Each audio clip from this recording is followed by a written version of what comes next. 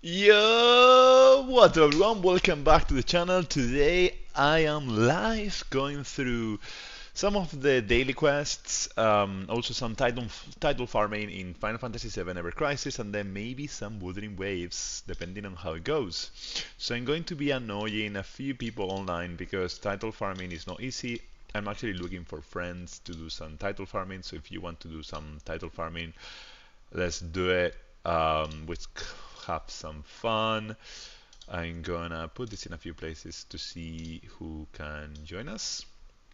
Then we will be starting with the live, some title farming in Final Fantasy VII Ever Crisis, and then some, you know, some Wuthering Waves, because I have been enjoying Wuthering Waves quite a lot. So that's the plan. I'm gonna be live for 1 to 2 hours, maybe not too much, but at least something. Yeah, that's the plan. All right. So anyone, if you want to play co-op, please shout. We can play together. We can play co-op. We can do some title farming. We can finish any of your first clears, so everyone can get the blue crystals. So yeah, we can hang out. Um, Let me just put this here in the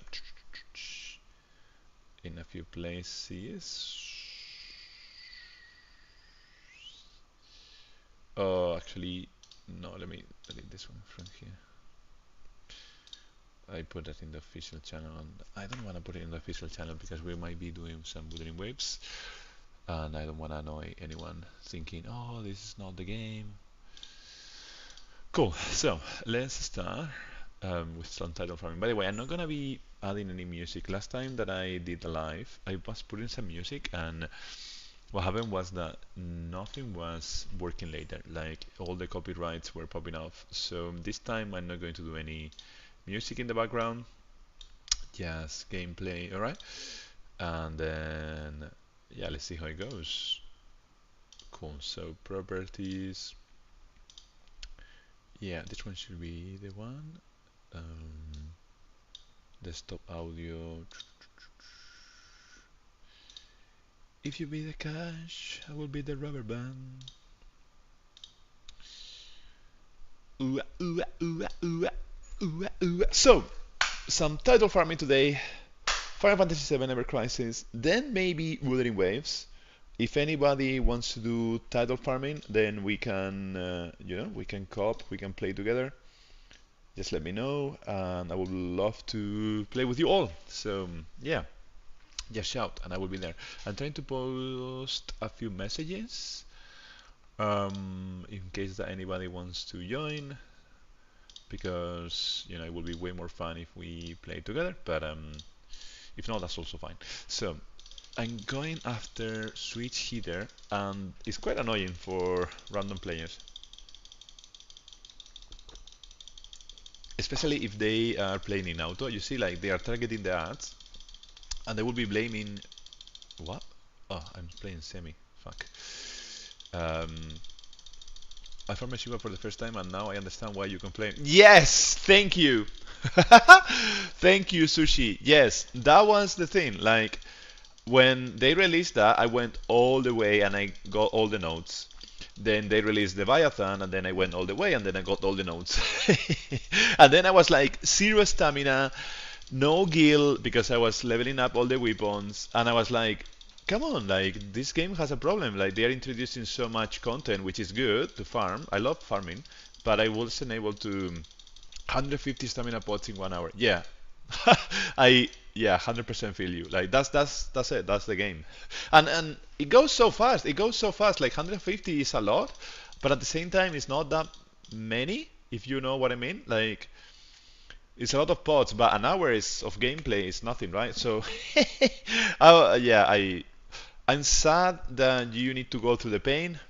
I'm happy someone else is understanding me, but I wish the devs, the leadership team, I wish they would listen because it's like quite annoying, I think. Let's see what happens with Vincent. Good afternoon. What's up, Rex? Did you grind the nobles in solo or co-op? The nobles? What is the nobles? Sorry, is that the Is that what is novel? Sorry, I'm lost.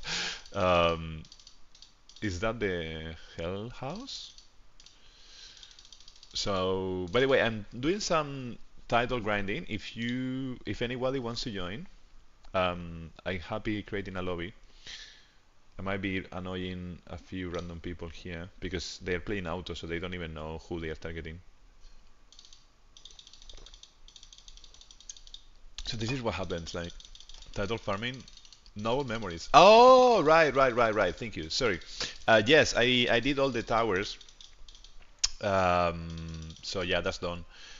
And then I need to level up all my units. I think I'm still missing people like Barret because I don't play with Barret or Lucia, Yuffie, like those three. I never use them, only for the tickets. So I might be missing those for sure to level up. But I did the towers, yeah. It was quite fun actually. I really like the new towers. It's super interesting to do the towers because you need to challenge yourself to play with units that you normally don't play with. I'm really interested like in which tower is Vincent going to land. I guess he will land. He should land in the OG, in the one on the left, right? I guess.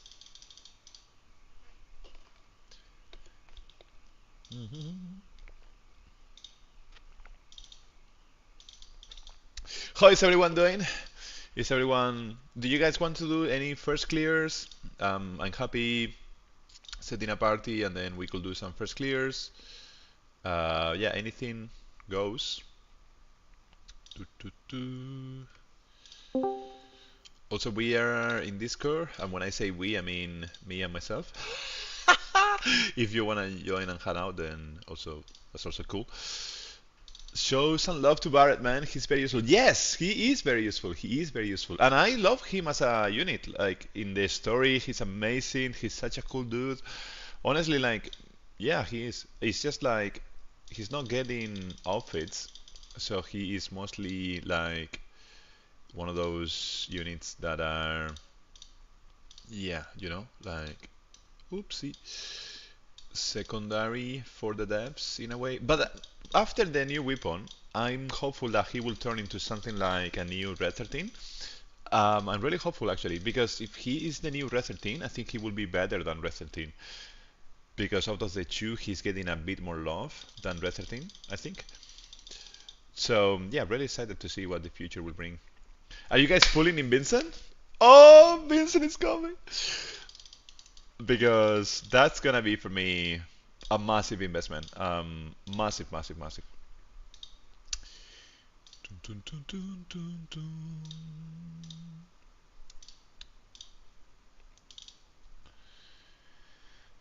Doing this switch hitter title is gonna cost me some time, I think, because the people play auto, so they don't even.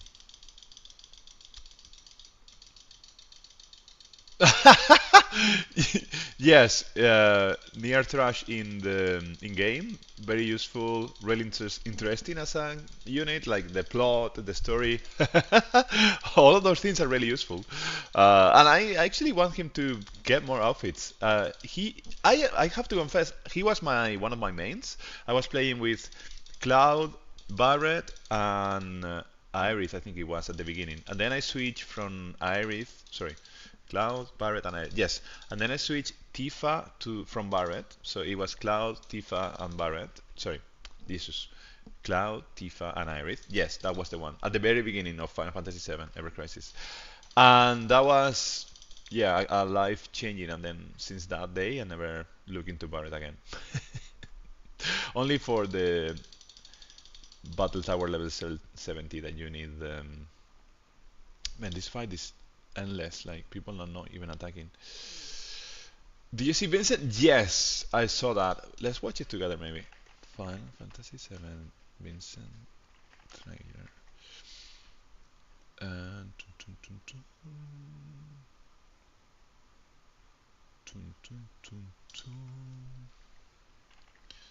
Ever Crisis.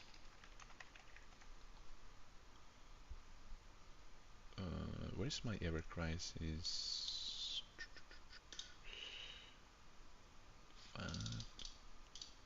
Okay, did I get switch hitter? Yes. 96 times. Amazing. Oh dear. Because people play auto, they might not even realize that I was doing that. They might be thinking, oh, this battle is lasting so long. I'm playing with noobs. Oh my days. Where is Square Enix here in my list? Oh, here it is. So I think the trailer is. It's in Twitter, right? Haru and Lieb. Okay, they have really good weapons. Dun, dun, dun.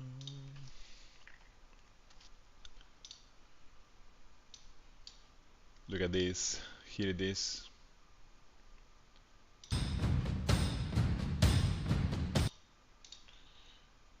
Oh my days. It's been a while.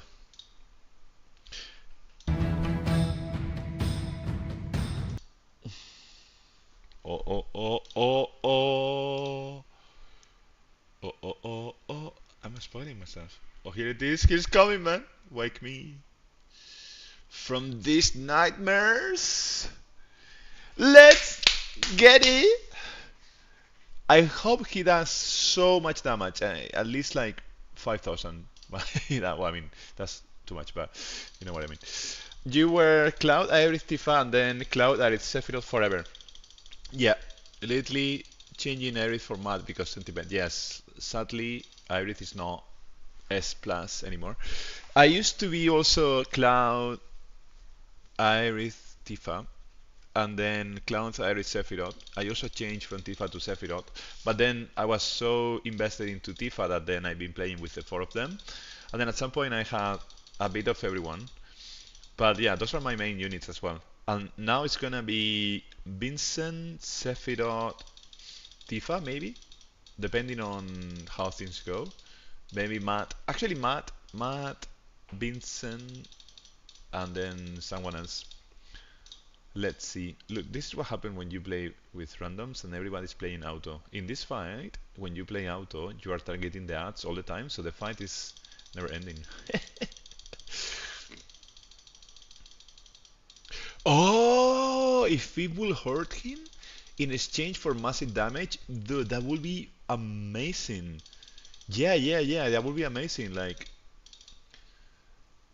Barret and Resident Evil are the most neglected by Apribot, but are the two most clutch characters for hard content. Because Barret, Assault Gun, and Resident Evil. Yes, 100%, 100%. You're so right, Sushi. Um, Red 13 lately is being so useful. You cannot complete so much content without Red 13. I remember in the crash with the wind and Sephiroth wind, we needed Red 13 weapon to break the shield, plus then the diamond seal and whatever.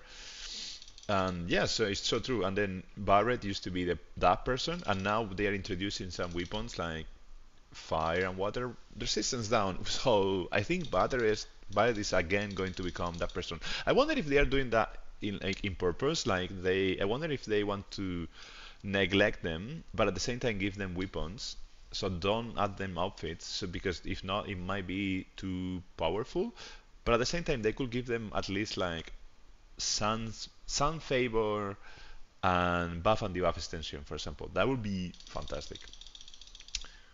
Don't know. I want to try Vincent, Sephiroth, and Matt.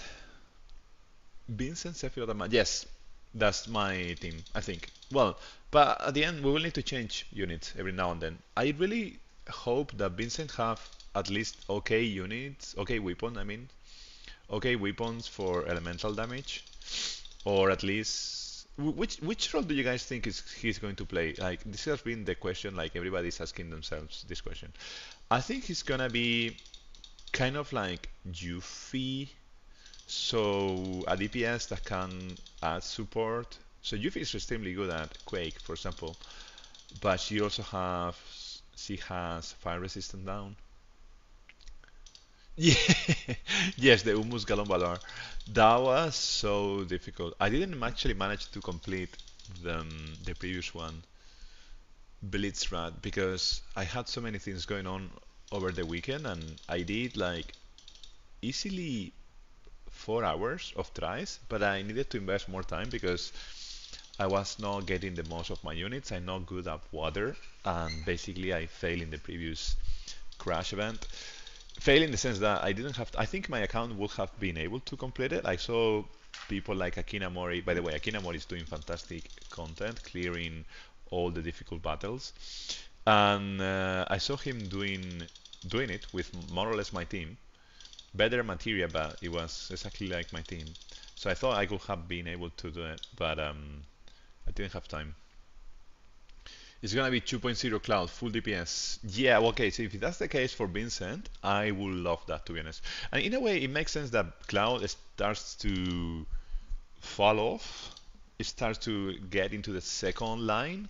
It makes sense, right? Like, cloud is the main unit and he will always be there. But it makes sense that Yuffie and Vincent start to take the spot, the highlight, because they are newer, they want to sell the new things. Cloud will always sell, so I think he will always be really, really good and a really good investment. 70 times switch hitter. Okay, I'm gonna relax the stamina investment here, and then let's see how it goes. I wanted to do war body, which is extremely useful. So I'm gonna tag a few people here and see if they are around. Mm,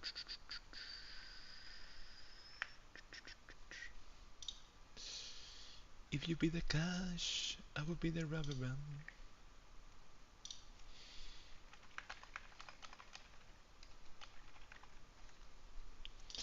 Okay, time to find new people. By the way, what about Octopath? Have you guys tried Octopath? I tried that in the Switch, and it was really entertaining. And there is this gacha game, and they keep releasing stuff. They just released someone that is called Audio, whatever that. Like this guy.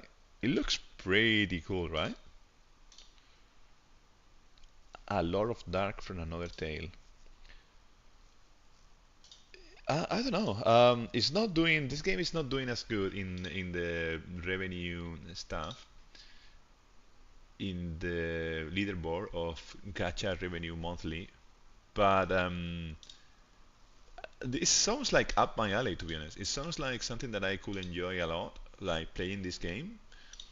I don't think they have a client for PC, and that's like something that really puts me off. Like, if they don't have a client for PC, I get so tired of like using emulators and things like that because, yeah,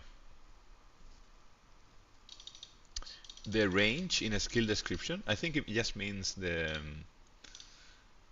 target. I think they rename the target. So if I click here, range single enemy. Yeah, I think this used to be called target.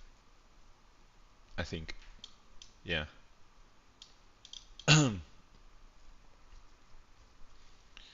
I think it's just that.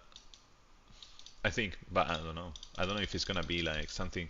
Maybe because they want to say something like self plus. If they want to introduce mechanics where you hurt yourself, then maybe they're gonna put like self, comma, single enemy.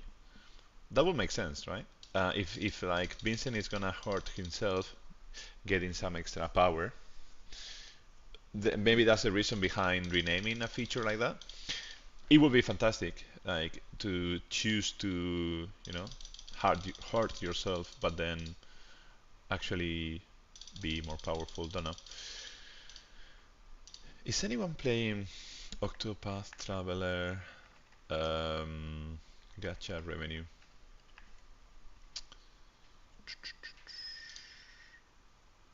Octopath. So is the number 80? Octopath is the number 82 in Japan. It did almost a million. So it's doing quite good actually, I think. Well, I mean, 82 is not the best, but there are other games doing 10,000. Well, actually, AFK Arena. AFK Arena has been there for a while. Devil May Cry Peak of Combat. I don't know if you guys can see this properly, but so Final Fantasy VII Ever Crisis is the 60. So that one is the 80. Octopath Traveler 82. I don't know. I wonder if I should try. Basic line is so important for me too. I can play on mobile for more than 10 minutes. My neck and shoulders can't take it. Yes, exactly. Like for me, I like to make videos and stuff, and also I like to just enjoy with a mouse and keyboard, and maybe put some podcasts on the background, or just chat in Discord at the same time. Then if you are on mobile, you can do that, but it's just become so much difficult. Like I need maybe the tablet and the phone, so then it's not the same experience for me. And that's the key thing that I don't like. And then to make videos is a massive pain because then you need the emulators, then they need to put a new upgrade, new version, and then you need to find the APK, and you are never really sure if you're gonna download some virus or some crap.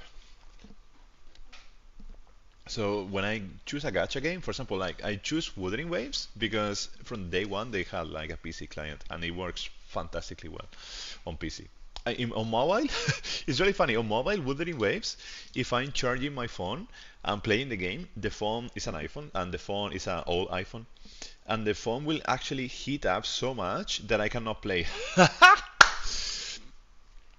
Yeah, Naruto Mobile. I cannot play that. I think it's only in Japan. But let me ask Google, which region is Naruto Mobile available? Naruto? How to download and play? Yeah, I think it's. I don't know. I'm not sure. I don't think it's available in all the regions. But yeah, I've tried. Speaking of animes and other gacha games that are based on anime, I tried Black Clover Mobile, and I have to say, it's a fantastic game. It's a really, really good game. Actually, one of those games. It's one of those games that you have so much content that you could actually play 8 hours per day and still have things to do. Like so much story, so many side quests. They have PvP as well. So Black Clover Mobile was amazing. So if Naruto is similar, then I can imagine how it will be doing so much money, insane amount of money. Well, I'm sorry, Sakura and Ikarian, for being like an asshole in this game and not contributing. But I'm trying to chase this title. Oh dear. I hate to be that person, but there's no other way.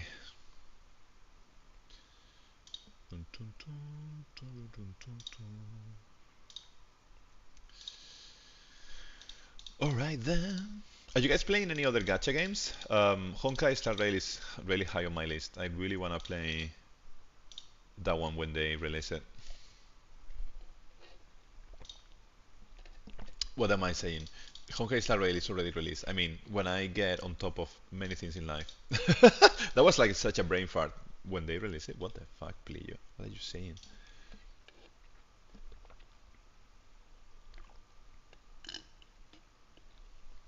I download Honkai Star Rail. I played, I think, 10, 12 hours. I didn't finish the first arc of the story, but so far I was really liking it. I have to say that, in my opinion, Honkai Star Rail is better than Wuthering Waves in terms of a story. In terms of a story, is hands down way better. Wuthering Waves has an amazing gameplay, but yeah, at the end of the day, I keep playing Final Fantasy VII Ever Crisis because I find this combat so entertaining in a way, and I'm so invested in the game. Like I just love Final Fantasy VII Ever Crisis. So probably it's my fave gacha game actually. Dokkan Battles. You got bored after 3 or 4 years. What is Dokkan Battles? I never heard of this. One second. Dokkan Battle. Oh, this is Dragon Ball. Oh, eh? Okay, okay, okay, okay, okay, okay. I see. Can I see any gameplay here in image? Oh, okay, okay. So then you you have like 3 units or multiple units? The only thing I don't like about um, one of the reasons why I stopped playing the Black Clover mobile, and I guess maybe it's the same in Naruto or Dragon Ball is that you get the same unit over and over again, although different style. Like Black Clover has Asta, and then you can get red Asta and blue Asta and black Asta, and then Naruto has like Naruto and then Super Saiyan, no, like the Mega Kyuubi Naruto, and then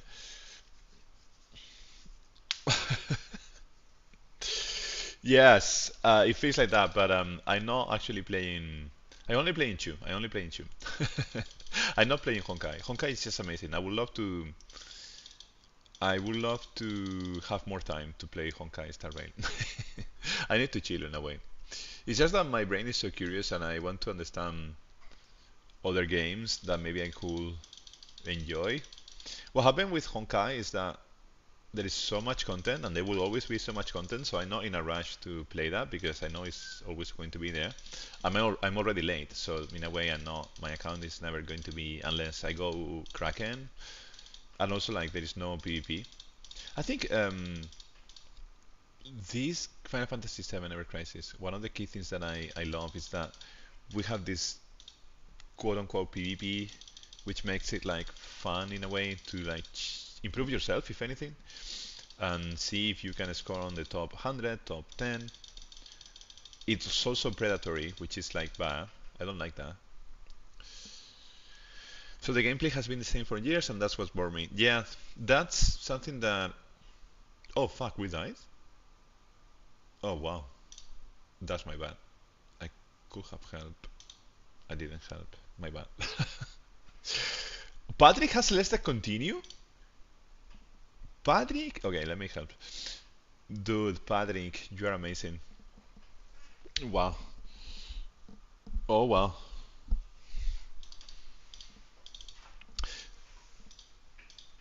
Did I get switch hitter? Yes! Oh yay! Oh yeah. So yeah, Octopath Traveler is calling me because I really like this kind of like 2D second 2D the two dimensions game RPG style. I think Honkai has that. That's why I like turn-based, like pure turn-based. I think I could enjoy Octopath.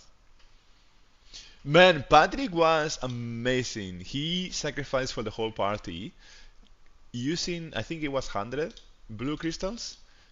Dude, freaking awesome, Patrick, man. Man of the hour. Oh, and then we're playing again. Okay, I'm gonna help put in this at least.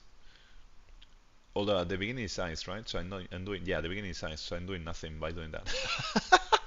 I'm doing nothing. Okay, okay. Let's go full on attack first. Like let's not be at least full on attack, and then now we can start changing, clicking switch hitter. Thermal sourced. Go, Patrick! Patrick is the boss, man.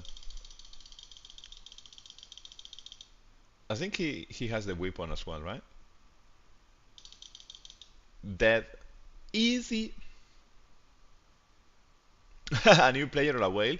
But even if you're a whale, will you press continue and spend 100 blue crystals? I mean, I have to confess, at the very beginning I did that many times because I didn't know how important blue crystals were. Oh, I'm commander! Fuck.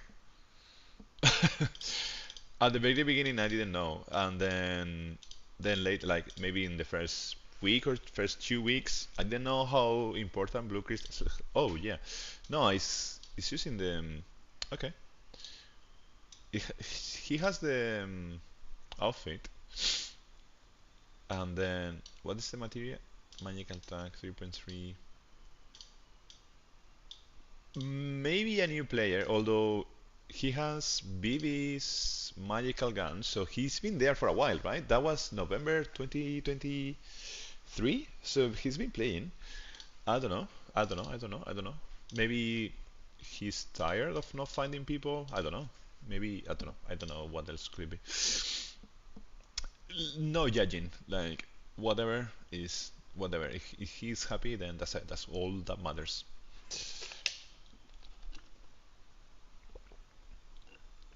What would you say were your biggest mistakes in Final Fantasy VII Ever Crisis? Mine was using blue crystals at the very beginning, like my first 2 weeks, I was using them every now and then. Also, at the very beginning, like the first 2 days, I even paid for. You can use blue crystals to recharge your stamina, and I was so eager to play more, play more, play more, and then and that was a massive mistake. Um, Sometimes I died, and I also used blue crystals, so that was a massive mistake. And then in one of the banners, when Sephiroth was out, I went so deep. I got Bald Eagle, Overboost 10 plus 20, right? So it was insane, and I thought that was the play, and it clearly wasn't the play. It was like massive, massive, massive mistake. So that was my three biggest mistakes ever. Um, Not knowing about our abilities until Sephi arrived. Well, that's like, yeah, that's fine. It's part of the game, right? We live and learn. I yeah, yeah, but that's normal. I would say that's normal. I think it happened to all of us as well. Like, yes, like that was only 10 plus 20. Yeah, that was massive mistake. I went so deep, spent so much money. It was the first Sephiroth banner as well, so I was really excited to have Sephiroth. Sephiroth was my second best, my second wanted. Like I always wanted Vincent and then Sephiroth. So then, yeah, I thought that was the play. I was such a noob, and then yeah, I have Bad Legal still there, plus 20, and yeah, it was an Omega Kraken move. I thought, let's go for it. Sephiroth is here, and yeah, it was massive, massive, massive mistake.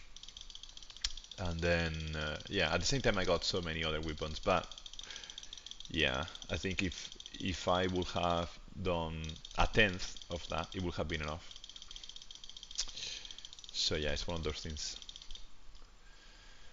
Now in Vincent, I think I'm going for the outfit, and then depending on the weapon of the banner, then I will try always 6 or OB10 because I really like Vincent. It depends. I think it's not only about the weapon of the banner, but also the other weapons, the other sub weapons. Because, for example, when Kite Seed started, he has the meme weapon, which is like this one that does crit. But then, what are the other sub weapons? He has the one that does. No, actually, it was the one that does haste, right? The one that does haste. I think that was the weapon of the banner. Haste plus. I don't remember. What was it? I don't know. My first. I'm very excited for the second season of Jones F. Yes, me too. My first big mistake was leveling Ifrit's sword to level 90. Yes! When Mythic Ore was super rare. But compared to your mistake, I'm okay. Yes. Yeah, man. At the very beginning, I leveled. That was maybe my fourth or fifth mistake. I leveled Shockbuster, I think it was, from Glen to level 90 because I thought that was the move. Because it was giving us thunder potency and attack, I think it is. And I thought that was the move, and then I realized, wait, I don't even have copies. I'm not even using this all the time. I should have done like Mad Minute or something like that. Like, yeah, that was one of my very first. Sorry, excuse me. Yeah, also one of my first mistakes. Also, I'm also really sad that, and I have a theory about Sephiroth, John Sephiroth. I have a theory in the sense of banners, right? I think there are really good reasons to introduce adult Sephiroth as a skin, as an outfit, simply because in the story we play with him when he is an adult as well, but he's still young, right? It's like adult looking, but it's still young Sephiroth, if that makes sense, if I'm explaining myself. And that's one reason why I think we might see adult Sephiroth as an outfit in the future. And I think it will make sense in terms of like sales, like dropping that, for example, in the anniversary or in the 1 year and a half anniversary or in the second anniversary or something around those lines. I think it will make complete sense. Like when sales are going down, put some Sephiroth out there, put some Tifa, and that's it. Sales will go up. It's almost guaranteed, I think. If the outfit is good, it will be freaking awesome. Like something like plus 35% crit chance. That would be bro broken, unfair, but I think is what adult Sephiroth deserves in a way, like the outfit, because it will represent, I don't know. Or maybe if they ever introduce Murasame, his famous sword, that was, I think in the game it was 100% crit chance, if I remember correctly. I might be missing it. But if they ever introduce that 100% crit chance weapon, and it's like limited, whatever, limited limit break banner or something along those lines, that would be sick to see. It would be insane. I'll do something as Sophie instead of a new character. That makes so much sense. Yeah, I think honestly, I think it's the only way. I think this, I mean, in my opinion, and I have always thought that maybe I didn't express that before, in the sense that I think it makes sense because if it's a new unit, you need to level the new unit, then you can have two Sephiroths in your team, unless they do any restriction, like if the name is the same or whatever. Then you need to have new limit breaks. Um, I think it's way too much. I think it's way too complicated for them to add so many things when they have so many units to release. So it could just be that it's an outfit, and then we stay with the same unit. So Vincent come here, then Sid, then maybe which one will be the this one? Maybe is it Angel here? Is it Casey? Is it? I feel it should be a woman. Like after Vincent and Sid, I think it should be Casey from. Is she from Turks? Main villain John enemy in battle. that would be that would be fun to see. But yeah, I think we have so many units that I don't think it should be a new one. An outfit will make so much sense. Like unlimited, like all the outfits are limited, right? So then an outfit will make so much sense because it can return in the future and it can have crazy stats to make you pull for it. Like fire, for example, it could be his famous fire elemental arcanum, because he's always doing fire everywhere. Like he's the fire god. Like boom, city's on fire, fire here, fire there. So I think it could be like he does even more than Arcanum, maybe 50% extra fire damage, and then maybe something crazy like plus 10% extra HP or 10% extra crit, something like that. Something that is don't know, something like that. Not of course unlimited. We got yeah, exactly. But right now, you're so right. You're so right. Rex, you're so right. So right now, costumes are not limited anymore, but they used to be, in the sense that they never were.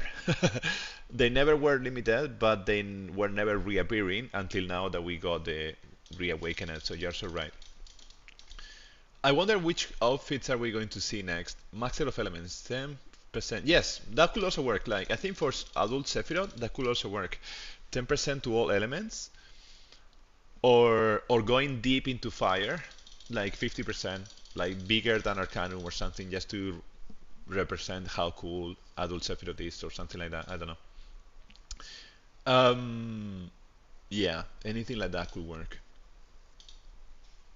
Genesis actually as a secondary would be fantastic. I would love to see Genesis switch hitter. Nice. Buka. That's with the crossover, right? Yeah. Um, but also like Casey, Final Fantasy. Cassie? I think it's Cassie, no? Where's Cassie? Am I missing it? Woman, Final Fantasy. Disney! Sorry, I was so confused. Disney. Disney is the one I was referring to. I would love to see Disney as a playable unit. Um, I think it would be really good fun to see the story. We barely see her. I think she can have many use fits. She looks like very smart and powerful. I see Genesis as a debuffer support unit. Yeah, I can totally see that happening. Genesis will be amazing. I would love to see Genesis. I would love to see Genesis. Would love to see Thisny. Um,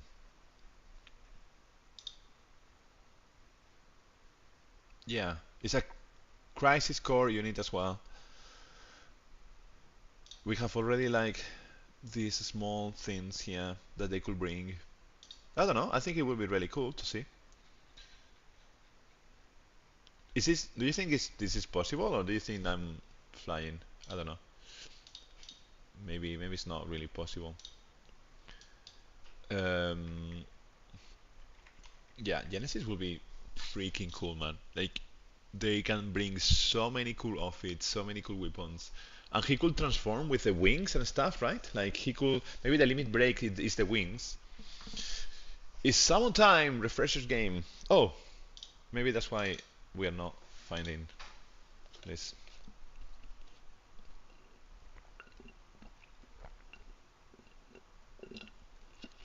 Yes, she is such a babe. I love her so much as well. And I that's why with those units I think they have so much potential. That's why I would love to see Sisney. Um, and also would love to see more of Lucia. I think Lucia, her story, and Matt, of course, Lucia and Matt. I think their story is still like trying to kick off. We are about to learn something more about them, but right now their story is being shadowed by Sephiroth, right? Because Sephiroth is there, and then of course like he gets all the spotlight. But I would love to see the first soldiers actually interacting more into how they think and stuff. I think I already got these items in the shop. Yeah, I already got them. Cool. It's draw time. Let's go. All right. So.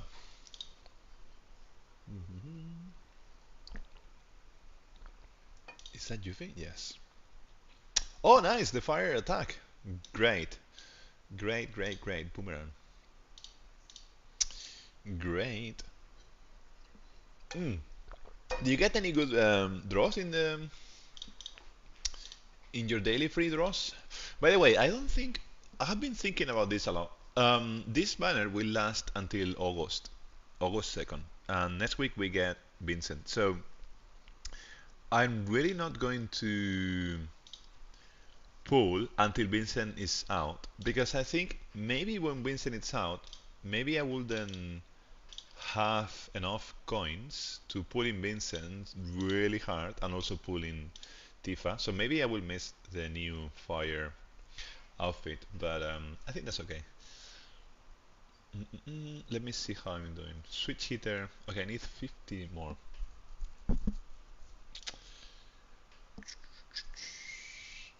Uh,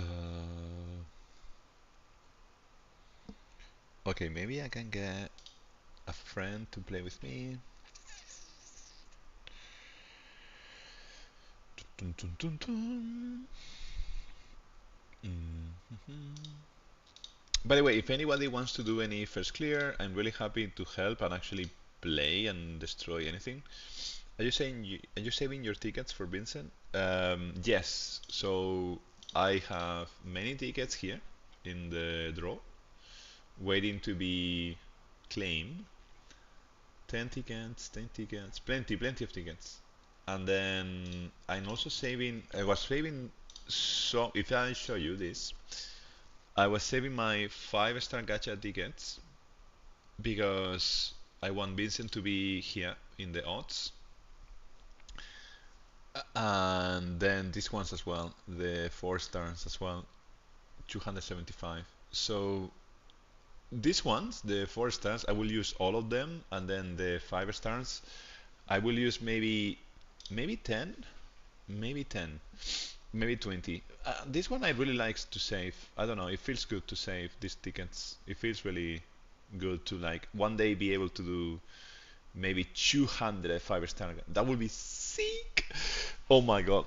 Um, but with Vincent, what happens is that they will release a banner that costs 2,000 red crystals, And then that's the one I'm really eager to invest on. That's why I have so many here red crystals. So then with that one, so if I have 89 minus 5k, because they're gonna do, so 89 minus 5 again, because they will do like the weapon of the banner once or twice. So 69k divided by 2, 39 times that I would, so around 30, maybe 30 times that I will be able to pull on his banner. So that's kind of like what I'm thinking. And then tickets, I will use a lot of the 4-star and free ones. Free ones, for sure. But I think I have 999, so. Scrooge McDuck. Yes, I've been saving like a lizard, like a dragon, like a smack in Lord of the Rings.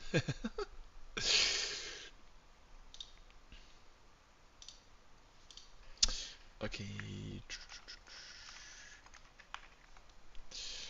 Okay, so 50 more. I don't think it will happen today, by the way, the getting switch hitter, but I really want to get the cup out of the way, especially the bronze tickets. Like in the previous one, I didn't do all the bronze ones, I think, because I was waiting for the last moment, and then at the end, the last moment never came. It was my bad, actually. So, yeah, by the way, did you guys pull on the Tifa banner, or are you guys saving? Because, yeah, I think I might need to skip that one. Like, the Tifa's power is really strong, but Vincent is stronger in my opinion. Just for me personally. Mm, this is the rhythm. Cool, cool, cool, cool, cool, cool. Okay, so my team is doing really good. I think I might not.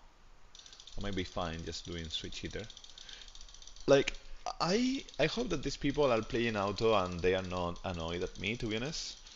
Because if you're playing manual or semi, and then you see someone like taking the piece, doing just switch hitter, you might feel like, what the fuck, can I block this dude?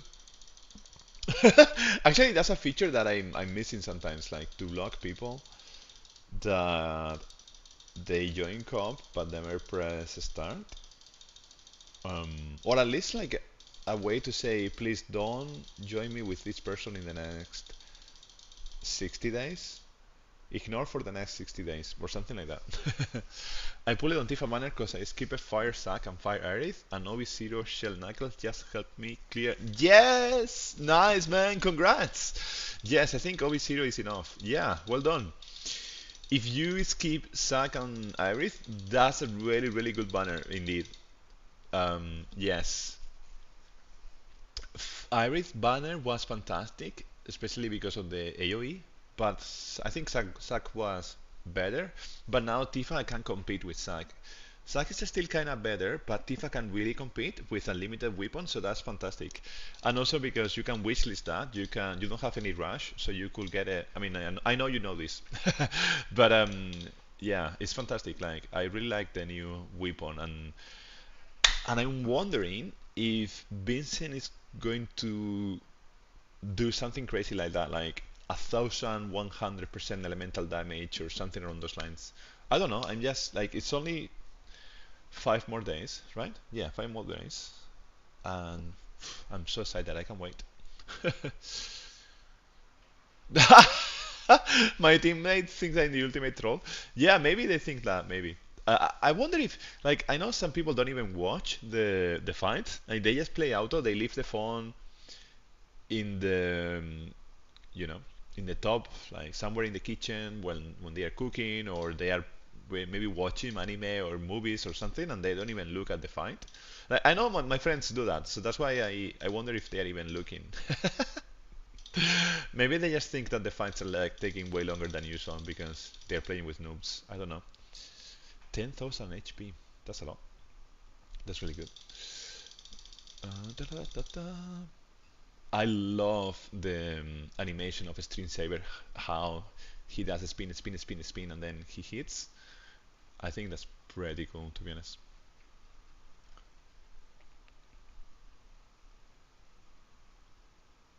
Jetstream. I'm really happy that the all Crash Co-op content is coming back.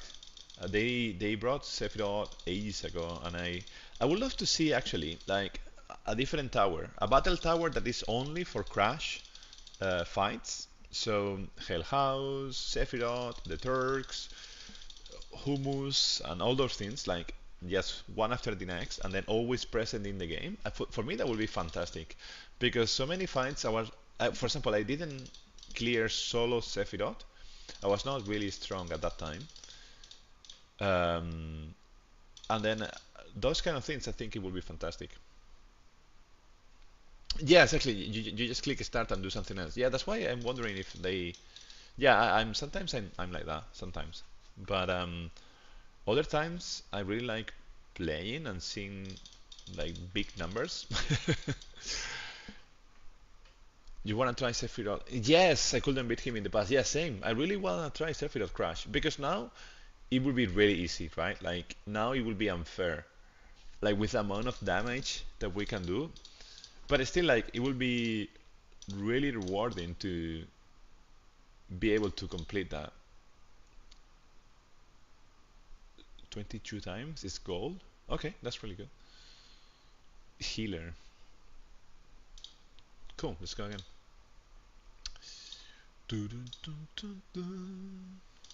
One second. Let me put the this one for a bit. I'm gonna make a quick espresso.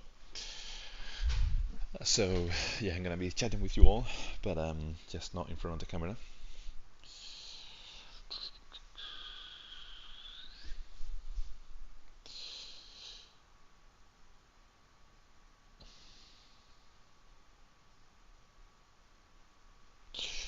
What do you guys think is the future of gaming? And let me ask the question in a different way. Like sometimes I think that the future of gaming is gacha in the sense that is microtransactions.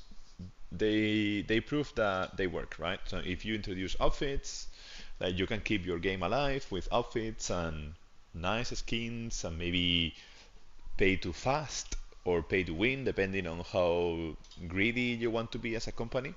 But in a way, I also think that the future is gacha in the sense that this concept of like loot boxes and tickets and things to draw, I think they bring so much revenue to games. Like it's so crazy to see the numbers of like Honkai Star Rail, Genshin, but not only those ones that are at the top, right? Like the ones that are like even Final Fantasy, right? Final Fantasy is doing 1 million per month. Like that's a lot of money. Like if you have a business that does 1 million per month, that's huge. That's amazing. Like if you manage your cost efficiently and you can sustain that level of growth, like 1 million per month, and then maybe some months you do 2 millions or 4 millions, and then some months you have 500, but then others you get back to your million average. That's like such a good business um, model. So I think because of that, in a way, the future could be gacha, and I'm not convinced. I'm not sure that I like that in the sense that I like Final Fantasy, and I like this one in particular. But if everything becomes gacha, it could be bad for the ecosystem, but at the same time, maybe sustainable from a. I don't know. I digress. Do you think that's even a reality? Do you think that could happen? Uh, I don't know. Oh, I didn't manage to switch many times. Trying to make this espresso. Espressito. Yeah.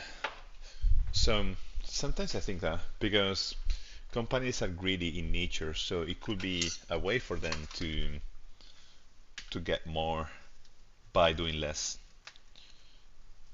Which for me I wouldn't like, to be honest. But it could happen.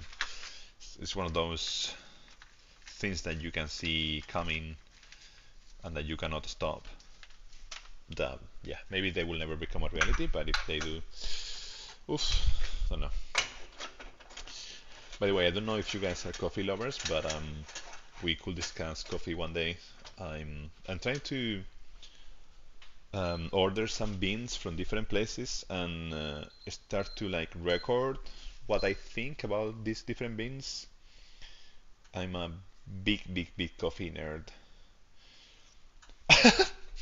So yeah, I don't know if you guys love coffee, but it's really my powder, my thing, my honey. All right, so cool. I was Crasher. Okay, because the machine took control, and then yep, that was it. Let me see if cool. Ta-da-ta-ta-ta-ta-ta-ta-ta-tam. Ba-da-ba-ba-ba-ba-ba-ba-bam. Yeah, gacha games taking so much time, attention, and budget away from young gamers that the bar to buy AAA single player games for a lot of gamers is significantly increased. Yes, exactly. Yes, exactly. So that's the thread that I wanted to explore. Exactly that. That's the thought. Um, if so many gamers that love and it's really affecting the development cycle and budgeting. Yeah, it's exactly. For so it's affecting the budgeting of AAA titles because I see what Elden Ring is doing, and Elden Ring is fantastic. Um, Such a good game, masterpiece. But there are not many games like Elden Ring that are so unique. Like the soul of the game, the energy, the vibe, the design is so unique. So other games are trying to catch up, and I see, for example, like Call of Duty or other games like Alan Wake. Alan Wake costed so much money, and then I don't think they are profitable yet. Where it's really easy then to think, well, you have made such a good game. If you want to turn into profit and you want to release Alan Wake 3, just put some gacha there. Just put some gacha. Right? It's really easy to seduce the leadership team when they are just looking for profit and for numbers to put some more gacha elements into that, just to tweak a bit how things are and maybe introduce like some cosmetic and stuff like that, which wouldn't change the story, but it could mean that you, I don't know, like have some crazy outfit in Alan Wake 2 because you paid $20 and they release like 3 outfits per year, something that is not crazy but keeps the money flowing. So I can totally see how that could happen, and I can see how many gamers that they love anime, they are following these like Wuthering Waves and CCC and Honkai Starbucks, and they that there's no time to like play anything else. Like if you play 3 gacha games, like one gacha game is not enough to keep you entertained for your whole week, maybe, unless you have like a really busy life. But 2 gacha games is already a lot. And 2 or 3 is like a lot. It's like too much to do, or at least for me. Maybe if you are like a youngster, you can do 5 gacha games because you have all the time in the world. But yeah, I wonder how like times are changing. I think times are really changing. So yeah, I don't know. I have some questions because, for example, I wouldn't be against outfits and things like that, right? Games introducing more outfits that you need to pay for, that's fine, right? It doesn't affect the design, and then some people can, don't know, get that funny, cool looking outfit in a game, and then maybe Alan Wake look better. I'm just putting Alan Wake as an example because the first one is one of my favorite games. I didn't play the second one. I have been wanting to take like holidays to play the game actually, so that I could enjoy without any distraction, without like doing chores. Am I? I'm commander? Oh, I messed up probably. Chugasa is really the most I can handle to the point where I have no time to play a lot of real AAA games. Exactly, 100% my point. Yes, Yes, exactly. So why me playing Final Fantasy VII Ever Crisis and playing a bit of Wuthering Waves is not giving me enough time to play Alan Wake 2, for example, or mm, yeah, Alan Wake 2 is, for example, maybe my next game that I really want to play, and it's just like I don't have the time. And in gacha games, the downside that I see, the bad side, the you know, is that this daily login sometimes really becomes like a chore. For example, in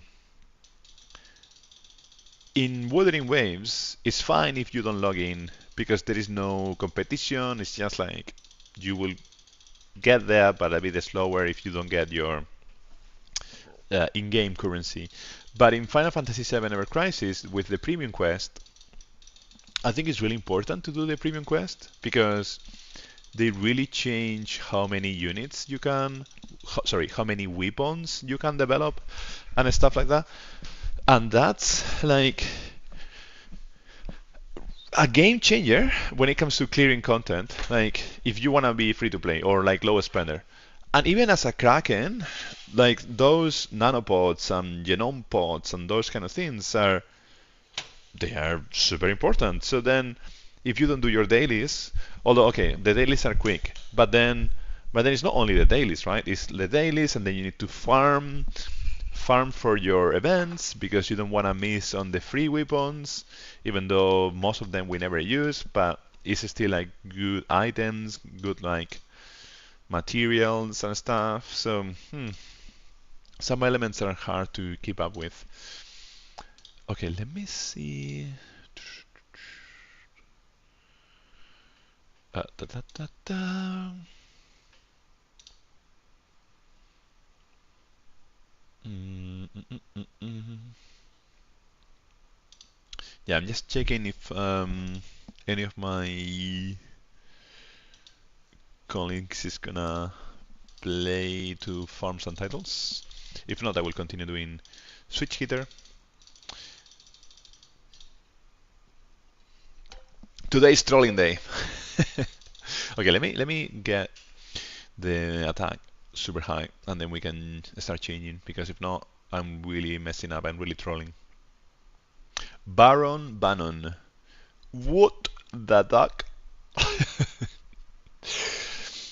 Mm, mm, mm, mm. 46k. No, no, don't hit, don't hit, don't hit, don't hit. 46k Ortifa. Doing really good. 45. Nice. 31k Cloud. Yeah, Tifa is doing a lot of damage. I love the new weapon actually. The style, I mean, the style and the damage is so cool. By the way, did you see the leaks? I don't know if you all saw the leaks, but after Vincent, well, Vincent is coming with Yuffie, right? Which that is fantastic because I think Yuffie it's good that she's getting more love, even though I personally don't like Yuffie. I think you know that already. But also then, where's this? The after Vincent and Yuffie, Iris and Sephiroth are probably coming together. So that's gonna be a really interesting banner. And then after that, we will have Lucia coming in her own banner. So that's also really interesting. And then that's it, that's summer gone. Yeah, I agree. Chugacha, I feel like nowadays social media content creators, gaming journalists put a ton of pressure on developers. If, for example, Square puts MTX in mainline FF title, people would immediately riot for sure. One second, what is MTX? MTX.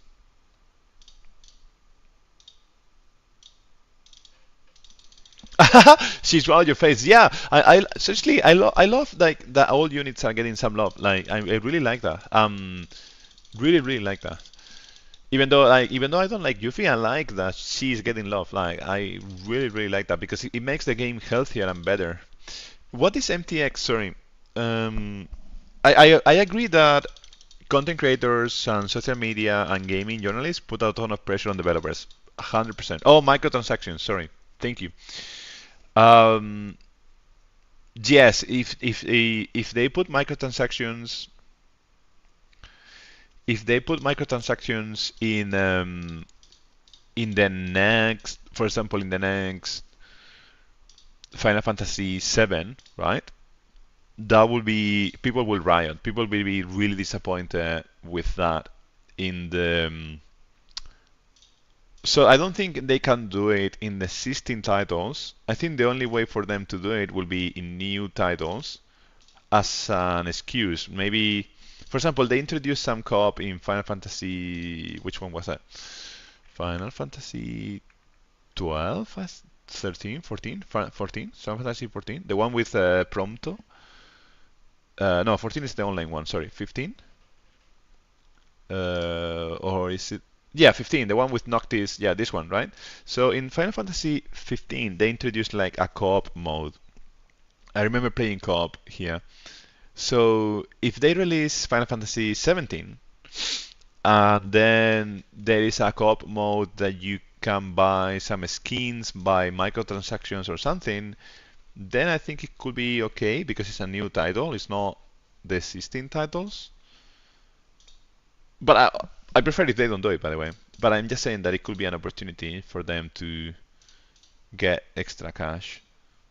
Let's go back to, well, let's continue with Hell House because. Hello there! Yes! Yes. I'm waiting with if we could be 3 people, then we can do this one, the war buddy. But then, if not, we can just do some co-ops, maybe. If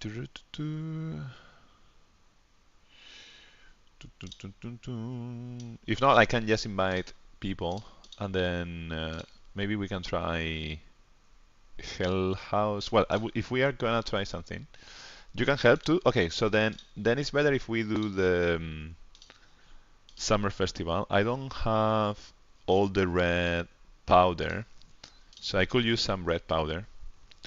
So we could try this one, and you all might have the bonus. So I'm gonna share this one. So I'm gonna invite Penance, Sora. I'm gonna put the link here as well. So we can do War Body maybe. So War Body is difficult. So then for War Body I need to bring Barret. But we can try. Yeah, we certainly can try.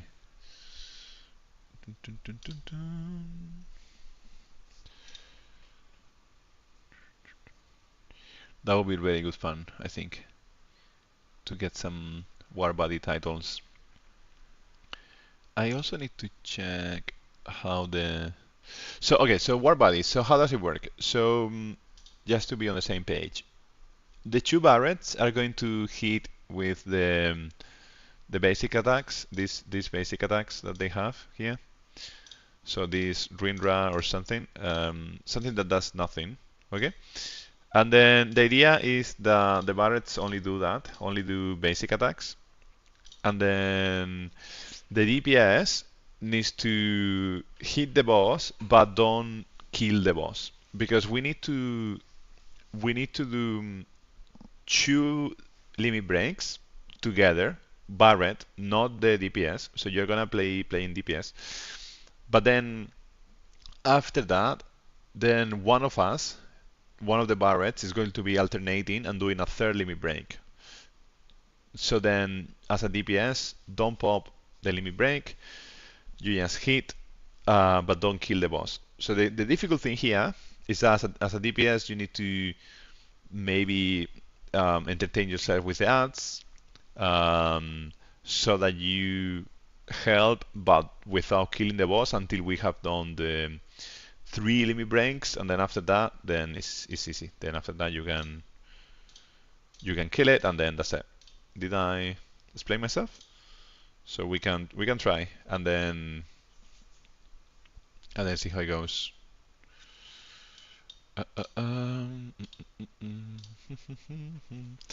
So let me share also the page. I have this one here.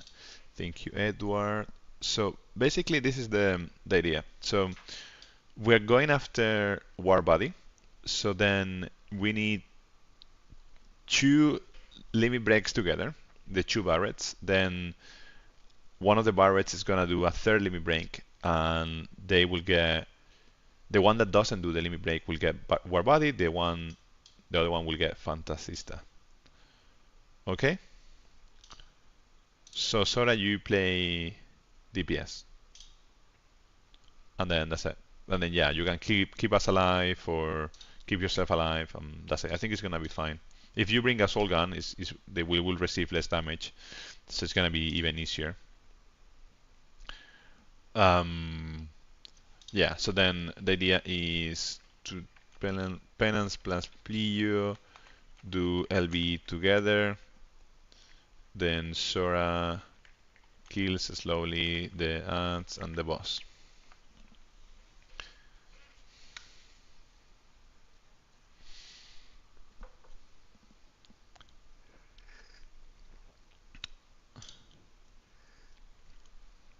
Yeah, so this first round, Sora, you can be the DPS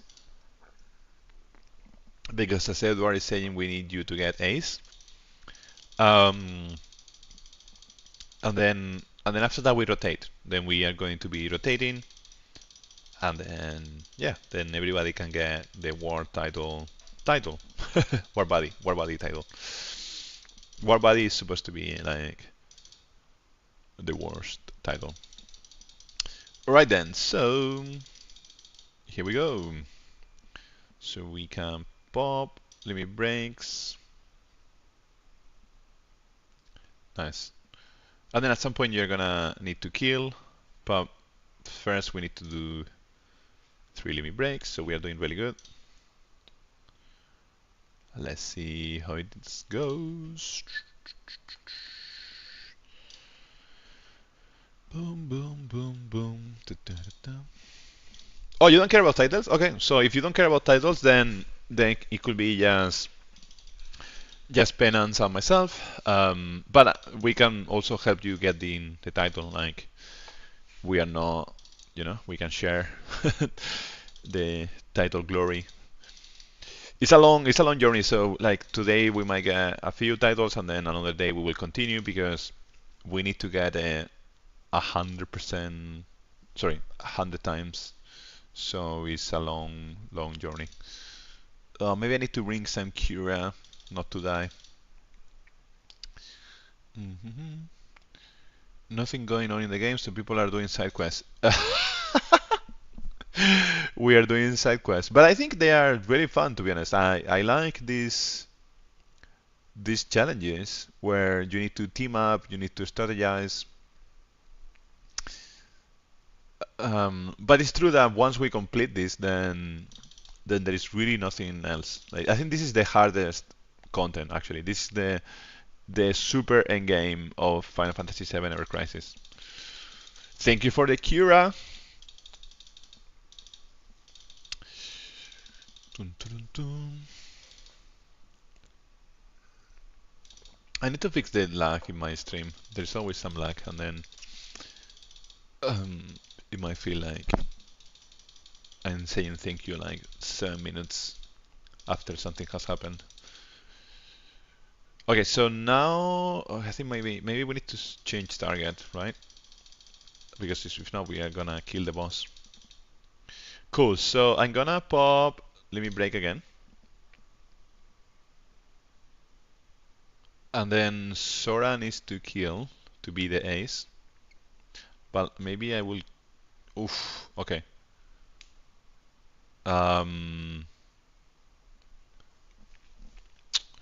Let's see what happened here.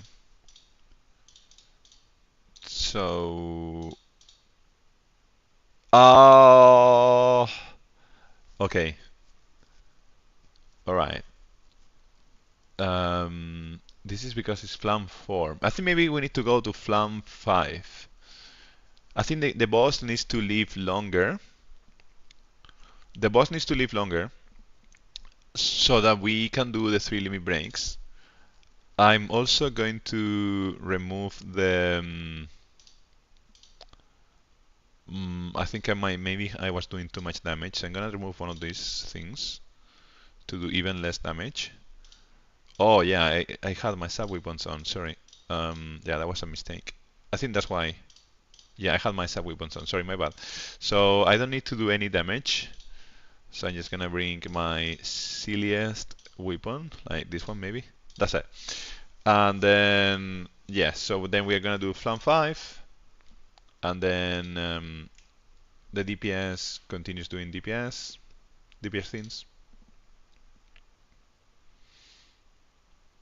And I think we were doing okay. It's just that the boss died too quickly, so because of that we were not able to do that, and I messed up because I need to put a name here to say title farming. If not, I will mess up.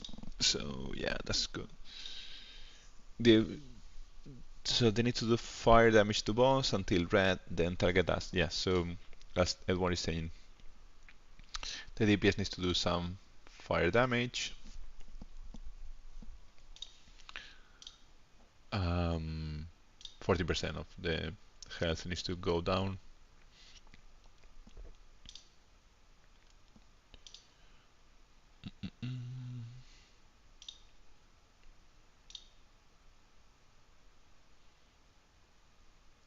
Okay, so yeah, send you an invite.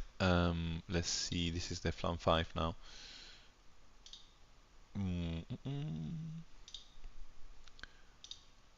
So let's see how that goes. Okay. We don't care about ads until we cannot when boss at red hell, as will spawn more and the harder ads. Yes, exactly. So as Penance is saying, so Penance has all the keys, all the tips. Basically, if we kill the ads first, then it will bring a story.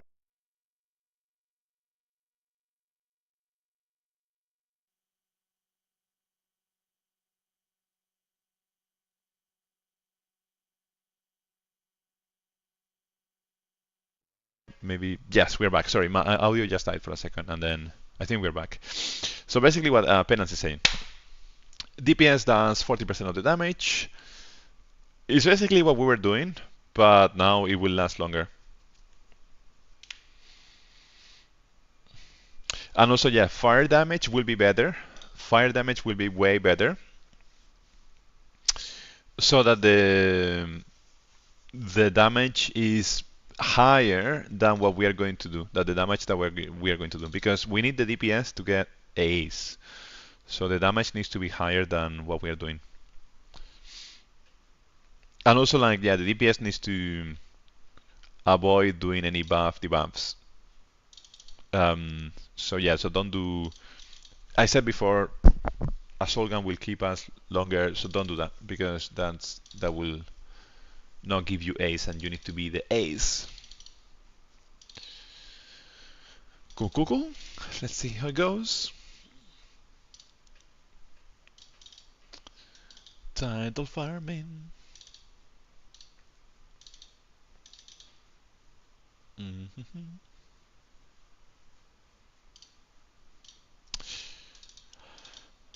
There's a mini game of like trying to pop and ring run at the same time. Cool. We have the limit break, so we can pop.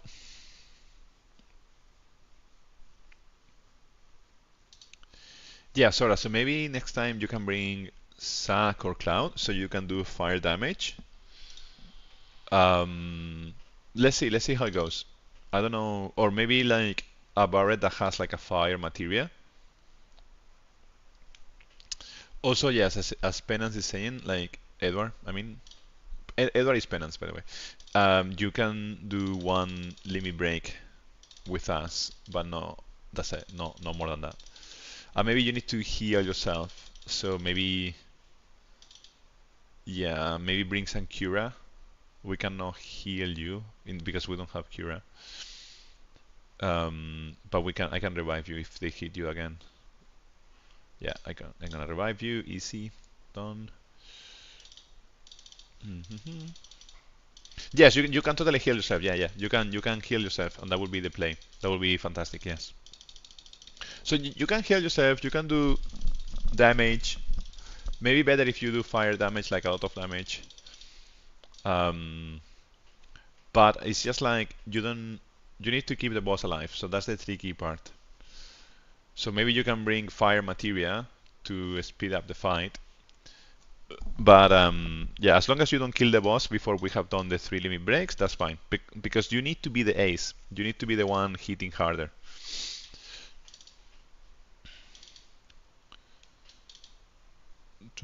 So you can heal yourself. No, don't buff yourself. Just do DPS. You can also heal us if you. And you need to be the ace, so you need to do more damage than us. So for example, now I'm gonna do the limit break. And you can heal me. Thank you, thank you, thank you.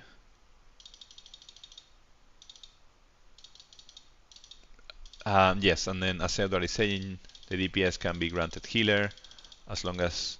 So the key thing is that the DPS needs to be granted healer or ace or crusher, and then you can pop the limit break now as well.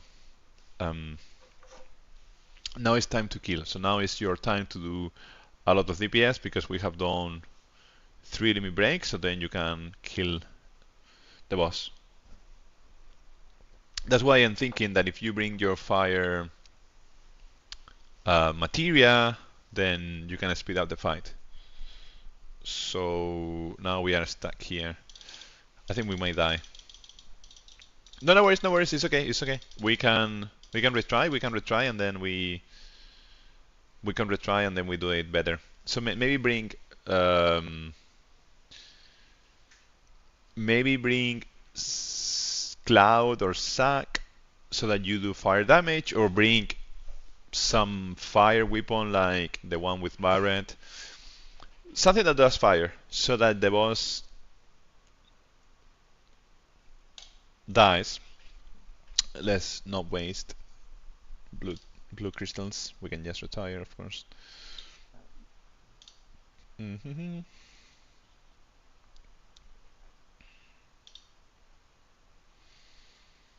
Mm-hmm.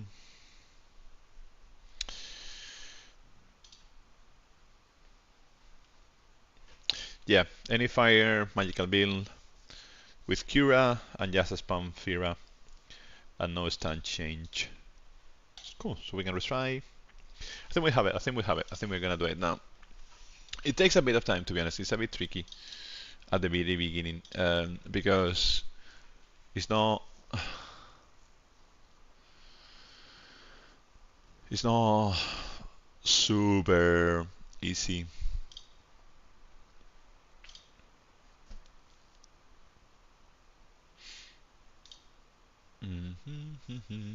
But I think it's fun. I think it's fun. Once we get the trick, it's really good fun. Me and player gear like crap to tank damage, but not deal damage. Yeah. So that's the idea. I'm gonna put the ID here as well.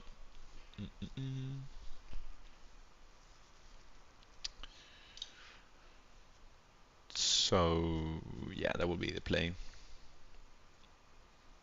Oh, look at this. This is like War Body actually. This one that Red has. This is the War Body icon. The first one. I think there are 2. So that's kind of like what we're looking for. Oh, the Daryl.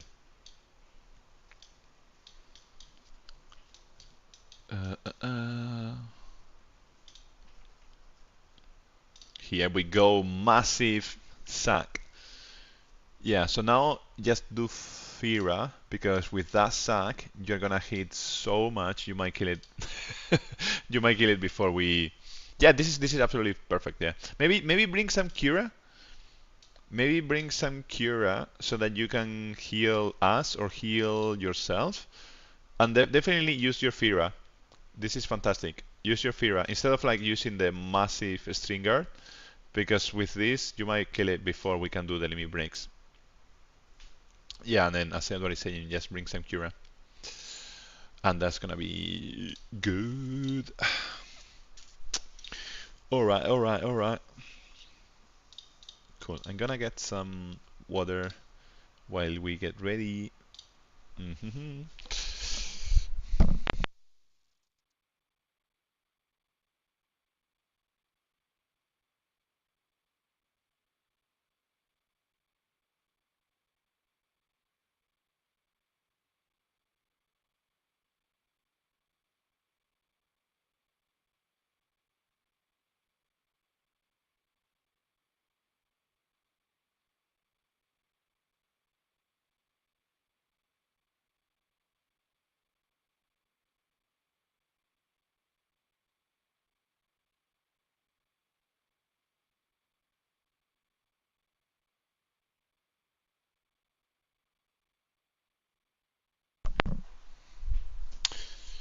Cool. Are we ready?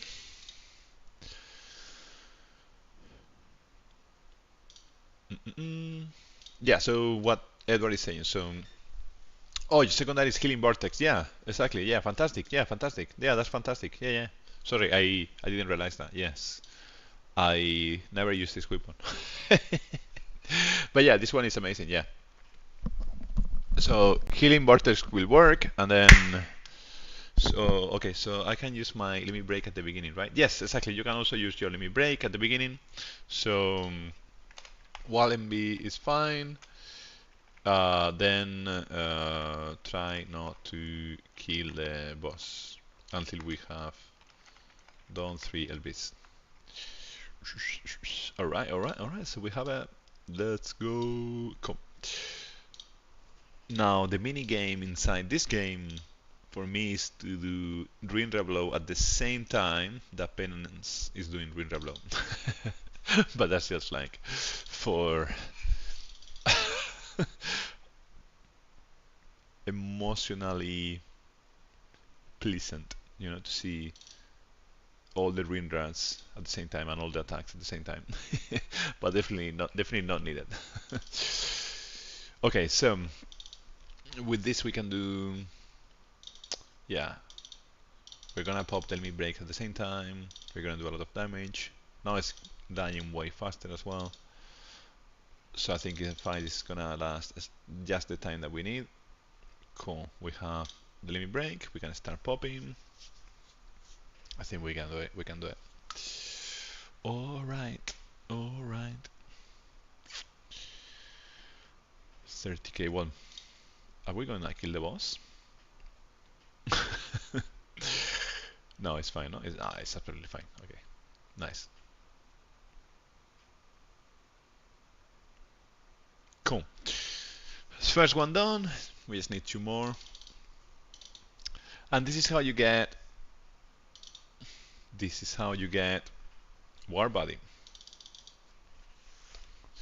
So once we do the first one, then the next one I will record because I'm planning on doing a video for the channel so that we can explain how to get this title because it's actually quite fun. I think it's a fun mini game once you have cleared all the content, and it's another way to experience co-op with friends, challenge yourself. I think it's fun. Cool. So we pop again.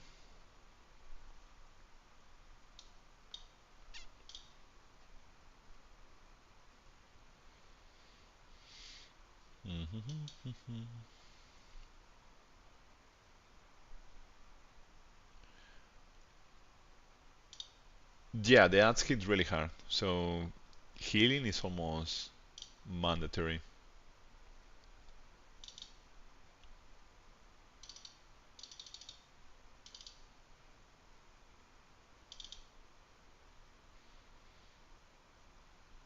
Yeah, Apocalypse needs to do more damage because if not, we might be risking getting Ace with Satellite Beam. So maybe you need to do like a huge full. Yeah, now you can go full DPS by the way. Well, after I have done one more limit break.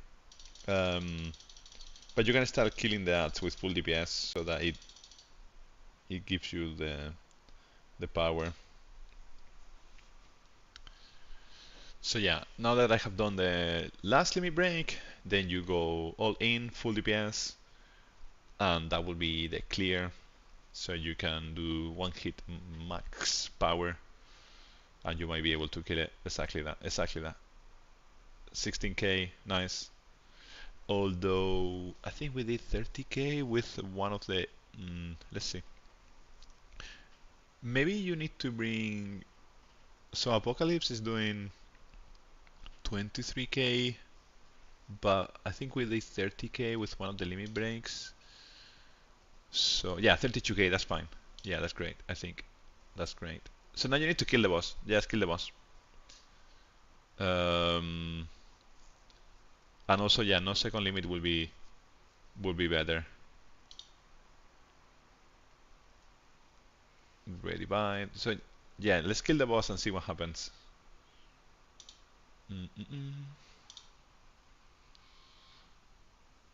Igniting stream.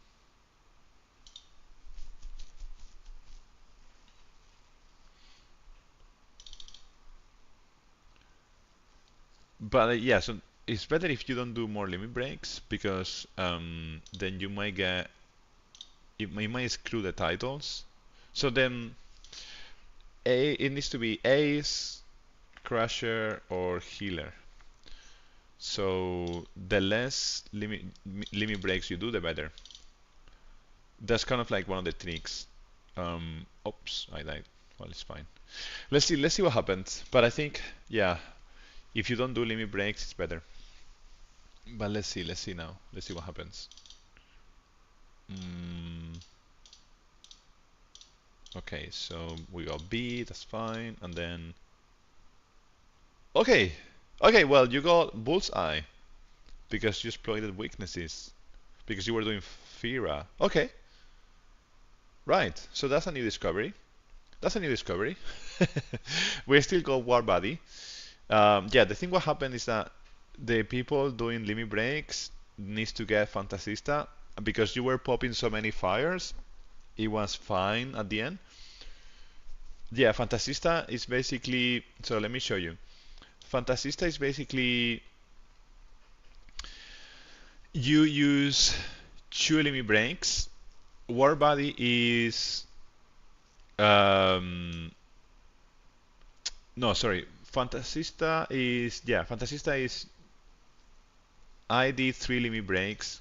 War Body is you did even less, so only two limit breaks. And then we need the DPS to get Bullseye, which is weakness hit, or Berserker, or Ace, doing like more than 40% damage of the total, or Healer, or Crusher, something along those lines. So, but yeah, we have seen now that this one can work. But I think perhaps it's easier if you only do one limit break. Let me invite you again. So then we can try again if you want. And then, because now we know how to do it, then I will record for YouTube so that people can know how to do this. I think it's quite fun actually.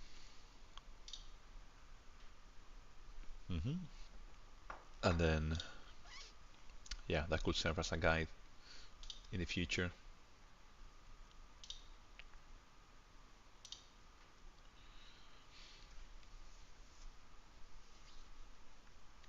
It's 2 for silver, 4 for gold. We don't care about gold for title, but someone needs to get one gold title, so we get silver ones. Yeah. So someone needs to do ace and a gold title. So yeah, that's why.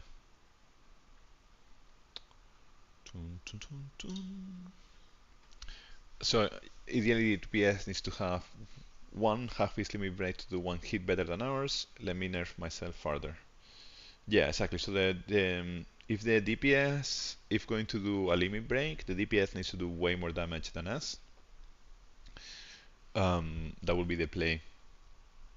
Yeah, exactly. You can, but if you change to Hellfire, then you need to do the limit break after we have done 3 limit breaks, because if not, you might kill the boss before we kill the boss. Before we have time to do the 3 limit breaks. So then, yes, so you can change, you can totally change, and then that will be fantastic, because then you will get Crasher or Ace. I think that could be the play actually. So yeah, Hellfire will work. Just save it to the very last, so that when we have done the 3 limit breaks, I think that could work. Yeah. And I'm gonna get some water while we gear up. I just send you an invite, so you can join when you are ready. And then yes, then we can record this and then share as a guide for people. Mm, Flanda's magical or physical? I think it's physical, if I remember correctly. I think it's physical. But what happens is that your weapons are also going to increase your base stats. Um, so I don't know if it's better to not have any weapons at all, and then rather than having defense. Not sure. I'm not sure. Well, let's see how it goes. I think we can do it like this, and then with Hellfire, it's gonna die. So it's gonna be fine. Let's see. Let's see if we can get this War Body title.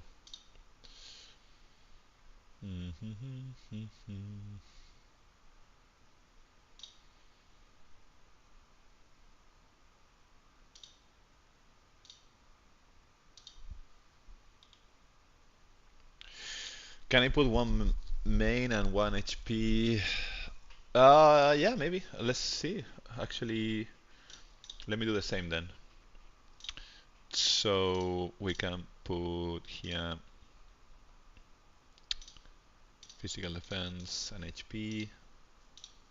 Gatling gun maybe, or Max Ray. Maybe Max Ray. Solid bazooka. Yeah, I'm gonna put solid bazooka. Um, but should be fine. I don't think we need. I don't think we need anything. I think we're fine. I think we're fine. In terms of gear, I think we're fine. Zack could heal us if things go south. I think we are fine. Don't you think? So it should be alright.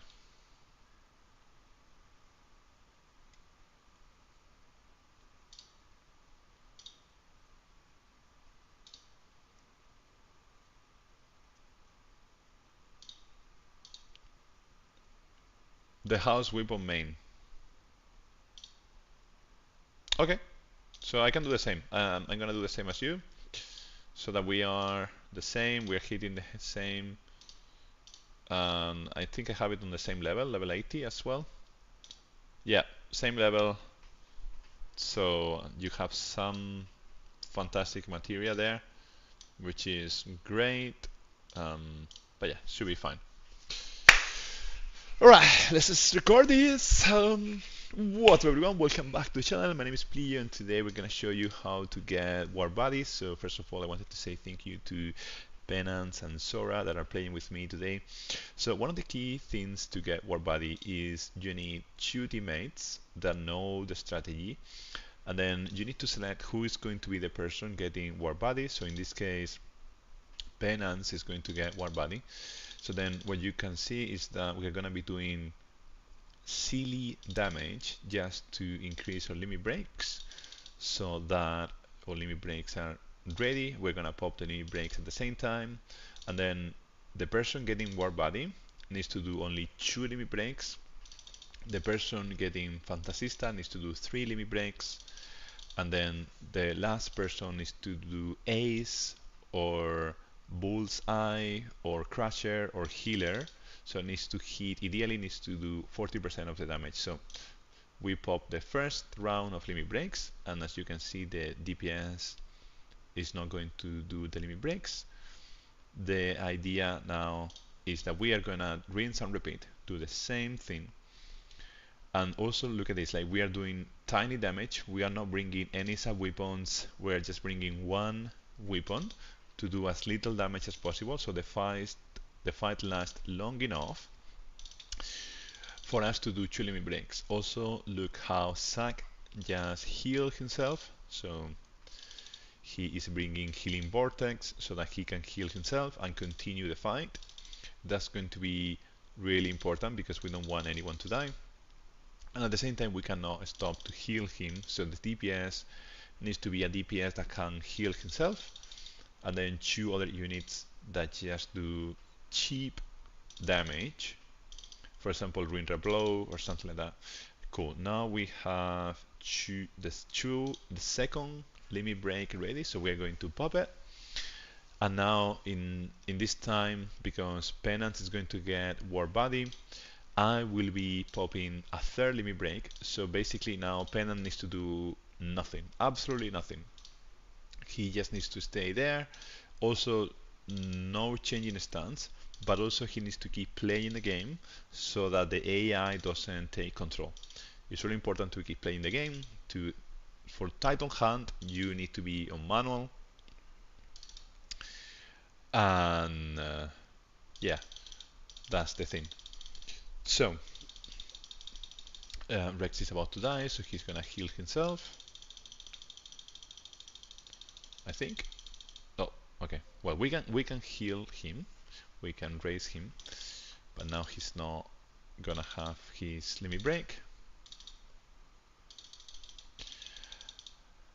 Oh, we lost the DPS. Okay, so this run doesn't count. Yo, Lucas! No worries, man. How you doing? How are you? Man, you're never late, man. You are never late. There is no late. There is always on time. Like a wizard is never late or early. A wizard always arrives at the time that he wants to arrive. I can heal myself and do DPS at the same time. They hit so hard. Yes, so that's true. Maybe you need to bring some sub weapon that increase your healing so that you buff your whole life up. Um, um, I'm not sure, but we were doing really good. And also, like, I think, what do you think, Penance? Maybe if he pops the summon, that will have finished the fight, I think, right? So that would have worked because it would have counted as ace. But I didn't. I think I already finished my third LB. I'm not sure. I already put Centipen as sub weapon. Okay. Do you have also the? Yeah, just keep defensive weapon as well. Maybe. Yeah. More HP, more defense. So what are we doing? What are we doing? We are doing basically we are title hunting. We are farming a title called War Body. Someone is risky, it can kill the boss early. Yeah, that's true. So we are farming titles, and that's why we are doing these Rinra blow hits, and we are doing these tricks. So you can see the 2 barrets with nothing. We don't even have sub weapons. Are playing with like a top DPS to get this trick done. So Sora is really helping us here. So yeah, maybe one generic limit is better. Yeah, let's try. Let's see how it goes. Maybe we can bring some Cura as well. I don't know if that will affect the fight. Maybe I'm afraid I don't wanna get healer. Yeah, I think you need to bring. It's better if you bring some weapons that will give you like guard stick and things like that. So some weapons that will give you more HP and healing.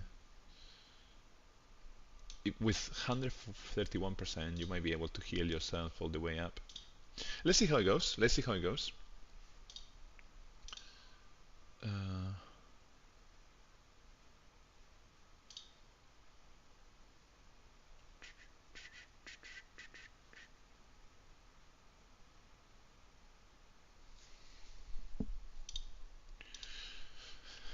Okay, we are gearing up.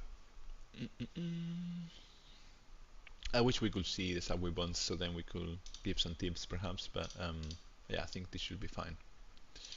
Okay then, so here we go again. Okay, let's record the fight. Let's record the fight and then see if this one.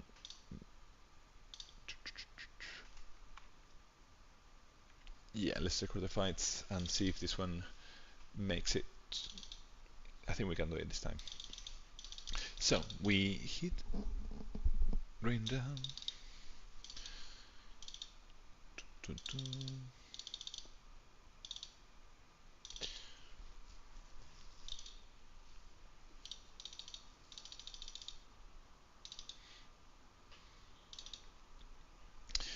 The idea of maybe leaving another alive and kill the other one. Actually, yeah, that's a good idea, I think. Because then maybe that's less damage, yeah. I think that could work. Could work, could work, could work, could work. Let's try.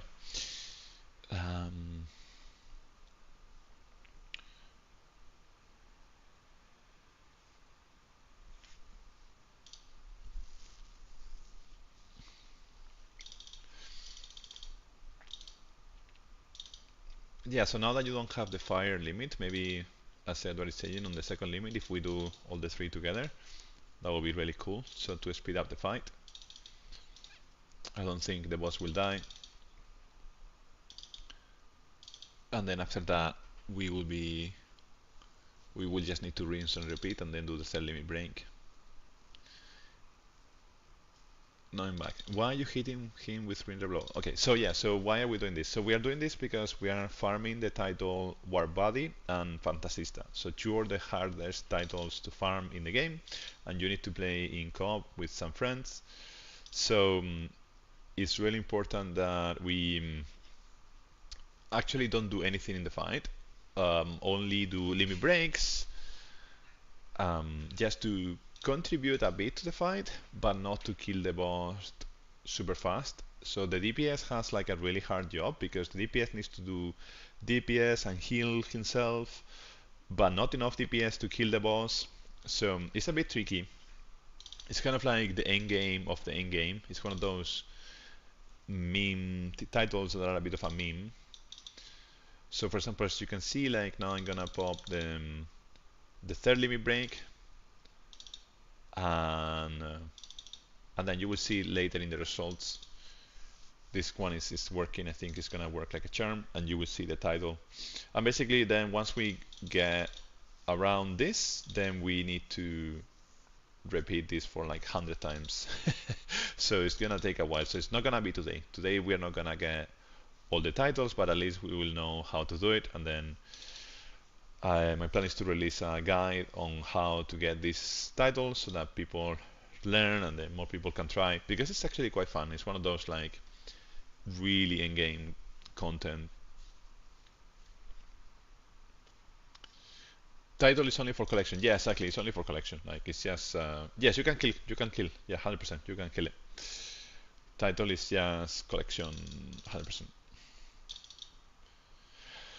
So you can kill when you are ready, and that's it. Because I just popped the third limit break, so you can smash him. There you go. So now we should see the titles. I think this time worked like a charm. Very well played. So we got S, and let's see. Yes, War Buddy, Ace, and Fantasista. This is the best outcome. This is exactly what we're looking for. So one of us will get War Buddy, the other one will get Fantasista, and then the DPS is helping the other two. Yeah, so that's what we're looking for. keep a screenshot. Yeah, this is it. So I was recording, so then I can use this video later as a tutorial. I will put the voiceover later. Give you massive kudos, plenty of thanks, because we couldn't do it. Yeah, you know, this is one of those things that you cannot do if you don't have like people to play with. Killing one ad was the key. Yeah, actually, one ad was useful. Actually, yes. So okay, so now Penance is going for War Body. So I'm gonna be the one doing nothing. After the second limit break, all the rest is the same. All the rest is exactly the same. So for the DPS, it's the same story. Uh, you just rinse and repeat. How you doing, Lucas? How are things, buddy? Do you wanna farm titles?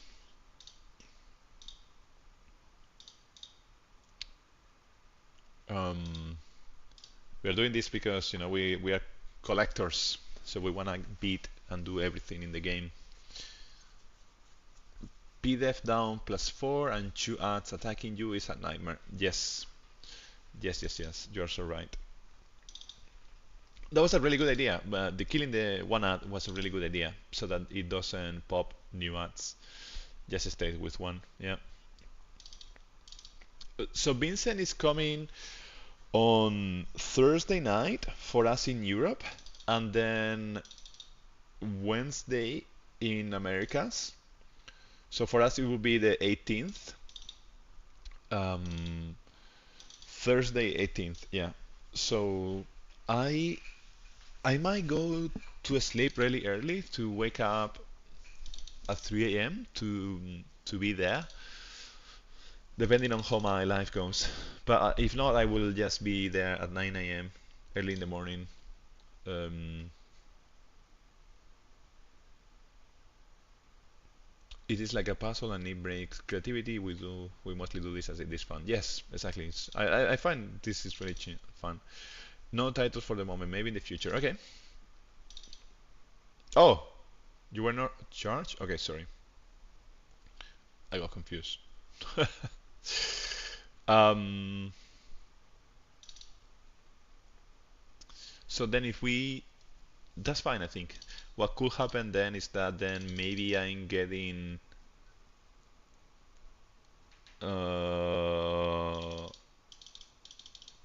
I think it's gonna be fine, right? If we pop at the same time and then you do 3 times, or maybe it's easier if I do 3 times then and then you get War Body again.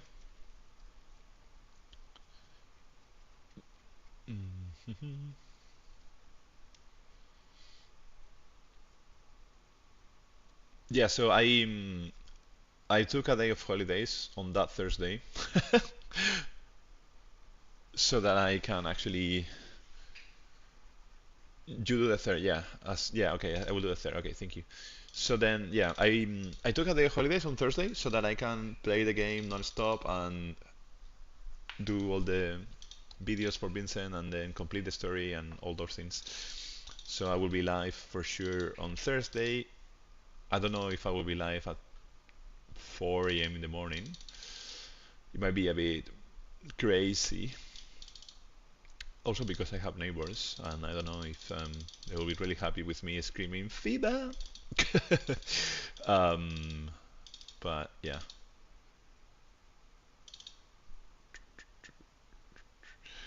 Cool. So we do this together and you do third. Here I try to wake up at 4 a.m. I say only on this one. Yeah, so I think I caught up. So then we pop together, maybe. What do you think? Yeah. And then after this, the DPS kills. Cool.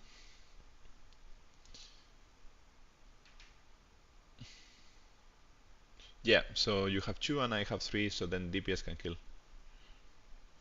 So, Sora, kill it! Yes. You can kill. Yes, you can always kill after one of us have the third limit break. It's up to us to organize ourselves and then and then share the title basically. Like in this time I mess up. Sorry, penance. I but yeah, now you can. I will get Fantasista. Well, you get another War Buddy, so it's not bad. I also need Fantasista, so it's good. At some point. So now we just retry and then we rinse and repeat. So cool. So penance, you do the three third limit breaks now, and then off we go. And this is it. This is the story. This is the trick. This is farming titles. The so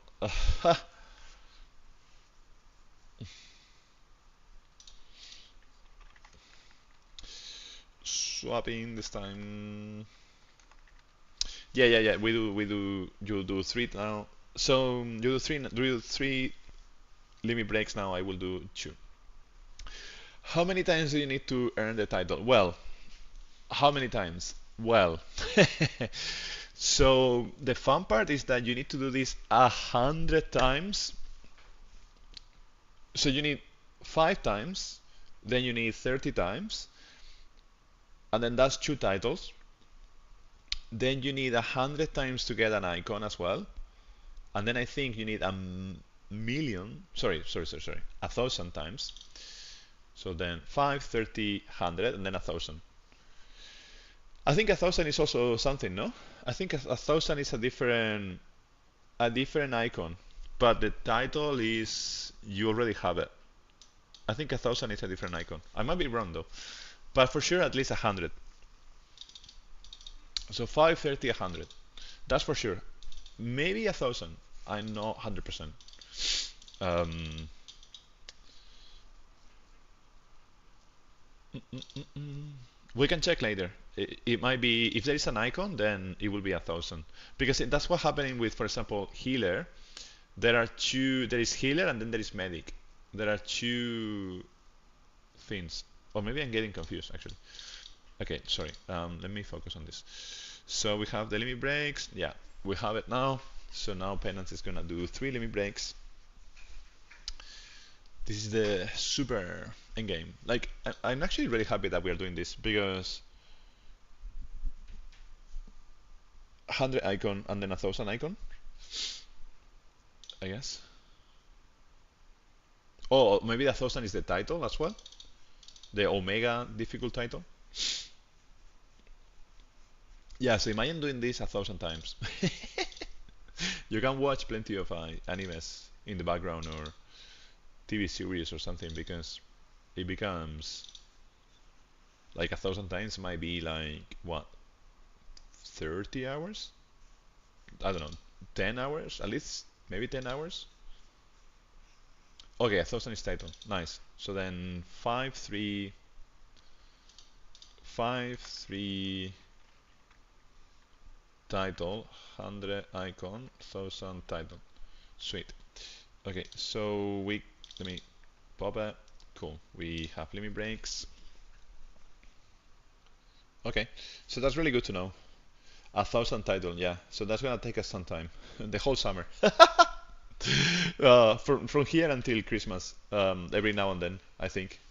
But it's one of those things that I find so rewarding, to be honest. Like once you have done the the 1,000 times title, like it must be so freaking cool. Like when you see either a free-to-play player, a whale, or a kraken that have done War Body 1,000 times, and then someone else with Fantasista 1,000 times, that's like freaking cool, I think.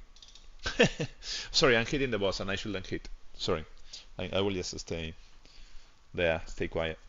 Yeah, you do the three limits. Yeah, sorry. I was hitting without thinking, but I knew you were going to do the three limit breaks. Okay, so after this limit break, you can now finish. You can kill. You can kill it, and then yep, and then that's it.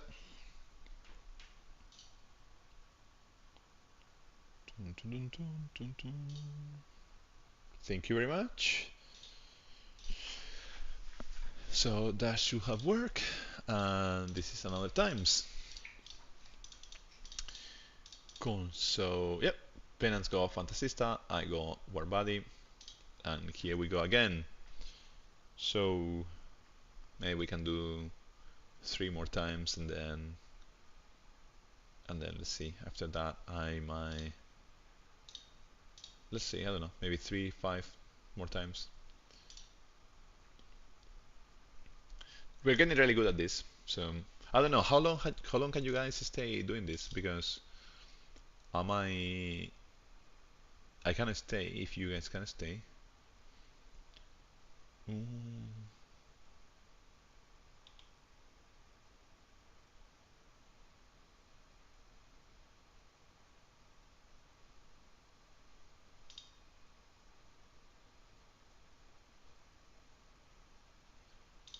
All right. Each week we need to do something different. I chill, don't worry. Cool. What about you, Rex? How long can you stay? Like, because, yeah, we can do this for quite some time. Um, the cool thing is that, yeah, as you're saying, the cool thing is that in every single event, we can try this. So in a way, we are we are already farming the right content. I think, you know what? Like, I think we could try this.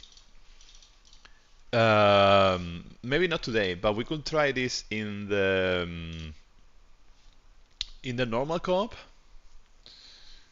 Wife is asleep. I have cat and air condition on my pipe, so I just relax playing. Love that. That's the vibe. Um, what I was thinking is that we could try this later in the normal co-op, so that we also get the title for farming 100 times. Well, actually, I don't think it will work because we might kill it way faster. The normal co-op, like the two guys, those kind of things that you also need to get. You took a nap of 4 hours? Woo! Nice. I slept for a lot of hours today, but because I'm a bit sick, so I'm also power up.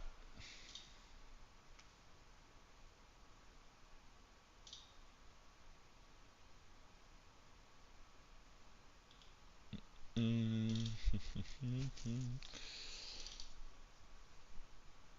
S-Cop with zero stamina is the farming part. Yes, I think so. I think that would be the best one when we have the new one with zero stamina. That will be the best one. But this one is also cool because we can use these items to get gil in the shop. By the way, who is doing the? Are you doing the third limit break, or do you want me to? Um, so do you do the third limit break? Okay, yeah, you do the third limit break. Yeah, you are higher, so you do the third. Cool. I will just stay behind. Cool, cool. Um, cool, cool, cool. Thank you, thank you, thank you. I think it's fine if I hit every now and then, right? Because that's just fine, right? I think. Like every so often. So mm,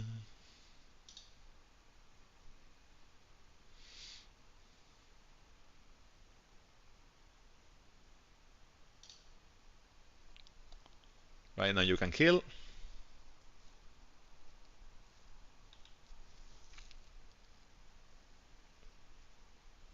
No, no, no, no, no. Fuck. I okay. My AI was trying to take control, but I think it's fine.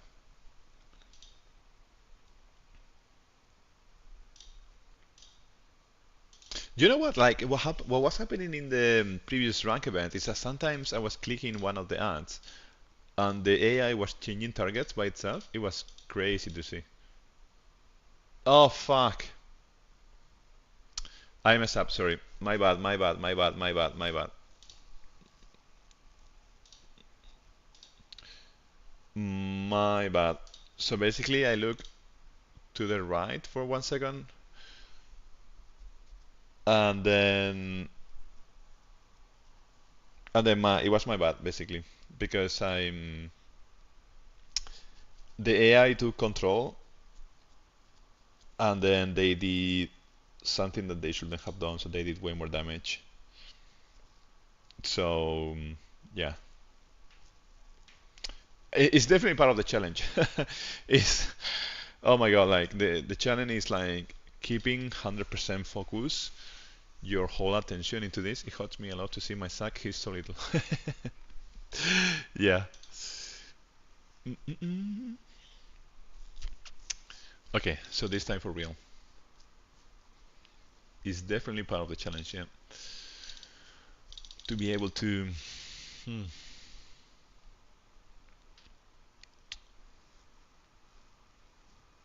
to hit more but not by much. Yeah, exactly.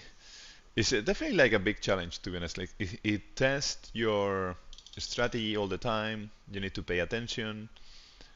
You need to understand how to build your unit so that you don't kill super fast, but also not super slow so that it doesn't kill you.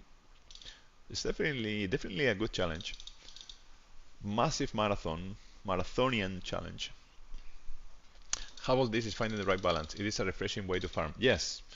Yeah, because in a way we are also farming the event. So it is really refreshing actually. Instead of like just going all in full DPS, then you take some time to focus on the strategy, which I think is really refreshing. I really agree with that.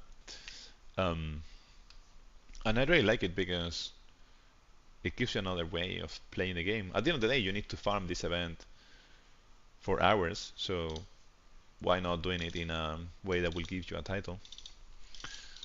So as a collector, it's like quite fun to see.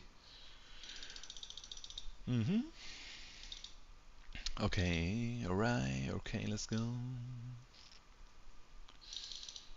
By the way, I really wonder, like, based on the links, knowing that we can put one bonus weapon for more parts. Yeah, that's true. That's true. That's true. That's true. We should do that. So after Vincent and Yuffie, we are going to get Sephiroth and Aerith, and then after that Lucia. And I really wonder what's gonna be the new Lucia banner. Cool. Everyone has limit breaks, but we need to ensure we don't kill faster this way. Yeah. I think I have. Yeah, we can try the silliest, the weakest of the sub weapons, and then with that we can kill. It's gonna be fun to see. Also because it's good for material. Cool. So who is gonna do the third limit breaks? I guess it's me. Yeah. Cool, cool, cool. Mm. I do the third limit break. You get war body, and then that's it. Put the one not buffing your materia.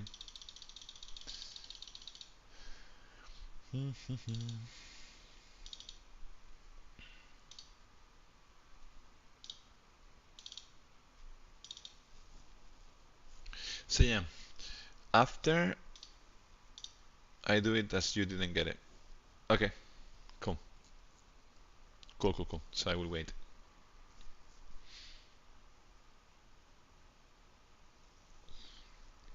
Yeah, and then after this you can kill. So I wonder if because Lucia is gonna get another banner, which I'm really happy with. I wonder what's her role going to be. Like, what is she going to be good at? Maybe another element, maybe another AOE weapon, or something else entirely different. I'm not sure. Okay, so yeah, this time it worked like a charm. Perfect. Thank you, really good. Mm,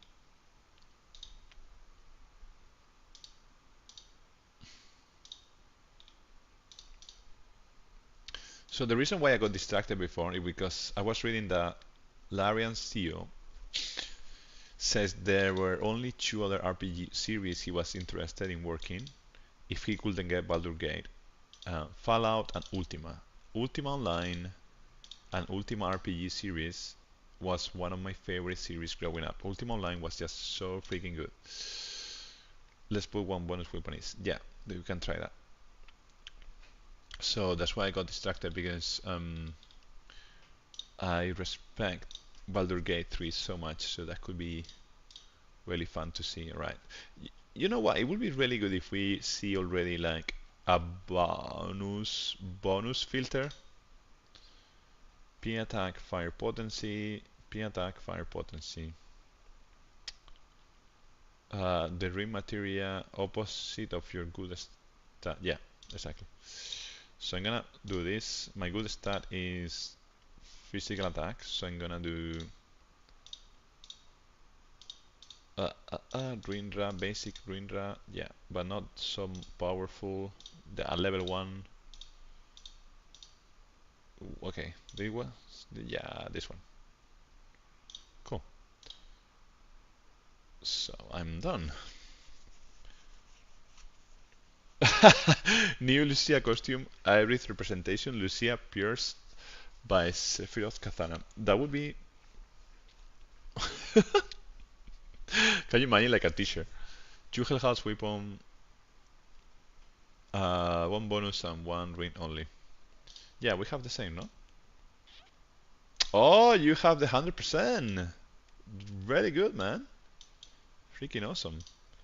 I don't have, didn't even pull on that banner. So, but well, this is already way better.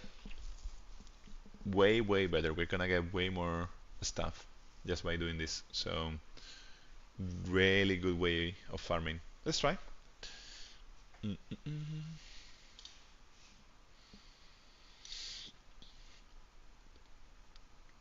So yeah, Rex, if we need April Fool costumes and weapons, 100%. I so agree. Like we need more meme costumes. You know what? I would love to see more banners and cheaper. You know, like increase the cadence of banner, but make them cheaper and make them less. Um, like for example, like now they have introduced Tifa Fire, so then maybe introduce um, Kite Seed Fire banner and just make it like introduce more banners but make them cheaper. Or if you're gonna stay with the same price, like give us the same weapon for multiple units. I think that would be fun. Same weapon for multiple units and different looking outfit but same stats, so that people can build the same, exactly the same unit or more or less similar. I think that would be fun to see. Winning April Fool costumes, Rex, if you can try. Yeah, too late. I can try next time. Sure. Yes. Okay, so we have limit breaks. Cool. Yeah, I think if we get the bonus, that will be even better. 2000 for multiplied by 10 draw on those banners. Yeah, I would love to see cosmetic gear. Yes, as well. I would love to see those. Exactly, not everything needs to have stats. Exactly, I really agree with that. Like meme banners that introduce some funny clothing that just is like just for the look of it, for making it meme or making it good looking, and not focusing on the stats, just on the gear. That would be super cool to see. And making cheaper banners will be really really good for the game, I think, because it's one of those like things like they don't think they're gonna sell more by making it. They're not gonna get more money by making it cheaper, but actually they might make way more money by making it cheaper because more people can afford it. It's one of those situations. It's the same with like the shop when they put a banner and they don't put the same units of the banner in the shop, so forcing people to buy 4 packs or 2 packs rather than one or two. They are so predatory, and sometimes that goes against them, even though they think they're gonna get more money, but in truth, they might not. So they have so many counter-intuitive strategies. Cool. So we have done 2 limit breaks, and then now is which one? Do you want to do the third limit break? Do you want me to do it? Um, who should go now? More collabs. We need more collaborations.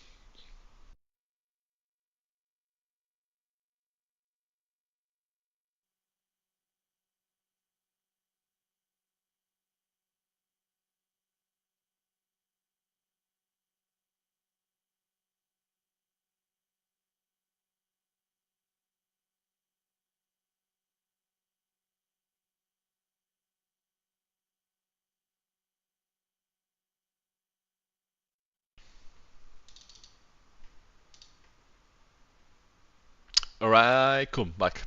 Sorry, I I lost audio. Sorry, my headphones. I need to fix them. Thank you, Edward. I don't mind doing it, by the way. I also need Fantasista, so it's all good. Like we can swap. Like it's both titles are fantastic. I need both of them, so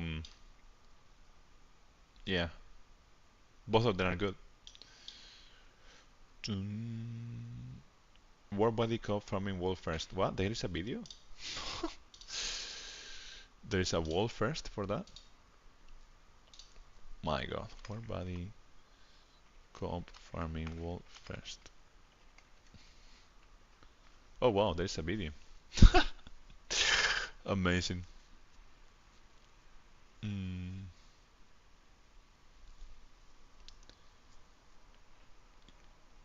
Sea God, Wartex, and Martin. I have seen Sea God in the leaderboard a few times.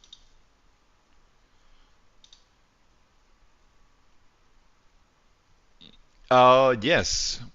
Everyone has all the power that he wants to have.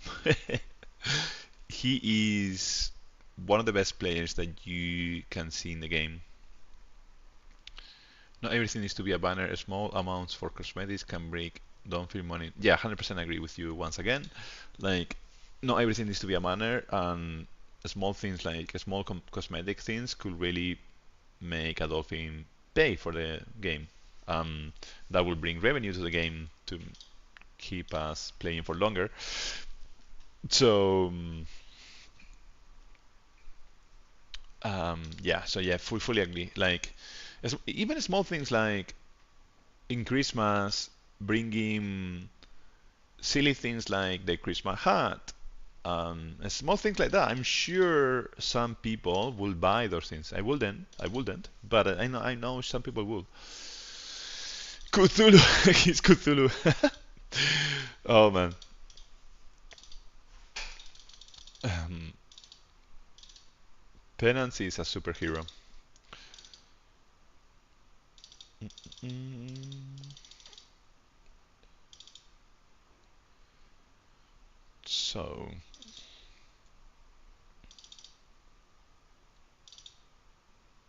cool. Let me break popping.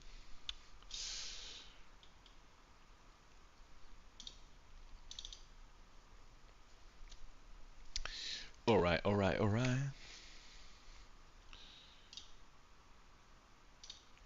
Well, the good thing is that in the shop we can exchange all these materials for Gil. So Gil lately has been missing. So it's really useful actually that we are farming. I might put like an extra multiply by 3. People say he have already seed equipped with OB10. Penance is already using Genesis and Seed, but he just doesn't want to show us. um,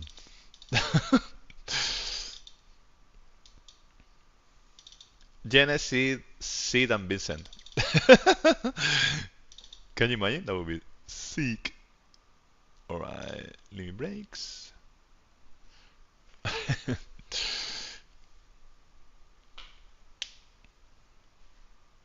You should see like Penance, Kate, Seed. Like it's really fun to see like crits of like 300k damage breaking bosses is amazing. It's really amazing to see. All right, so now you go. I think you should go now, right? I have done it 2 times before. I think it's anything, it's your time. So Penance, go all in. Oh, Sid was your favorite? That's so cool. I like when people like other units that are not the classic Sephiroth, Yuffie, Cloud. I really like Sid because he's a spear user, but he was not my favorite. He was like someone that I really like. Um, Vincent is 100% my favorite. I think everybody knows that already. Then Sephiroth. Mm. Then after that, maybe Zack. Maybe Zack or Tifa. Always hated Yuffie. Um, and then Angeal was cool, but we didn't see much of him.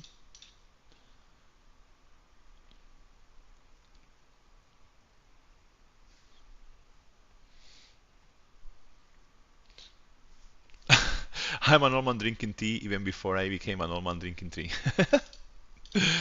Oh dear.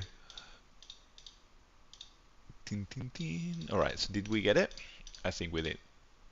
Yes, smashing it. Cool. I'm gonna put a bit more stamina, maybe multiply by 6, because I need some more gil, so that's gonna be fun.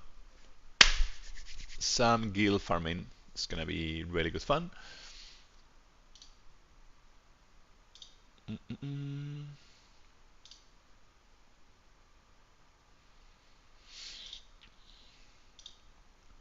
All right, are we ready?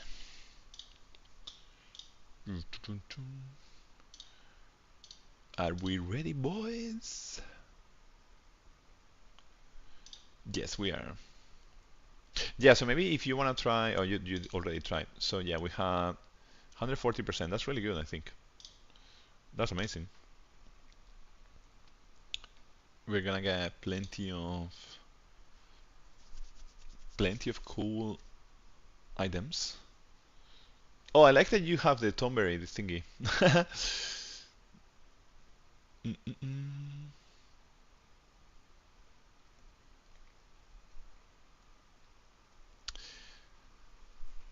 There is a great chance by the time the stream ends, we have maxed out the store. Yeah, I think so.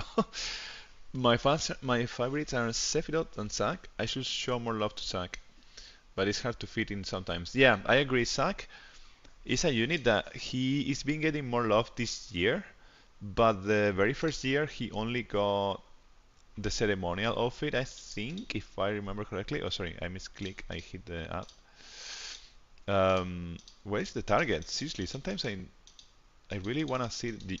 Are you seeing this? I know. What? Why I cannot target the? What's going on? Wait, what's going on? I cannot target the. Okay, now. Sorry. No, not now. Why my unit is doing this? My unit is being really silly, to be honest. Um. Okay, now finally. Do you see that? That was lame. That was just really bad. I targeting was not working. Was it lag? I don't know. Yeah, it's pretty bad. Yeah, I don't know. Sorry, I was the only one popping limit break. Sorry, my bad, my bad, my bad. Sorry, sorry, sorry, sorry, sorry. My Barret is drunk. Yeah. Yes, it is. And then I did the limit break before. Okay, so we can do the strategy where we do the rest together, and that's it. We know how to work around this. We're getting really good at this. So yeah, it was really confusing. I don't know why targeting was not working. So yeah, Zack is amazing. I really like Zack. Um, all the units are, in my opinion, all the units are good in terms of a story. Other than Yuffie, I really don't like Yuffie because for me, Yuffie breaks the momentum of like Final Fantasy VII. It's like a serious story, and Yuffie just breaks the whole mood all the time, in my opinion. Like she's such a brat, and I don't know. It breaks the story for me. It breaks the continuity. So yeah, that's why I don't like Yuffie as a unit in Final Fantasy VII Ever Crisis. She's great, one of the best units actually. Yeah. So now I do the third. So we're gonna. Are you sure that Glenn is good? Oh well. Story-wise, we don't know yet, to be honest. Like story-wise, he for now he's like someone that wants to do something good, but we don't know much about Matt and Lucia either. Lucia right now is like just the female supportive character, but she hasn't expressed herself much. So Lucia is like a hidden gem. We don't know much about her. We don't know. Matt is the professor, so Matt in theory has something to add at least to the story. But yeah, um, Glenn, not sure. Zack has a very unique perspective I love. He's just the genuinely talented good fighter and no strings attached. Usually heroes in Japanese games tend to be more brooding. He's the antithesis. Yeah, I really like that. Yes, that's a really good thought. I also like Zack Fate was something else. Like when I play Crisis Core, wow, man, that ending. The good guy makes in a bad situation and cares until the very end. Yeah, let me solo her vibe. Yes, Zack has a bit of those vibes. But yeah, he's like a very good guy. I really agree. Um, and he goes through massive pain.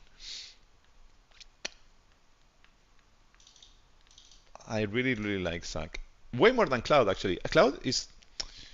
Cloud is very interesting because at some point like he doesn't remember who he is, and it's almost like he's trying to be Zack, but you don't really know.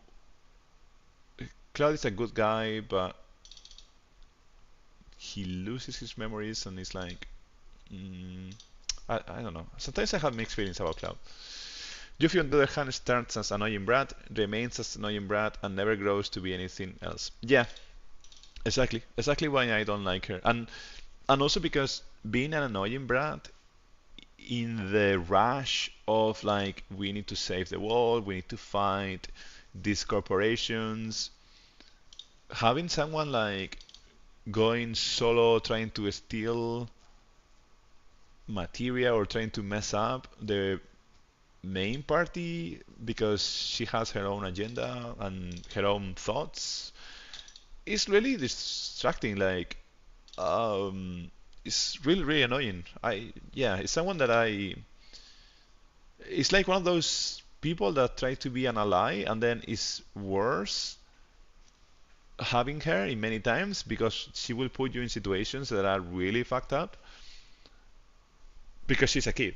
And because of that, it's like, can you let the adults play the adults game? Like, they are trying to save the world. Cloud is AliExpress suck. Yeah, I really agree with that. Like, I don't know. Cloud is the classic hero that can defeat everything, but the personality for me is not there. Like in Zack. Zack is way better hero for me.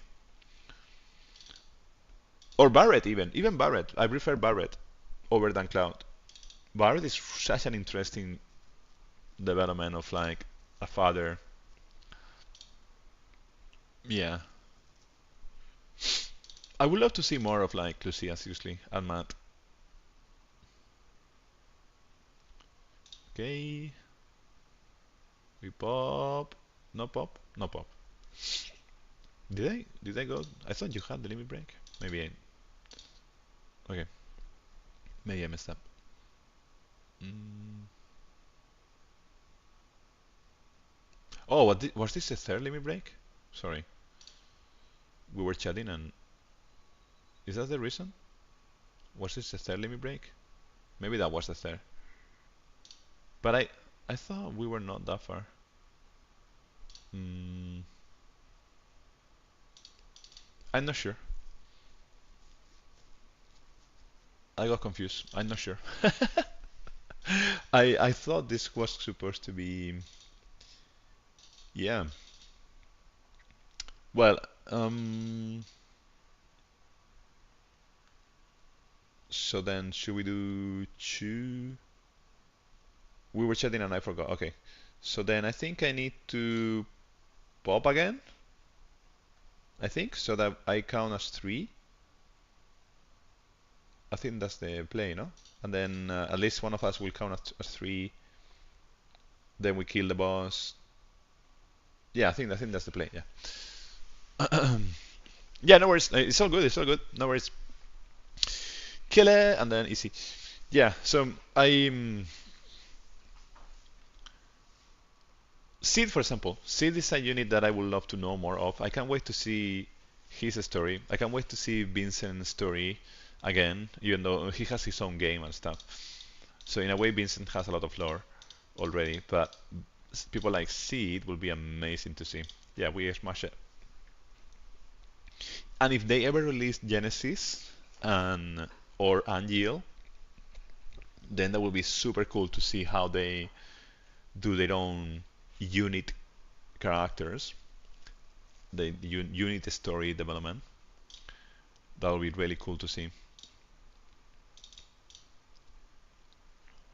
Um,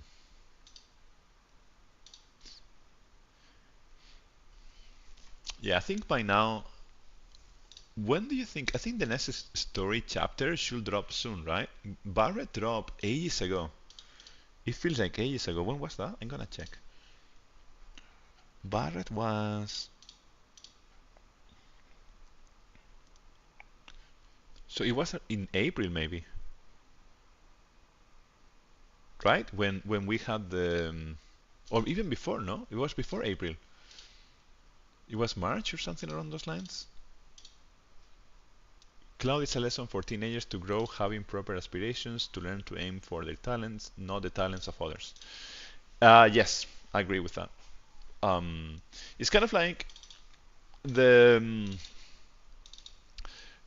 classic, one of the classic anime, shonen anime protagonist. As it, as it is easy to lose sight and admire people that you think are better. Yes, it's like the classic. Don't compare to others. You have your own fight. The real fight is you versus you. Okay, we can pop. Oopsie.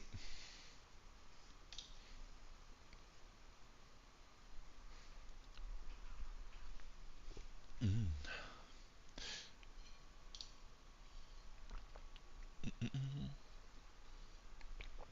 Zack has aspiration that match his talents. Yes, fully agree with that. Zack is well-rounded, and that is the lesson there. Yeah, Zack is a well-rounded hero in my opinion.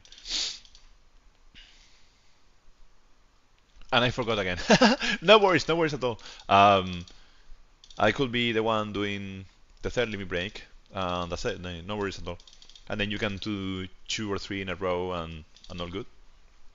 Like honestly, I'm not precious about who does it first or second because I'm happy to help and also like I'm actually getting Fantasista if you don't get War Buddy.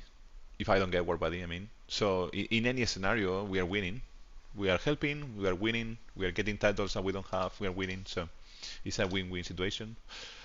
And Rex is getting material, so it's not bad for him either. So I think we are winning. Thank you, Rex, for staying there, playing the DPS. I think it's the hardest role here.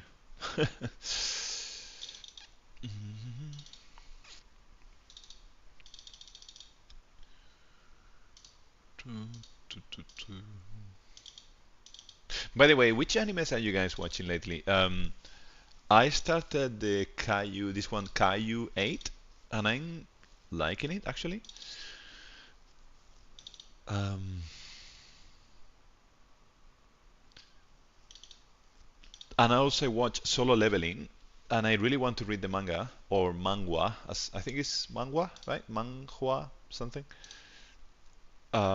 It's really good fun, Solo Leveling. Zack is the hero sacrificed in a bad situation. Cloud is the anti-hero that survives it. Yes, fully agree with that.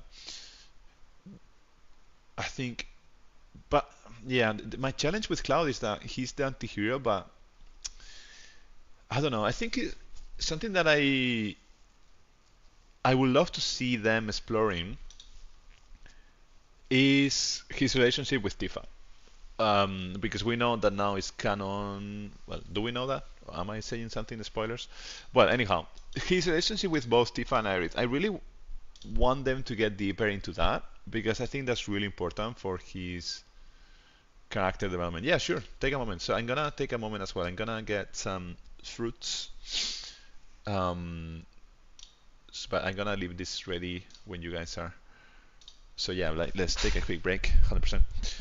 Yeah, just remove the camera for a bit, but I'm coming back. I'm still here, of course. It's just like I'm not in front of my computer.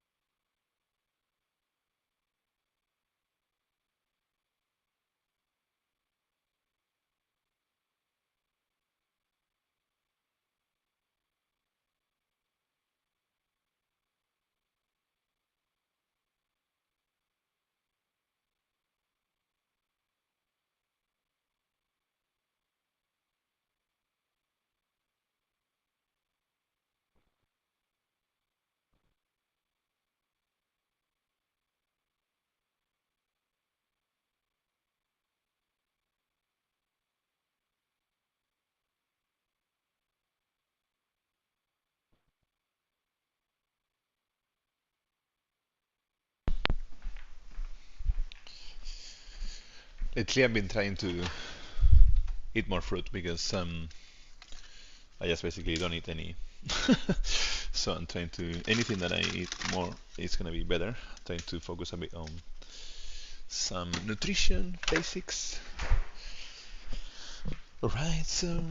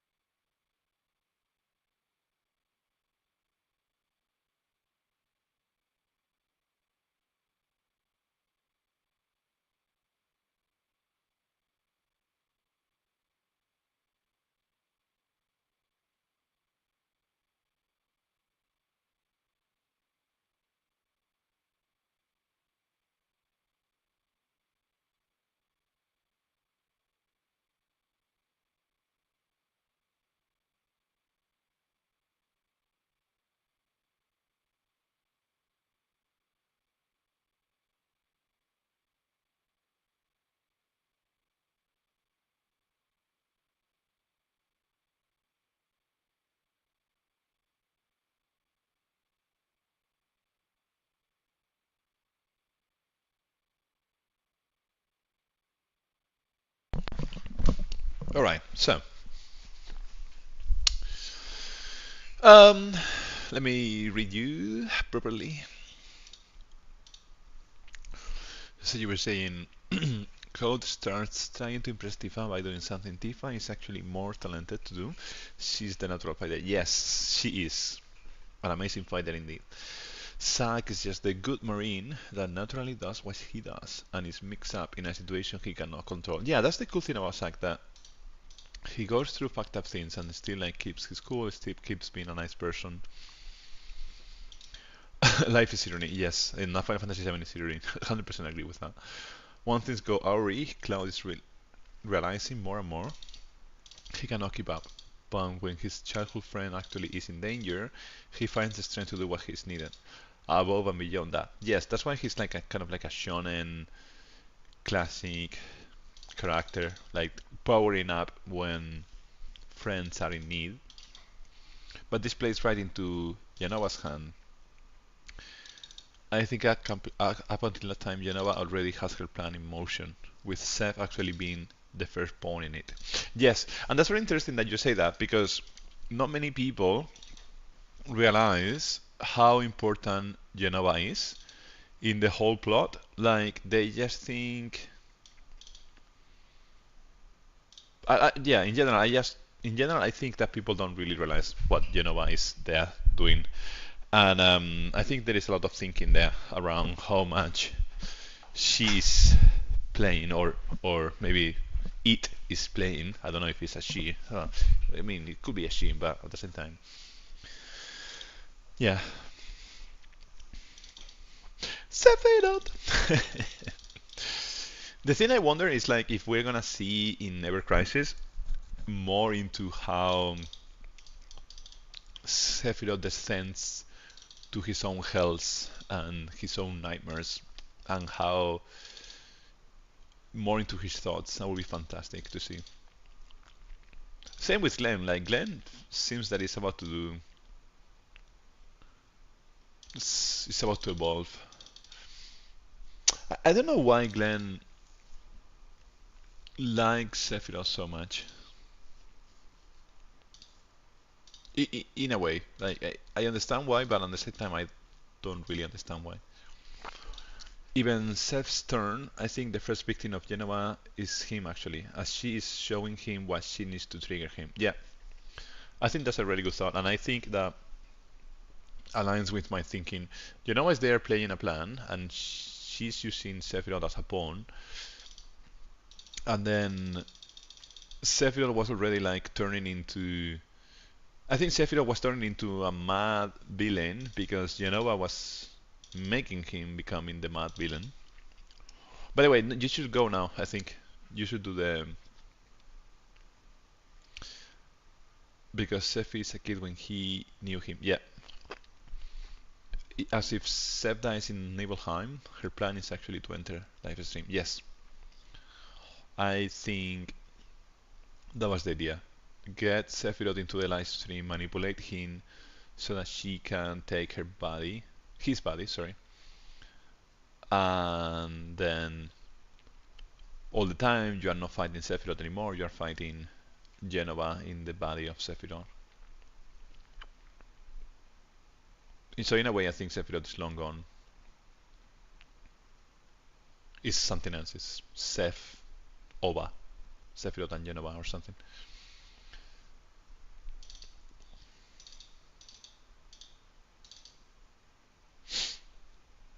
Sephiroth!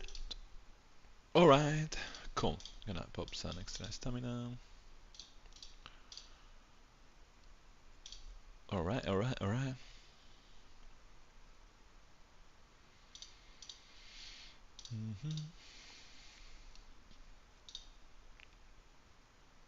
Okay, okay, okay, okay. Ready when you guys are. Gotta switch off this aircon. I think it's quite cold now. Sephona. New character. Yeah, right? Sephova.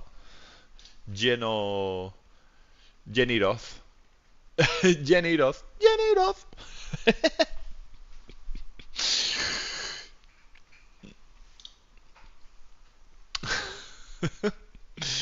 I think so, at least. I think Seth and Genova are actually two opposing forces. His will is stronger and he survives. Her counter is unwelcome, so he does not die in the live stream, so this creates a stalemate. La Jenny. The Jenny, the Jenny Roth. Stalemate. Ye- But don't you think, so do you actually think that Sephiroth is him? In the sense that,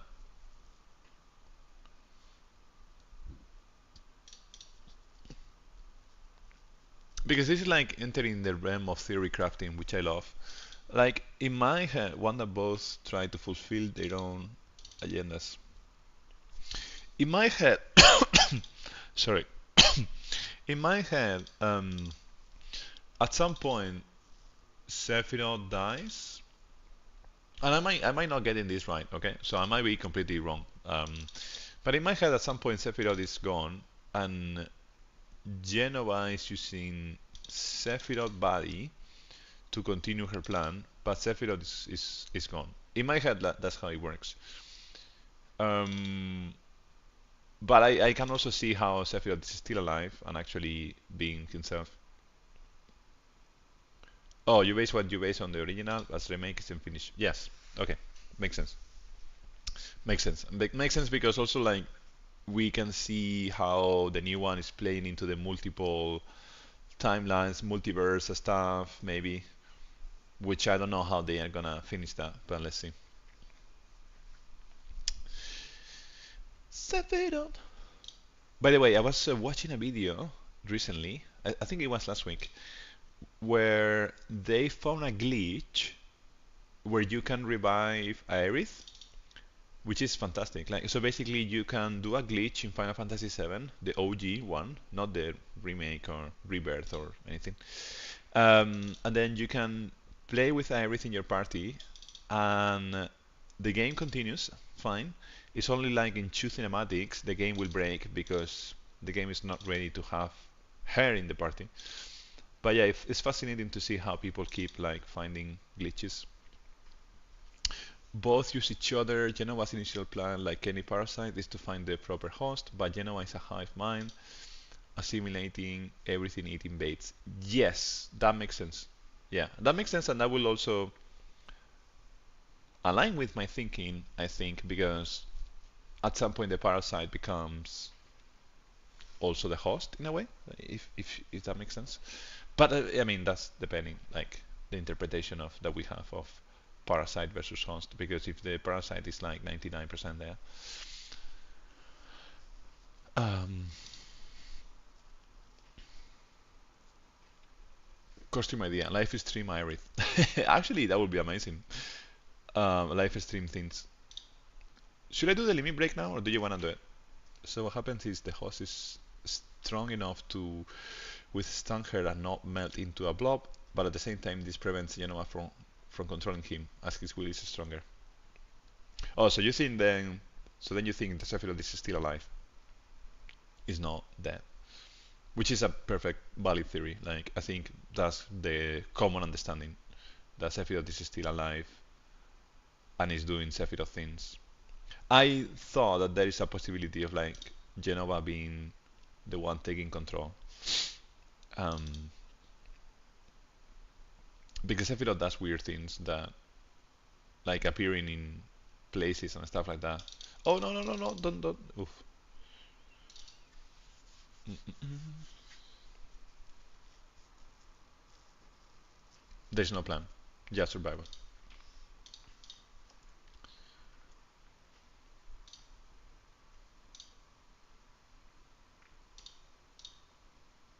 Like counter.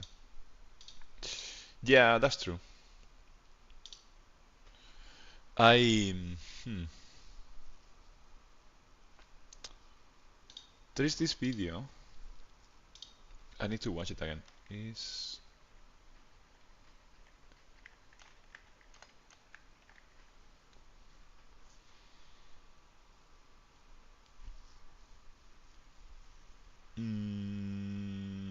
Yeah, there are some videos about who is in charge, and then they say that Sephiroth is in charge. So Sephiroth is in control. Um, I think I need to watch the videos about Genova again. Like there are so many theories around that.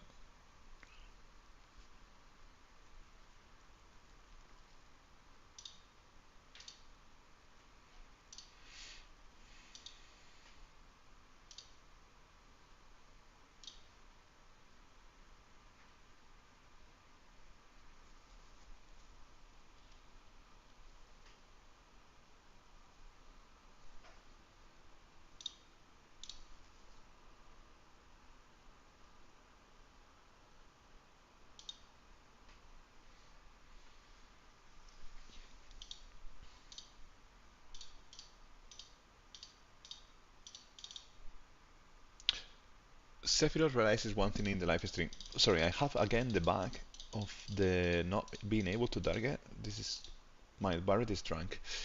Sephiroth realizes one thing in the live stream. Since he's now Genova, he either becomes a memory in it, giving in, and actually stop fighting, or simply discarded by it. Both outcomes are bad for him.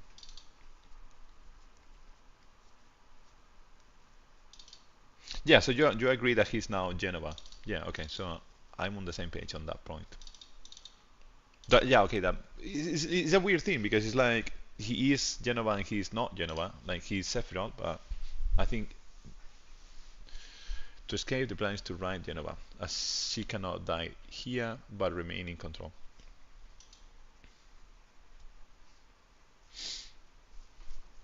It's really interesting how much lore there is out there to explore.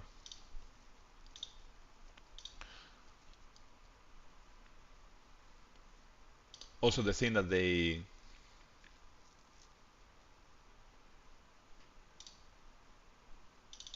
introduce in the new one with these new things. Don't remember how they are called. To escape the plan is to ride Genova, she cannot die here but remain in control.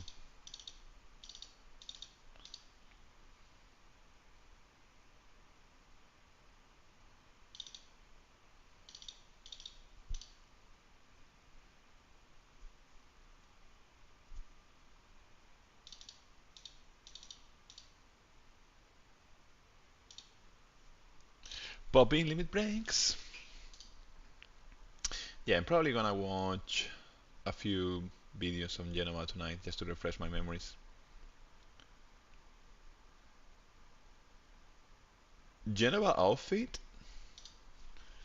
for Sephiroth would be amazing. Like once we can, I don't know, Sephiroth with the one wing angel that will also be amazing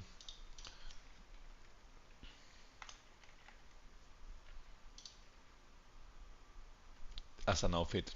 But then they will need to release adult Sephiroth. So then that will follow my theory of Sephiroth coming as an adult Sephiroth via skin.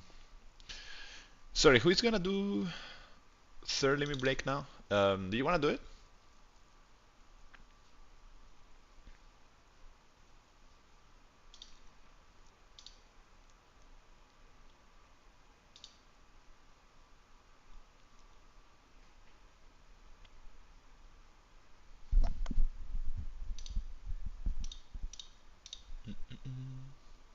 Yeah, you can do it. Awesome. Mm.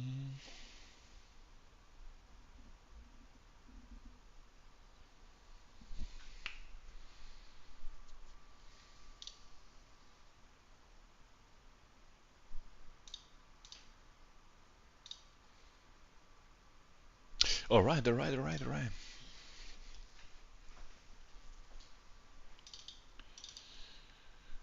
Go, go, go. War Body Fantasy Star. We keep going. To achieve that, Genova must remain unaware and continue doing what her natural instinct is doing, but use that to his advantage. The reunion. Sephiroth.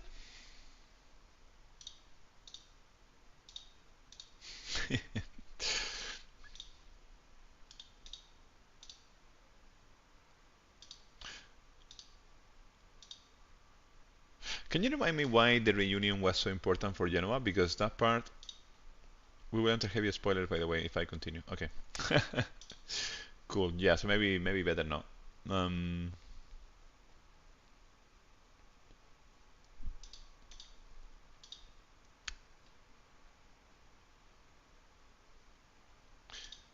because they introduce in the new one the when Red 13 visits her own her his when Red 13 visits his place, where his dad is and stuff, there is a whole new lore drop in there, right? Of this, of something that happened there, right? I don't want to say what, just to keep it spoiler free. Um, but yeah, I wonder how what happened there is gonna, if it's gonna play any role into the new game or not. And I think we should see adult Sephiroth in Final Fantasy VII Ever Crisis as an skin. Honestly, like it could be a banner in the anniversary or something like that. Then if it's a banner in the anniversary, they will make so much money. It will be insane.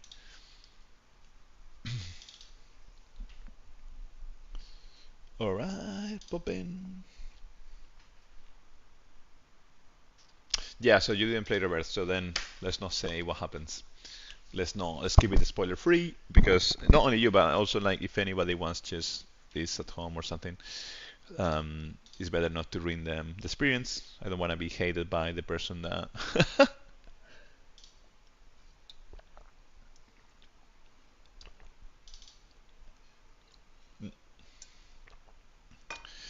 It is an important but a natural function. Imagine an organism that in cells can host others, but ultimately is one organism.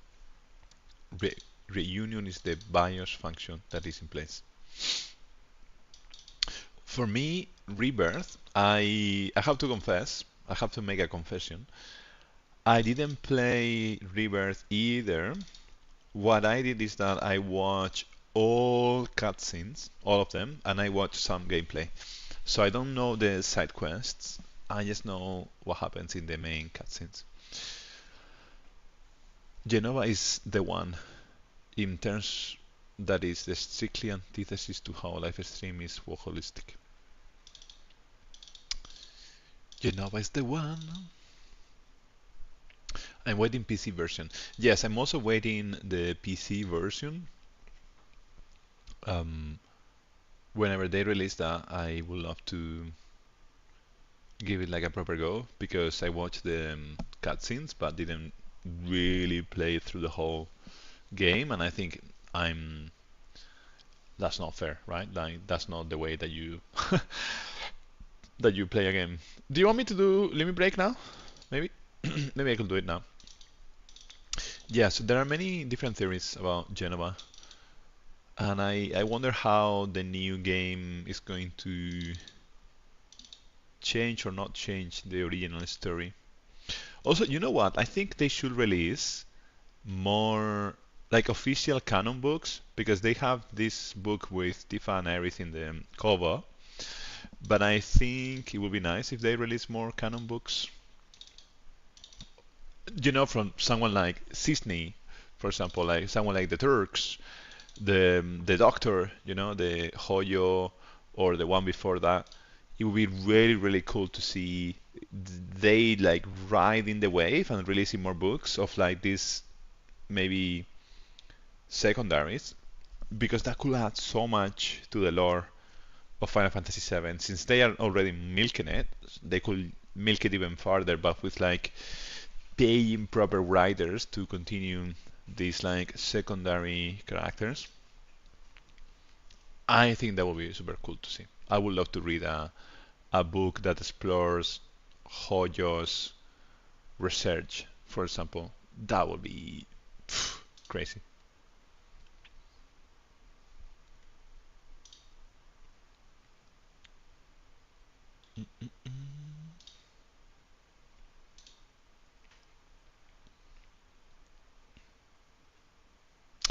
Chat is difficult to explain, but there are things with all Final Fantasy that Sakaguchi has as the central lore of it. Right. I hate this AFK auto change without a warning. Yeah, um, I really don't like the AFK is part of the challenge. I also don't like it at all. But it's definitely part of the challenge because really sometimes it can really mess up your run, especially when you are doing title hunting. If you have played FF9, the same analogy you see with Gaia and Terra. I did play FF9, but I was such a kid and I only remember BB. I only remember that you could play co-op actually. You could have two controllers playing in the battles. You could have an extra controller playing another unit. It was like kind of like couch co-op. So I remember that. I remember the story briefly, but I don't remember the lore at all. Like not at all. So I might need to buy that one and then play the remake. Actually, it would be cool to watch it again, to play it again. And this theme is recurring with Lunar. Yeah, but some warning or a countdown. Yes, I think a countdown to say you're going AF, you're AFK, so you are going to be put in auto in 3, 2, 1, something like that would be cool. Maybe like a tiny sound or something, like when you press ready in the lobby. That would be really cool. Like we need those those small quality of life things are what make people stay, honestly. Like those things are huge. It's the same when you are buying things in the store and you just want to buy max. It would be really good instead of like having a slider, just add a button that says max or buy all or something like that, and then that's it. You have confirmation and that's it. Like I don't know. Sometimes or for example, when we need to enhance weapons, um, or overboost weapons, maybe like having a button that overboost like these event weapons to like the max level to OV10 in one click, it would be a nice quality of life. Although, well, if they need to invest developer time, I would love if they just fix the targeting. But hey, oh, hey ho, hey ho. All right, all right. FK is there so that if you are online but stop playing, so the battle continues. By agree, a warning or a button to prevent it. Yes, yeah. I mean, it's a good thing that they try to fix that by making you play because it affects other players. I agree, it's a good thing, but I think there should be like a countdown or a tiny sound, like maybe beep, beep, beep, something like that, like 3 beeps or something like that, or 1 beep, something that indicates, yo, we are gonna do this. Because maybe if you are in the kitchen, like heating up your coffee or your tea, and then you listen to the 3 beeps, and then you can rush to the phone and then click it or something. I don't know. It could be nice if it's like a 10 seconds countdown, so that you can actually have time to act on it. One button that says "spend all my resources." That would be fun. I'm gonna pop the limit break. The most important thing though is enemy icons. Like we have player icons so that we can target at any point. Yes. Yes. So if they don't wanna fix the camera because they want to have this flying camera floating around, 100% they need to add enemy icons with a timer on top of the icon so that we can see when they are casting abilities and so on and so forth, because that's one of the most annoying things. Like sometimes you get into a sack animation and he's spinning and doing things and it looks good, but it's the last thing you want to see when you want to get the most out of your fight. Um, yeah,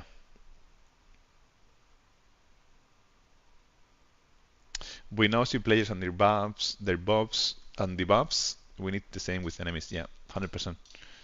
Did we mess up or did we do it right? One second. Oh, we got Fantasista twice. Sorry, I used the limit break 3 times. A goddamn keyboard target button. Yes, like right now. So I'm playing keyboard right now, as you can imagine, of course. And then there is no point in using the shortcuts. Like the shortcuts are super, super, super counterintuitive because the and the I think this is the problem that you're describing. When you press one, or when you press one ability, when you press to change units, the problem is that the unit is not always the same. So I want always the units to be the same number, so then I know who I'm clicking. But because the order changes, then it messes up your brain so much.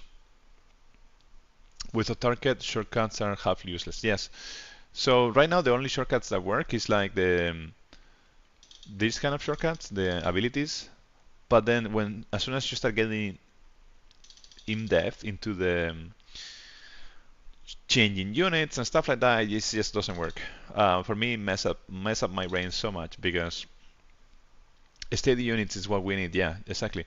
Because that's how your brain works. You say healer, do this. DPS, do that, and then you map 2 is healer, 1 is DPS, or whatever order. But because it's random, then there is no point. Like because when you change, you don't know exactly who is gonna be who, and then it's impossible to follow. It makes things way more difficult. And also like the limit breaks should also be always the same shortcut, following the same thing. Like sometimes you want to do somersault, so that should be one key bind. Like maybe in that fight is the Q. So that's it. So then if you change units, then it remains as Q. Exactly, it goes by order of actions. Yeah. Yeah, it's so bad. Like the keyboard and also like the tab to change stance is it's quite annoying because sometimes you start pressing tab, sorry, space to change stance. It's annoying because sometimes it will change target. Like that was happening for me in the previous ranking event. Tap, and then my units were changing targets. And I was like, dude, I'm just trying to change the stance. How is this gonna change the target? Like that doesn't make any sense. Um, so yeah, they really can improve the keyboard setting. It's almost like they released the Steam version and it's almost like they have a team doing maintenance in terms of like memory leaks and basic management of the gameplay. I mean, of the game health as like managing the code, but not managing the new features that are dedicated only for PC players. At least it feels like that. So, sorry, do you want to do now the limit break? Should I do it? Yeah, you can do it. Cool. Um,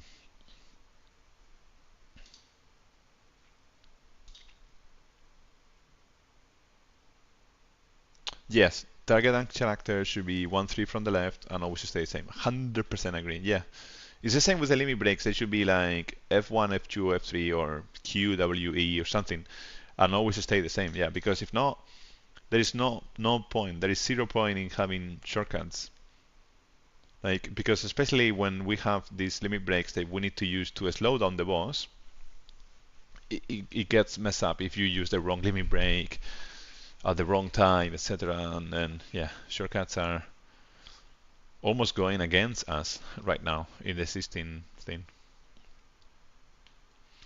This way you know shortcuts are all the same. Yeah, exactly. So that's how, yeah, exactly. It should be like that. Also, like, I don't know if you have realized, well, I'm sure you have realized already, but for example, in the ranking events, sometimes there is lag. But wait, let me explain. What I want to say is that sometimes you change stance, and sometimes it's immediate. I have a video about this. I'm gonna cover this soon because it's one of the complaints that I have about ranking events. So sometimes you are stuck in this, let's say, defensive stance, and then your bar is going lower, lower, lower, and then you're pressing change stance, either pressing the space or clicking, clicking, clicking, but it's not changing stance. And it's the most annoying thing ever because you're losing your bar, you're wasting time, your ATB is filling, but the game is not reacting. And other times is the changing stance is immediate, and that mess up my brain so much. And it shouldn't be like that. It should be either all the time is immediate or all the time there is a delay. And then we should have, if there is a delay, we should have like a cooldown, saying 2 seconds, 3 seconds, something that indicates, okay, you change the stand into defensive, you cannot go back into attack in the next 2, 1, 0. Now, not like 3, 2, 1, like seeing the countdown. Like we need that level. If it's going to play like that, if it's not immediate, then we need to visually see that. This is why, shortcuts and targeting is the same. You're actually not losing it. It appears as such. I can explain why. So all I'm trying to say, just change the color to gray. Yeah, but also like change the color and also add a time and like a cooldown, like a timer, or more visual representations as to why you cannot change back to attack once again. Like, I don't know, because sometimes, yeah. Oh, you're not losing it, it appears as such. Okay. You mean that you are not losing the defensive stance?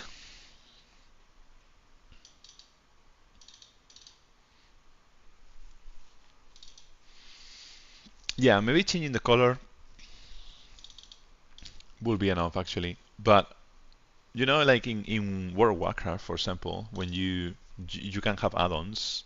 In any game, right? In any RPG, you can have add-ons so that you see the countdown, the 3, 4, sorry, 3, 2, 1, or maybe 5, 4, 3, 2, 1, so that you know how long it's gonna take something. Um,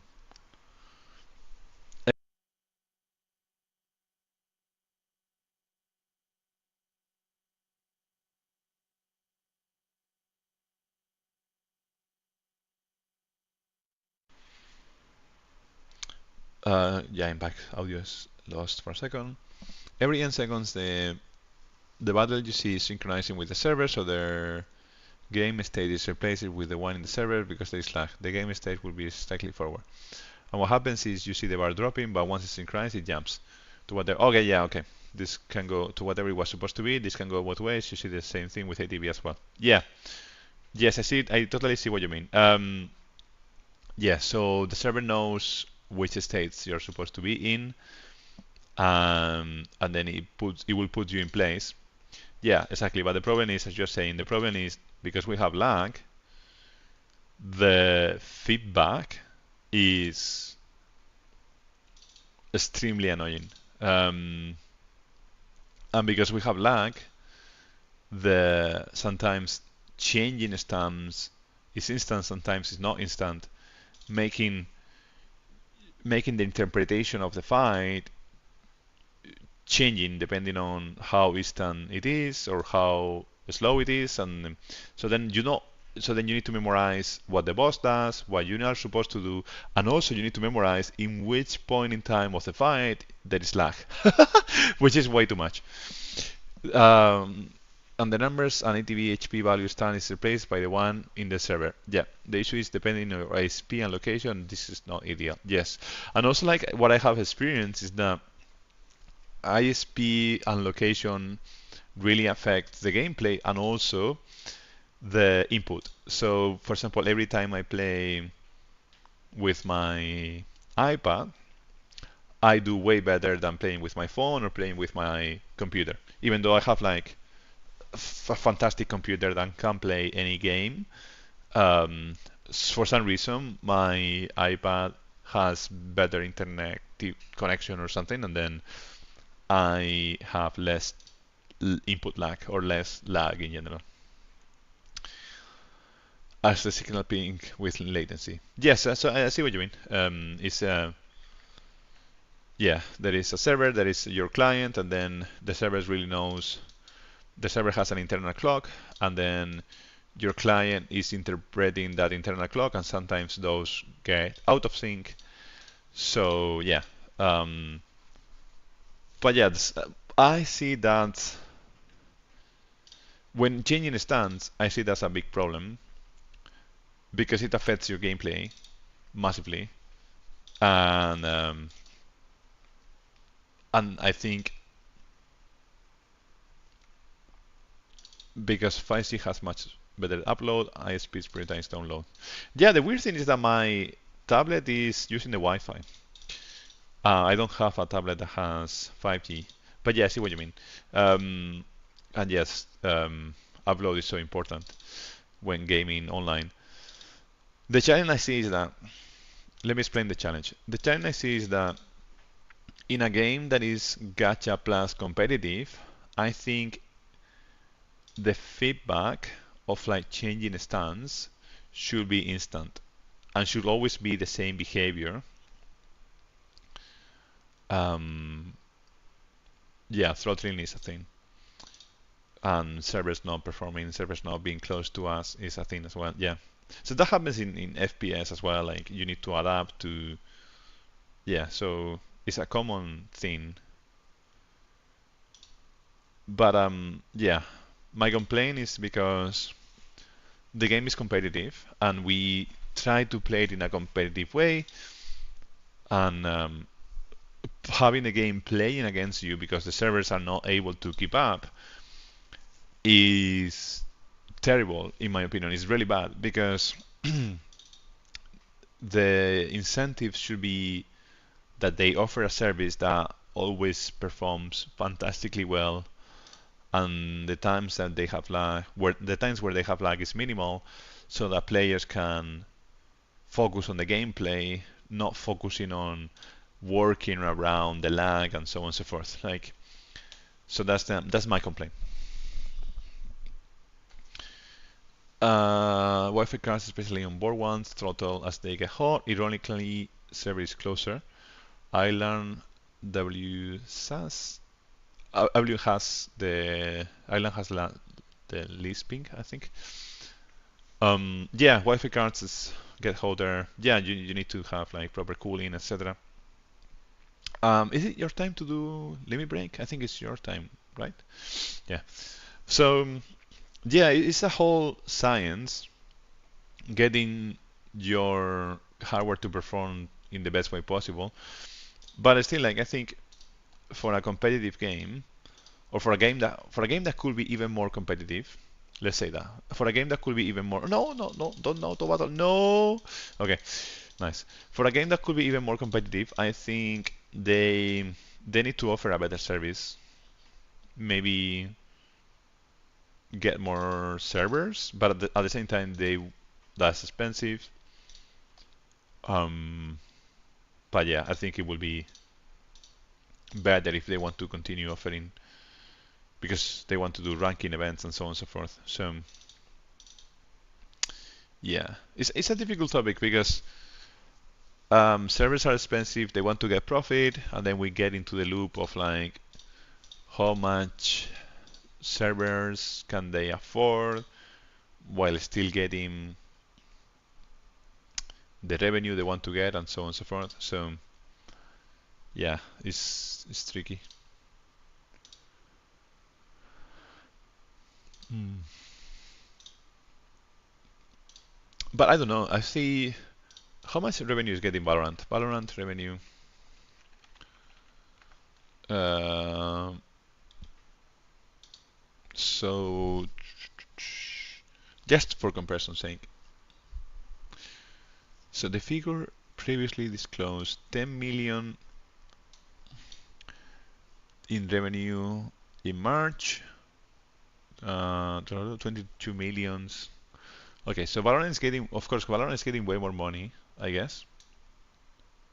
3 million prize pools. Valorant revenue 2023. So I know it's not comparable. 20 million in revenue from the sale of the highly acclaimed Champions bundle. Okay, so this is just for one bundle, right? But they have many bundles. So maybe Valorant is getting same money as Honkai Star Rail, or is that too much? No. That will be. I don't think they will get as much as Honkai, right? Because Honkai is too much. Okay. So what I was trying to go, where I was trying to go with my thoughts. Um, okay, let me read you another targeting issue.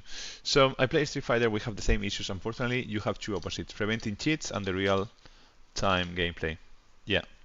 If you prioritize gameplay, you cannot tackle cheats. If you prioritize anti-cheat, you put more load on the server, so any remote location will suffer. Yes, I agree with what you're saying.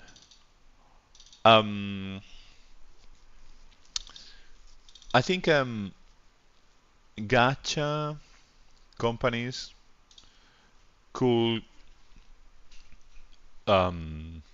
pay for better servers. Maybe Final Fantasy VII Ever Crisis cannot because they are not getting as much money. So maybe, yeah, maybe they cannot.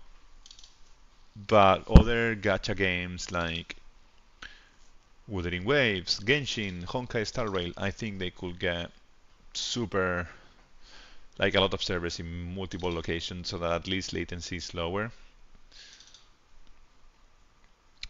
If you can strike a middle ground, but here comes the gacha issue. Yeah, MMOs are way more massive. Hmm. Yeah, I hear you. Mm,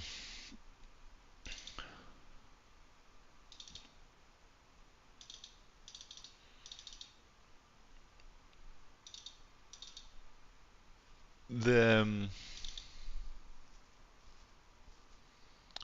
okay, we can pop.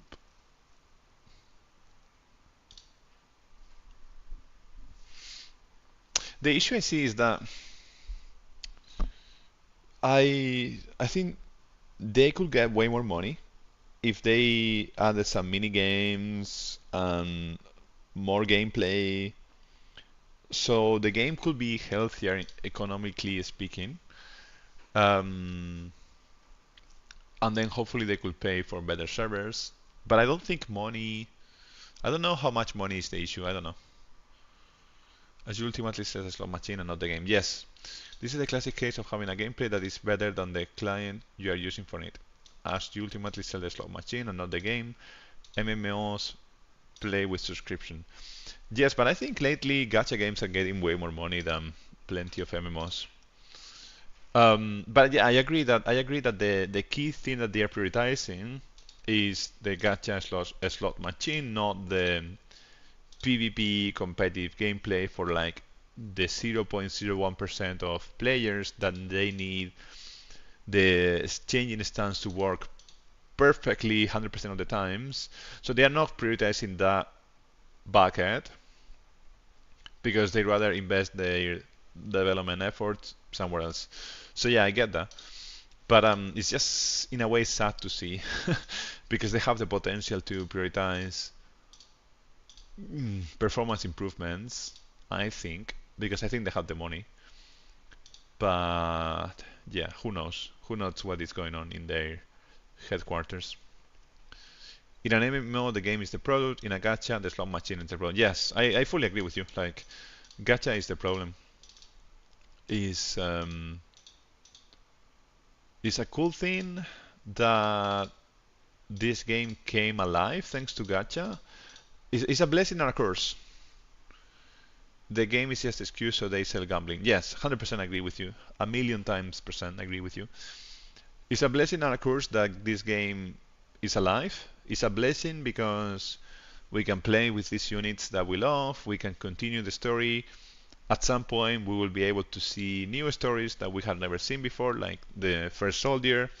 So that's a blessing. It's a curse because it's gacha at the core and it's extremely predatory. Of course, they're focusing on the slot machine rather than focusing on the game. So so yeah, that's why I really love this game, but I have this like love and hate relationship with like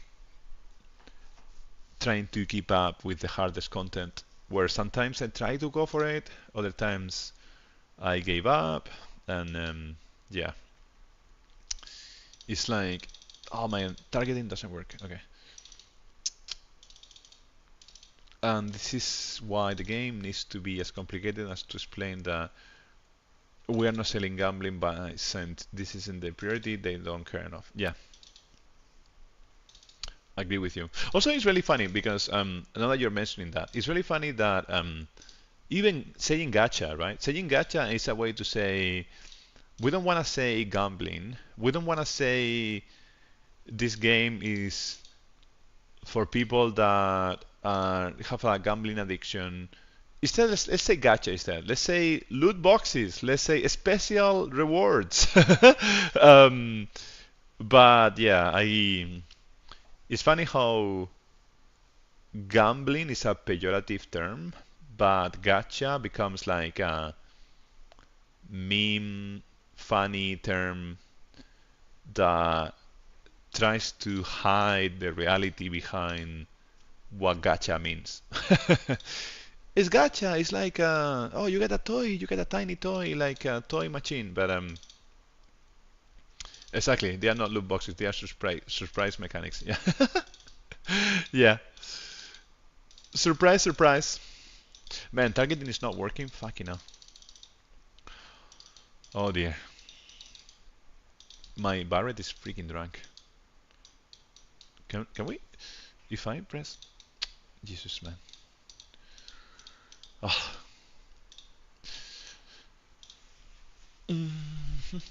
Okay, well, I will hit that, and that's it. That's all I can do. Okay.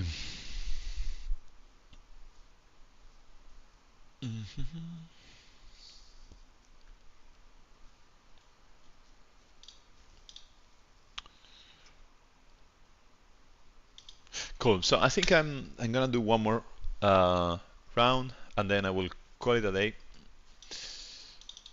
So yeah, after this one more round for me, and then we can continue on another time.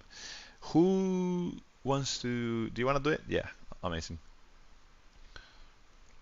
I'm thinking, well, going to sleep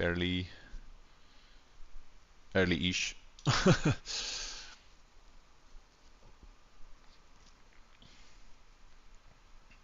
Yeah, we as the Final Fantasy players, we just want Final Fantasy. That's so true, and I mean, that's why we're here. It's not because of the gacha. We're here because of Barret, because of Cloud, because of Vincent, Sephiroth, Tifa, Iris. But it's true that they just want to release the gacha stuff, and that's why I think they could double down on the gacha in the sense of they could release even more banners, just make them cheaper, or copy the same weapon for, like, let's say tomorrow they could introduce Fire God for Kite Seed with a fire weapon. They could copy and paste and then make more units do the same things to make people happier that people want to play with Kite Seed. They are not doing that. I don't know why they are not doing that. I guess because they want to have like uh, a role per unit or something, or a plan maybe. I don't know, but like they could copy and paste, and that's it. Yeah, so I wanna do one more and then I will be off. So if you guys are up for it, we can do one more. um,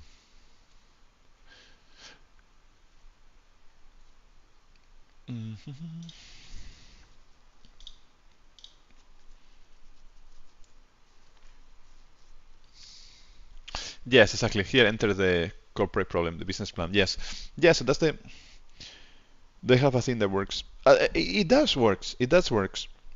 But I think it could work even better. I think, yeah, no worries. I can send you, yeah, I already sent. I think with the same foundation that we have, they could get, I'm sure they could get 3 times the money if they did a few tweaks here and there. It's just like they are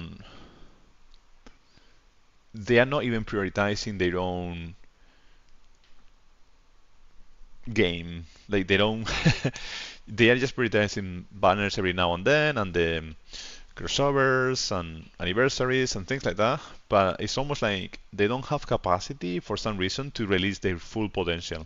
Because we could be paying way more for this game if they release, as you were saying, for example, if they release more cosmetic things, or more banners that are cheaper, like maybe, or things in the store that actually make sense, like putting 2 units together in the same bundle when they release, for example, they just release Tifa and Barret, so then releasing a pack that is Tifa and Barret.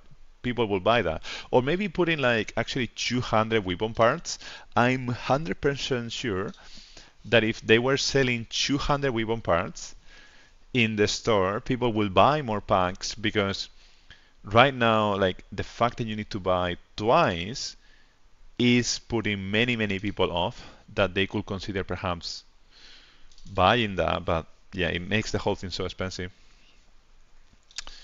Um, Let me give you a perspective. They are not there to make money out of the business plan. They are there to make money out of funding each quarter. Yes, I see what you mean. So to them, they need to make enough to match the bingo sheet. Yes, from the business plan. This is the sad reality of publicly traded company. They just need funding. Yes, exactly. So they need to go to the investors and say, month on month, we have this percentage of growth. We hit this level of active players. We hit this and that.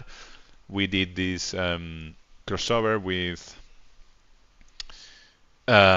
this company that brought so much money, marketing, etc. And yeah, that's the game they're playing. They sell the ability to maintain a steady income. Their product is actually themselves. Yeah, yeah, I agree. It's the sad reality. All I'm trying to say is that with the things they have, they could do better. With just the foundation that they have, they could sell way more things because they have the IP and they could bring silly mini games that keep us here buying silly costumes for silly mini games, like buying a chocobo that has like a party hat on the head, like silly things like that. They could bring stuff like that, skins like that, and they could get way more money with that. Like maybe if they brought chocobo races and you could dress your chocobo with outfits and things like that, I'm sure people will pay to have their chocobo looking fantastic. So, so they will fix this only if the new handbook for such a business model changes. Yeah, but then, as we know, the handbook is not going to change because for that they will need the the scenario will need to be completely different. So, yeah, I don't think the game will change.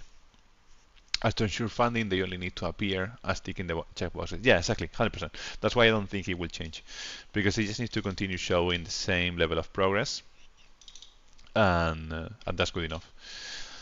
So yeah, my bittersweet feeling with the game is that even though knowing all of that, even though knowing that it's gacha, and knowing that they just want to hit targets, I think they could be making it even better just by introducing some mini games, some more cosmetics, and things like that. But yeah, let's see. Let's see how the guilds is gonna play, because maybe guilds is like a mini game. Maybe let's see. You know what will be fantastic if guild introduces an ability to walk close to your guildies, close to your teammates, so that we can see the units and the outfits of each other, like a hall, like a hall where we could walk together. I think you did 3 LBs. I think I did 3 LBs, but I think Penance skip one. Adios. as they also need to justify where they invest. Yeah. So let's see how guilds play. I think it would be fantastic if we could see. I don't think we're gonna see ourselves walking around each other, but I think it will be fun just to have like a hall that we can decorate and stuff, and we can walk around.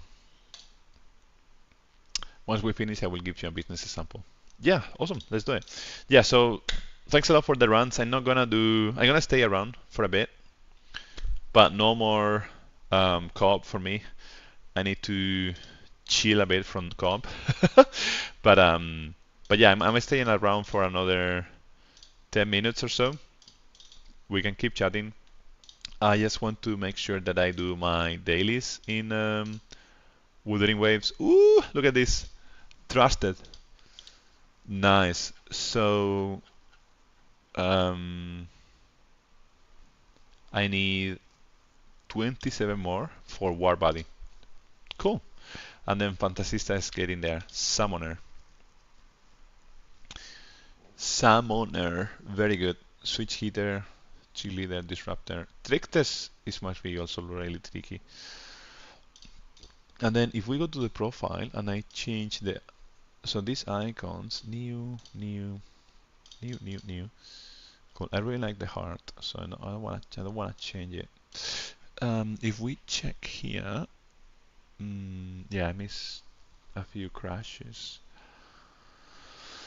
What was this? Is this the water or something? I don't know. So War Body is this one. Maybe if we go back to the image, Destroyer, Berserker. Okay, so that is Berserker then. This is Healer, Medic. So then only, okay, so there are no new icons. Because sometimes you have to, like, for example, I have this Destroyer 100 times. Okay, this is the one. Bullseye 1,000 times. Weak elements. Healer 100 times. Okay, plenty of things to get. 17, not 27. Oh yeah, true. Sorry, thank you. Imagine you giving money to your bank for investment. They need to pull that money into various safe investment, publicly tell the company play this part. Yes, exactly. They need to. You're missing one from the story, I think. Oh, okay. Oh, that's cool. Then I just need to clear the story. Please wait for future Oh, I don't know. Please wait for future updates. Maybe I need to do the chapters. I think I'm missing some of the chapters, but I don't remember. This is where things. So, and to convincing each edge funding to pull money towards X or Y industry, the industry as a whole, not individually, need to have a bingo sheet that is safe for them to fund. These are where things like ECG scores come in. Extra section, first soldiers, chapter 7. You're missing that profile icon. Wow, man, that's like eagle eye, spot on. I'm gonna check that in a second. So those companies, banks, etc., have zero idea of the product and our industry. They just base investment on arbitrary score numbers. The more abstract this number is, the less it is needed to be based on reality. Yes, exactly. Yeah, 100%. So exactly. So they are looking for a fair profit. They will look at n number of candidates and they will choose one of the candidates to invest money on, and then the candidate grabs the money and tries to produce the money back based on a predefined path, not really thinking deeply about their product. Yeah, I agree 100%. Right, so let me check. So for instance, since we live in an age where people want green economy, social equality, and in general be nice, they invent a score to match. Yes, I agree on that one. Like many companies even are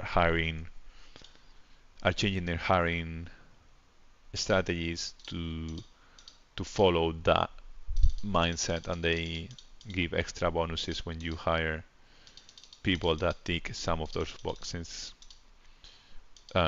which has some benefits and some drawbacks. My game just froze. Fantastic. My game just froze, so my game is telling me to play Wuthering Waves for a little bit. um, as usual, since to fix the actual problem, this needs for them to actually do something, they pull the actual thing with an abstract one. Yeah. Okay, let me close Final Fantasy. I want to check that icon because maybe I could do that one quickly.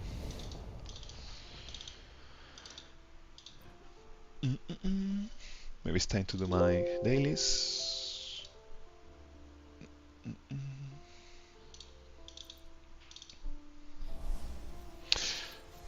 As usual, since to fix the actual problem, this needs from them to actually do something, they pull the actual thing with an extra one. Yeah. Yeah, so I feel like the problem is the people leading, like Applebot. Applebot is leading a gacha game because it will generate a lot of revenue with a really good IP. ECG being pulled. Hence why you see ECG being pulled. Yes. Yeah, I see where you're going. Yes. So basically, yeah, they need to see the targets, see the stuff they want to see to continue receiving investment, and also make sure that they generate the level of revenue that they agreed on or that they predicted they will be able to generate. Which is one of the reasons why I think since they introduced Shiba in April, they have been more stingy with stamina because they want us to buy again. They saw that they were not selling enough stamina packs. They said that, and they want us buying those things that they introduced to be able to justify the existence of those things. One second, this sound is too high. So yeah, I can see that happening. 1 second, so 200, cool. Right, so my stamina can regenerate, I can do one more of this. At the same time, the investors want to convince institutions to keep providing them with funds. Yes, exactly. Exactly, so every month or every now and then they will meet with the board of investors and they will show like the slides of like the reasons why the, the game, well, meaning the company is performing well or not well, and they will show the numbers and they will show the predictions based on the numbers and the strategy of how they plan to get more money, and then all the cards they have around how good they are doing things and the ECG and so on and so forth. Arbitrary score work has proved they invest towards where they need. Yes, exactly. Arbitrary scores works. Like if they, yeah, it shows that arbitrary scores will be that this is essentially risk-free capitalism, and therein lies the problem. Yes. Yes, I see where you're going. 100%. Because when they present their slides, they will have these arbitrary scores, and it's only based on numbers. It's not based on what the community wants. The community is completely disconnected with those numbers, and the product itself is completely disconnected with the numbers at that point. All right, so let me put the music of this thing down. If no one risks and everyone just follows a handbook, well, you end up with a kind of mediocrity. Yes, and that's one of the reasons why I really like what Elden Ring is doing, where they are in a way going back to what making games is. Like they are focusing on the game, not on First Soldier Chapter 7 Extract section. Sorry, First Soldier will be here. Yeah.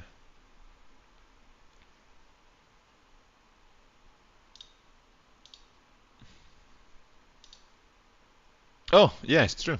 I didn't do this one. This one. Okay. If one second. Underlines the problem. If no one streams can everyone just follows a handbook, well, you end up with a kind of mediocrity. This is why they don't care to do better. They care to do within margins so as to continue doing so. Once it falls, and it will, they will simply change the handbook. Bureaucracy 1.01. Yeah, yeah. It's one of those problems. Let me equip my proper things, and we're gonna do this quickly. Thanks a lot, Rex, for pointing out that I was missing this bad boy. I'm gonna do. I think it should be easy, right? So let's. Man, it's so difficult to equip the items here. Let me put some water damage. Okay, let's go. Okay, so 4-7. Yeah, that will work. Matt, I'm just gonna play the healer. Maybe physical attack. I don't even know what I need to bring here, but I think if we quickly have a healer that does healing, right, and then that's about it. I think that should be enough for us to clear this thing. I really enjoy this fight, however, it's pretty easy. Okay. Cost, like, I guess if I just do this, and then Sephiroth can be, yeah, he can be the massive physical DPS, so Shinra Blade, and that thing, cool. Then physical attack, maybe, I don't know, whatever. So, physical attack, physical ability potency, so killer hornet, and then attack and win potency. So which one is this? 7, physical ability mastery 7, win potency. I have way too much attack.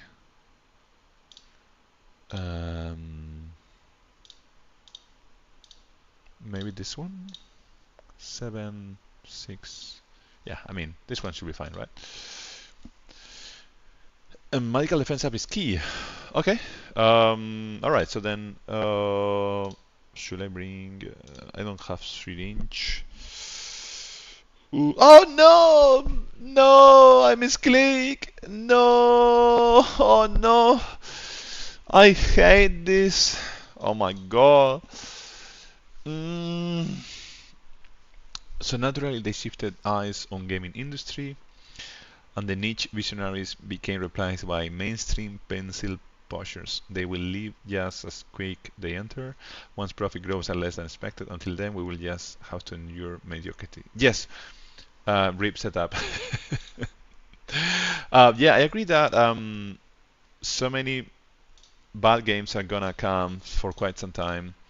And I was chatting about this before, where I was asking if people think that we're gonna see many microtransactions or many gacha mechanics becoming the new norm for quite some time until people figure out other ways of creating good products. Because right now, for so many people, gacha is the default when they think about, okay, I need to generate a lot of revenue quickly, so let me just put gacha here and there, and which is scary. I'm not saying that I want that to happen, by the way. It's just scary, and it could be a thing that many companies start doing more often because they want to see profits quickly.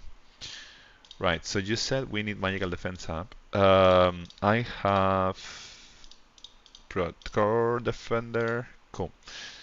And let me bring this one just in case. And then all the healing. And I stop spamming now. Thank you for coming to my account. No. Please, don't feel that you're spamming. I love discussing these kind of things. I really love discussing these things. This is the key thing. Like talking about these things, talking about not only the game but beyond gaming. I think is the key thing to make not only us aware but to keep discussing things beyond what the game is. Okay, let me see if I can click here. Cool. Oof. They will until no one pays them. Simply put, the more they push, the less people will be left to pay. So at some point, then just dump in the industry altogether and move to one that is fresh is the next step. Yeah, I wonder how that's gonna play out in the sense that I think gacha game is in its infancy.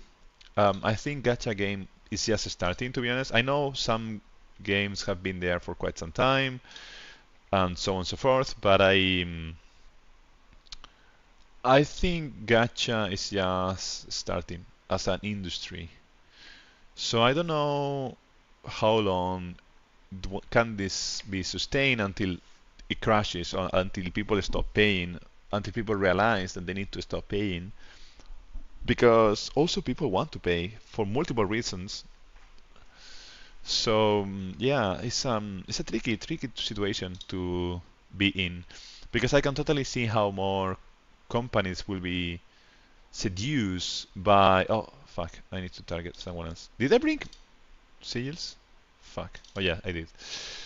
Um, I can totally see how more people will be seduced to. We complain about 1-3 DLCs, now we play. Yeah, 100%, man. Man, this is something that for me it blows my mind entirely. Like I remember back in the day, I think Street Fighter was the first one introducing DLCs, or I don't. Well, maybe it was not Street Fighter. Maybe it was someone else. It doesn't matter. But I remember people super raging about, oh, we have a DLC, this is not possible, it shouldn't be like that, a game should be released and it should be complete from day one. And now the market has shifted completely, and people are paying 8, 6,000, 6,000, 7, fuck, my god, 6,000, 7,000 for a single game, 7,000 for a single game. It's insane, man. It's crazy the world we live in and how things have changed just because of the excuse of waifus and whatnot. Okay, I have the bumps. I'm gonna pop everything and see what happens. Um, it's totally crazy how things have changed. And I say that being a whale, and we know, but it's still like, it's, it's crazy how selling waifus. But that's why I think selling waifus is in the infancy of the whole industry. I think we are gonna see this getting more and more common. It will crunch when it become oversaturated. So when you have a million gacha a month, at some point no one will care. Even Sims won't. As paying for adult websites or literally pay for physical will be cheaper. Yeah, I agree. Like sometimes like people are spending 1,000, 3,000, 10,000, and it's like, but what's the point? Like at that point, you can pay for someone to live with you and give you all the things that you want. Oh, achievement, nice. Like people paying 30K for a game is insane. Right, so then we got the avatar boys. Nice. So then I'm just missing these two crashes that I was not able to do. I'm missing more crashes. I'm also missing the Blitz rat, but it's not here. Okay. I would have thought that they will leave it here.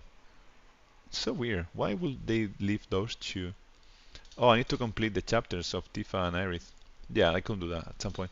Cool. So then my Final Fantasy for today is over, but I'm gonna stay doing my Wuthering Waves because I have been missing the dailies today. So it will be cheaper. My point is greed is always self-imploding. I agree. Greed is self-imploding, and I agree that at some point the market will crash because there will be so many waifus. I have seen games that are making me uncomfortable with the level of waifus and the level of like, especially kids. It's just weird. Like, um, it's like obscure. honestly is weird, obscure. I don't know.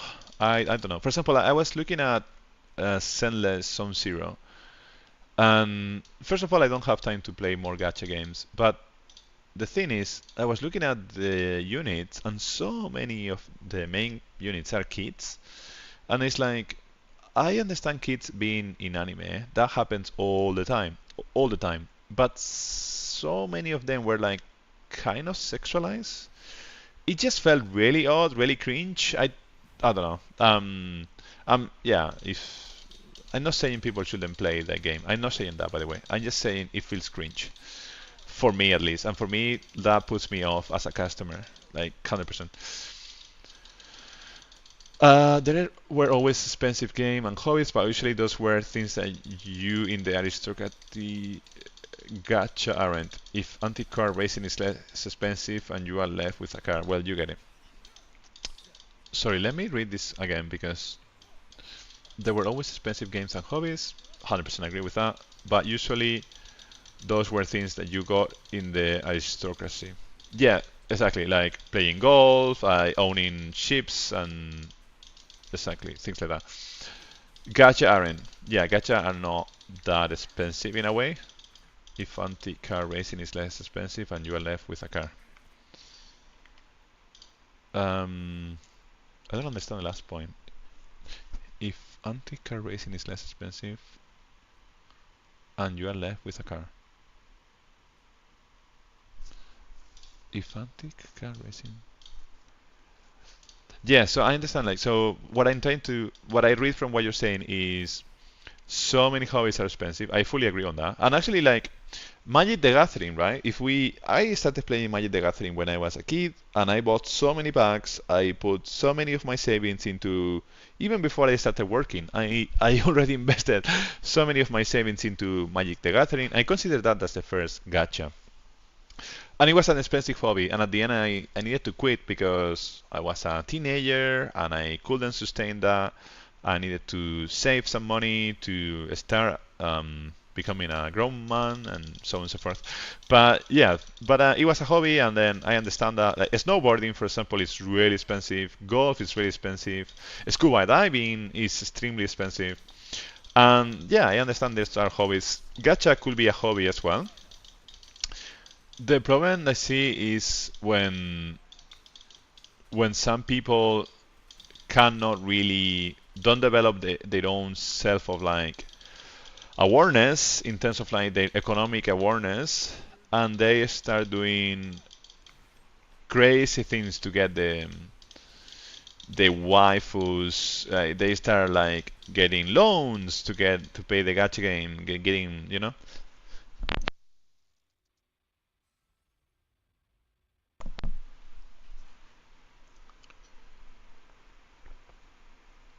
Mm. I mean, you need to get the both the car. Yeah, yeah, yeah, exactly. Okay, I got it now. 100% got it now. Yeah.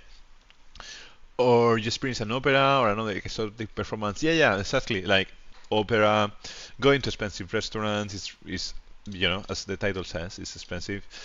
Magic sustains this hobby. This is the first and last gacha I touch. Never again. And the only reason I can wait on this one is that my card game hobby made me being able to. So I guess you were a Magic the Gathering player as well. Yeah, the reason why I can afford this one is because um, I put money aside and I try to be strict with my budget. Sometimes, like I think in 1 month from the half anniversary or don't know when, I didn't follow my own rule. Then I have my own talk with myself to tell me off. But yeah, like I I'm exploring more gacha games. I don't think it's obvious that Final Fantasy is not the only one I play. Like I'm right now playing Wuthering Waves, but for example, in Wuthering Waves, I wailed on one unit that I really wanted to wail on, which is this guy that has the dragon, and then all the rest have been free to play simply because I'm still playing Final Fantasy 7. So and also this game doesn't have any ranking or anything, so there's no point on me wailing. Um, but yeah, it's a personal choice at the end of the day, right? Like as long as you don't go mental, and it's something that you know that you are losing. It's like paying for beers in a way, or expensive drinks, or expensive trips. A yearly cruise costs cheaper than a gacha season. Just to give, oh yeah, just to give a perspective. Yeah, 100% agree with you. Like, uh, easily, like you can easily put 3,000 on a couple of banners, or maybe even one unit or something.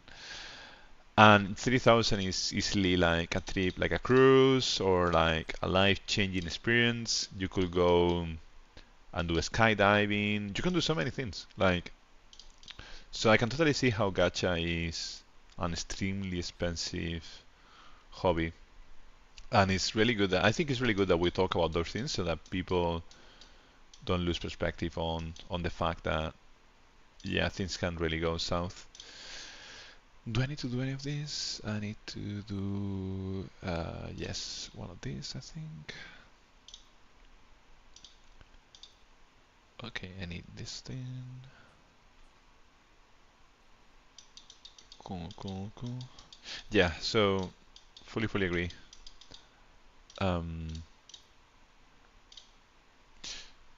the issue is those games don't have in-betweens. To enjoy high-level gameplay, you need to while. If you're free to play, you play half game. Well, on that point, so with Final Fantasy VII, Ever Crisis, I really agree on that. With Wuthering Waves, for example, I think you can be completely free to play and have like a really good experience, to be honest. Because in Wuthering Waves, like in Honkai Star Rail, you have some skill and some content, actually plenty of content that you can beat without paying a cent. Um, so in Wuthering Waves, you will not beat all the content, that's for sure, but you can beat a lot of content by being free to play. And I think that's perhaps is good enough. It's a nice compromise, but you need to have the maturity to say, well, I can compromise on not beating all the content, so your completionist's side needs to be able to let go of that completionist, which is a tricky thing to say, I think, because in normal games that are not gacha, you can complete everything just by playing. In these ones, you have always a ceiling. So yeah, I see where you're going. I see where you're going.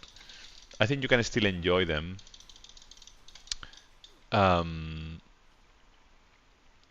but I totally see where you're going then. Because, for example, in Wuthering Waves, or Honkai, let's say Wuthering Waves, that this one is on the screen. So I myself haven't completed all the content, even though I wail on one unit, because you need 3 teams, and I can only have one team that is proper. So it will take me because I don't want to wail anymore on this game until they release maybe one unit that I'm waiting for. Then it will take me like 2-3 months to complete all the bosses. So then I take it like as a slow pace game. And there is the issue: you can beat all the content in a standalone or MMO game for the price of yes, exactly. So you can beat all the bosses in Elden Ring without paying more than what you pay for the game.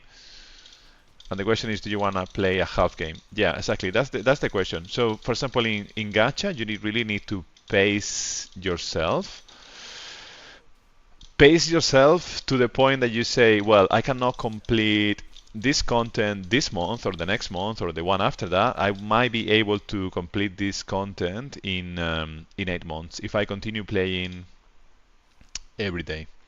And that's a challenge because it challenge our gamer side. Like, we really want to complete things as soon as we are in front of those things. We want the challenge to be the gameplay, not the challenge to be our wallet or time passing. Like some of these, the gacha is time gated.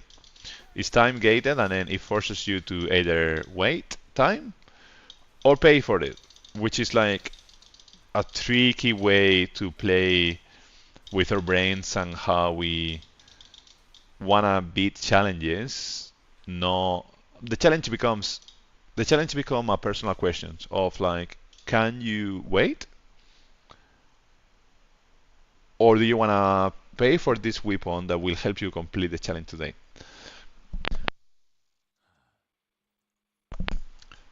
So yeah, I totally agree with that. So for example, in Wuthering Waves, they have this tower. Not this one. This one you can complete. This one is just a skill. So I didn't try this one, but basically here they have some units. Let me see. Let me show you. Where are the units? Um, I think I need to click challenge. So yeah, you select the level and then you select the units, and then they always offer you, yeah, this trial. Okay, cool. This trial resonator. So with this trial resonator, with this one, you could complete this challenge. So basically they are giving you the option to complete the game. You don't need to pay anything, and it's the same in all the levels. Exactly, and it's the same of how gamer plays. Yeah, exactly. That's the trick. So Wuthering Waves, one of the things in the end game you can complete by being skillful. This is called the depth of the elusive realm. The other thing, this one, the Tower of Adversity, this is the thing that you cannot complete. This is the second thing of the end game. So one of them you can complete, being free to play. This one you cannot complete because here you need 3 teams, one for each of the towers, because every tower uses stamina, and you need an electro damage team, you need uh, a random any team here for the second tower, and then here you need an aero damage team. So if you don't have those, you cannot complete all the things and get all the rewards, so you will be left without some of these rewards. Now at the same time, these rewards you can get next month, so you get less rewards, but you could get. The bad thing is that the highest rewards, of course, are for those that complete more things, of course. So Wooder is much better in this regard. You at least play. Ever Crisis has the issue that outside of hardcore content, you really, yeah, exactly. Yeah, exactly, and that's one of the reasons why I really like Wuthering Waves, because it's quite free to play friendly in a way. So from the end game, so the last thing that I wanted to show you is there are these fights as well. These fights have difficulty. Free-to-play players cannot complete the last level of difficulty because they put a timer to the fight, and you cannot produce enough DPS if you are not whaling, or if your account has not spent at least 3 or 4 months playing non-stop. Me, with my account, I think I could complete level 6. I think I could complete this. I think I'm fine. I think I could do this. It's just that I haven't tried. I haven't put much time into this game. The thing I love, so basically, one thing is time gated, one thing is fine, the last thing is time gated as well, or let's say time gated is another way to say you need to pay to win, so you need to invest in the game. So 2 out of 3 are gated by either you wait or you pay more. The different thing is here in this one on Wuthering Waves is that even if you pay, you still need the skill, and this is something that Asmongo was also talking about, and other content creators. Like, if I come here, I'm gonna die because I don't know the mechanics, because I haven't played the game much. I'm doing my dailies and that's it. So this challenge, I might be able to finish it now because now I'm way stronger. But basically, if you get hit many times, you basically die. So it doesn't matter if you are, like, in the last level of difficulty, one hit will kill you. It's one hit kill, and that's why it's quite skillful, and that's something I really like. And that on top of, so it's skillful.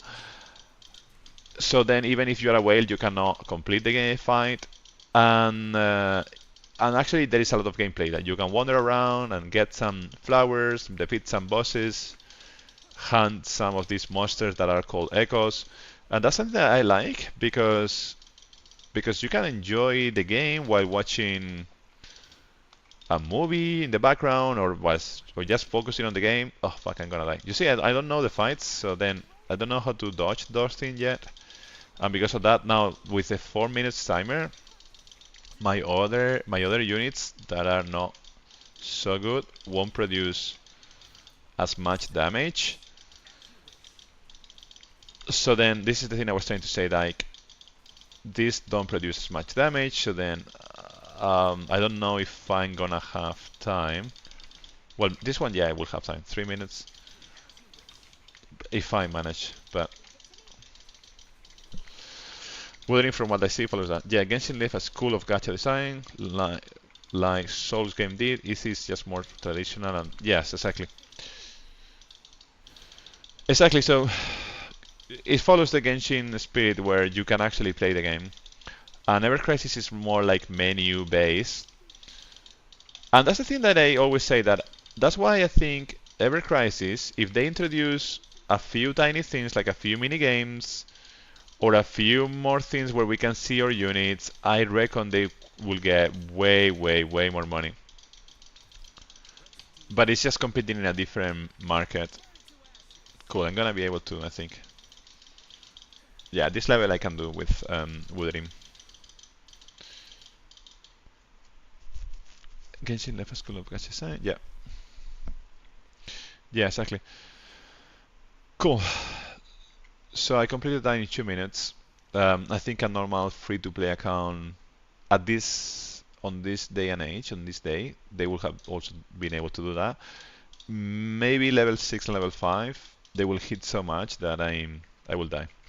So yeah, the thing I like about Wuthering is that you can walk around, same as Genshin, right? It's just different gameplay and story, but you can kill monsters, which makes the whole thing fun because then when I'm playing, sometimes I just want to relax and just walk around a map.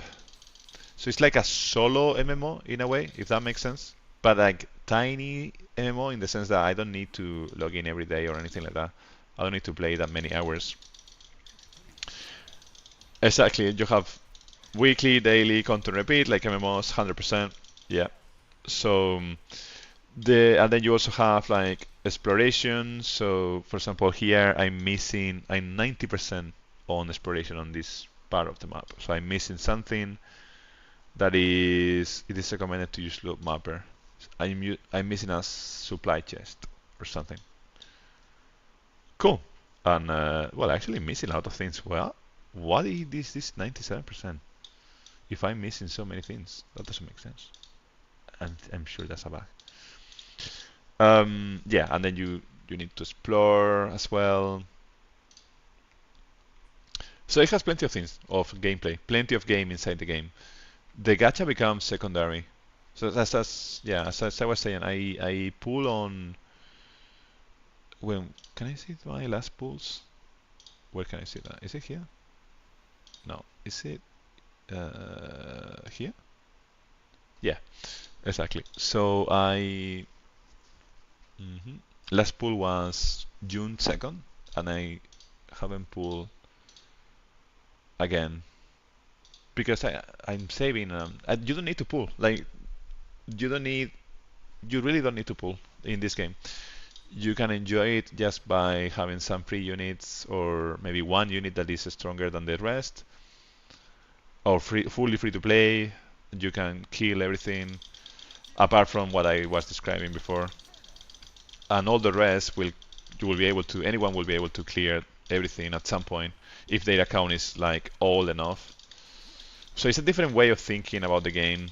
It's almost like these gacha games are meant to be secondary games, not or primary games. Exactly like solo MMO, which is why I believe this kind of gacha will surpass all else. Yeah, I think this is the way, in the sense that it's better experience. Imagine if we could walk around the world with Cloud, looking in the same way as he's looking in Rebirth. I think that would be so freaking insane, so cool.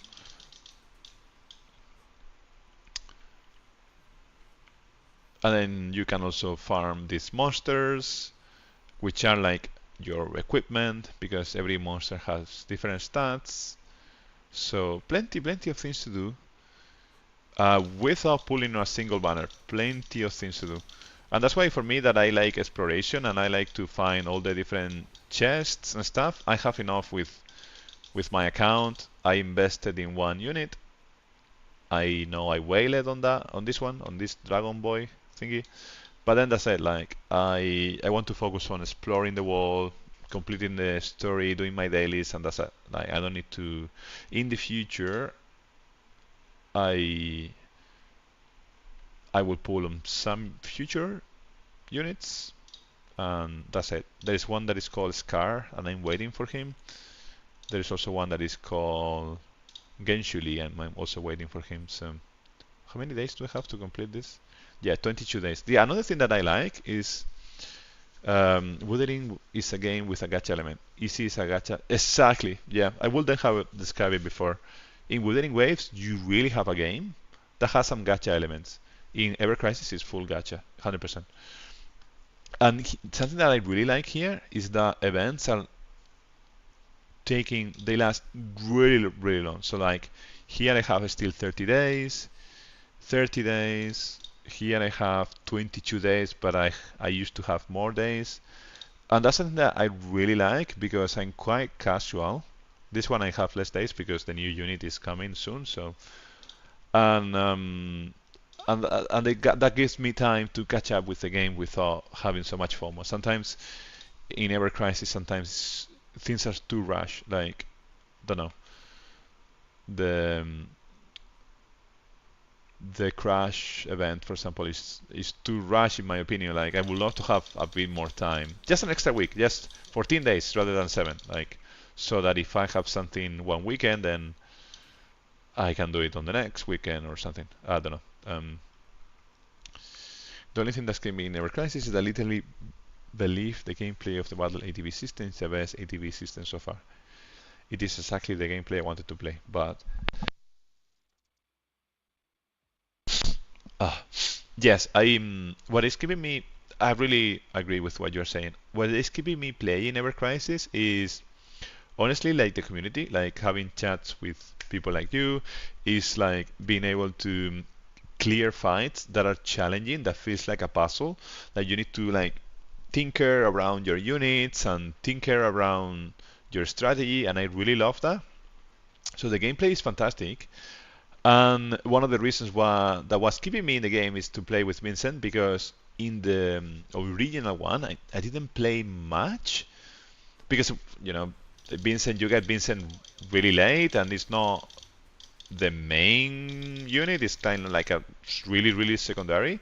So I wanted to always have him in my party and level him up, and Sephiroth wasn't the thing, and then Vincent.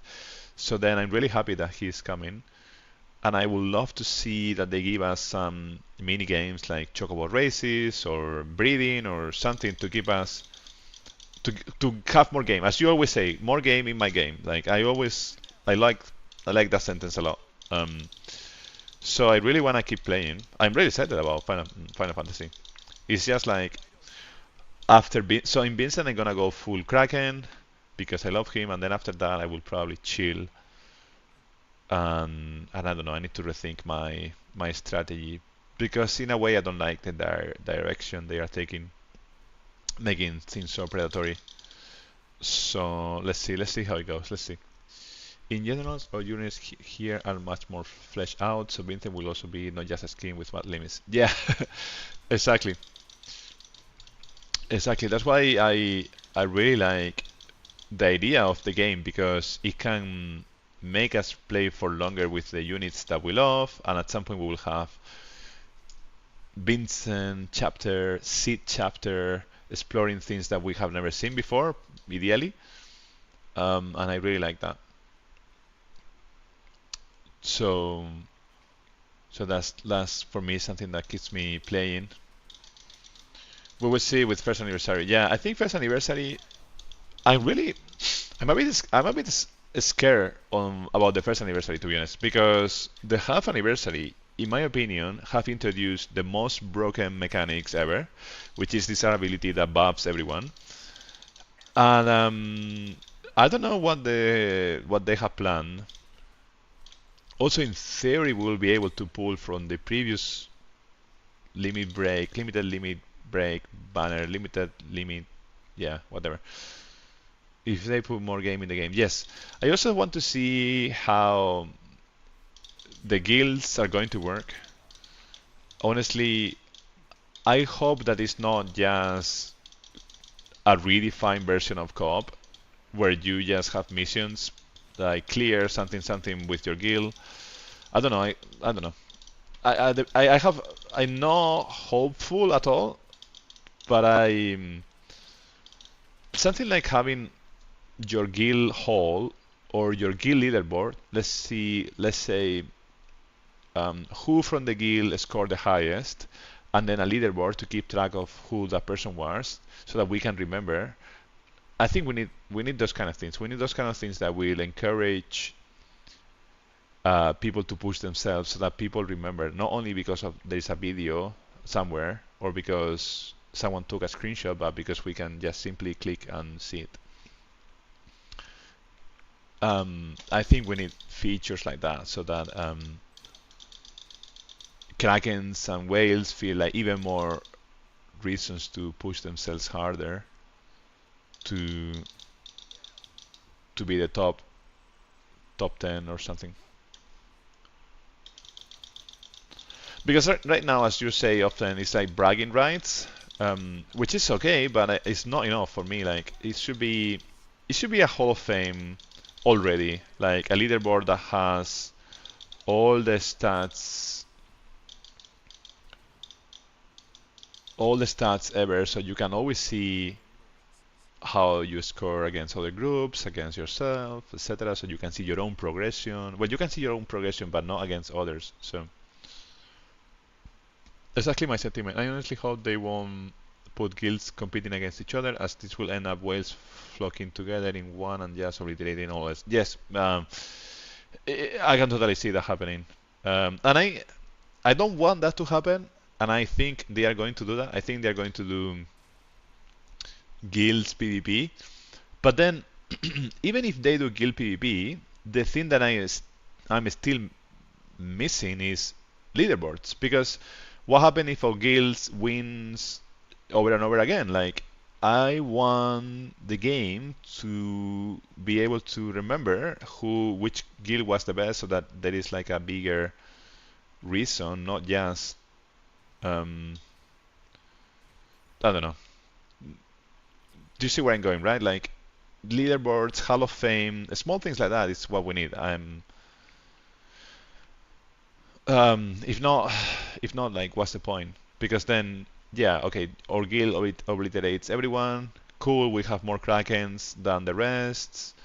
Cool, but then, cool. Who cares? Who is gonna remember? Nobody. So maybe some people will remember the name because people talk about those things in Discord and whatever, but it's not the same as like being a new player.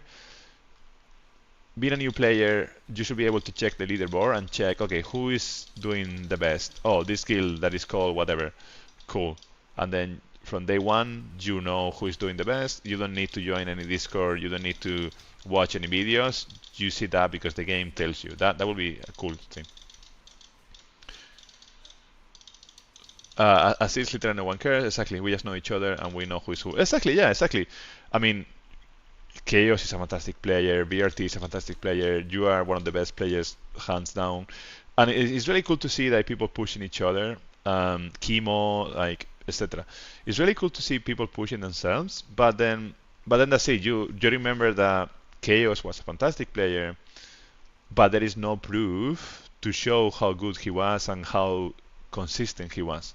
And I would love to see that. I would love to see, oh yeah, Chaos was here again. Oh yeah, VRT was here again. Oh yeah, Penance is here. Like, I would love to see that. I would love to see, because that would connect me with the community. That will connect me with like my own progression in the game, and then I will be able to say, yeah, if you go into the leaderboard, you can see that I was doing really well during this time, and I was not doing so well during that time. It's just a complete different narrative just by introducing a simple feature. Because it's true that right now nobody cares. Like, if you are 100 level top 100 or top 10, like, it's only a different avatar, which is also it's a different avatar, different banner, sorry, but it's also like in a way fucked up because as a collector you cannot get both avatars. Like so, when you are top 10, in my opinion, you should get both avatars. Um, that should be the way, right? Because so then you get everything, you get all the rewards. And yeah, no incentive. Exactly. There is no incentive to be top 10 or top 1. Like, and I think it would be very nice to see leaderboard so that we could see, okay, this player has been top 1 3 times. Wow, that's crazy. You know, like number of times that a player has been top 1, number of times that a player has been top 2, top 3, top 10. Something like that. Just simple stats, nothing else, just that. This is why I hate this is why I hate the way gear is exclusive. Yeah, yeah, exactly. I don't want gear to be exclusive. I just want cosmetics or not even cosmetics in game, not even outfits or something like that. I just want a text saying this person was the best, and that's it.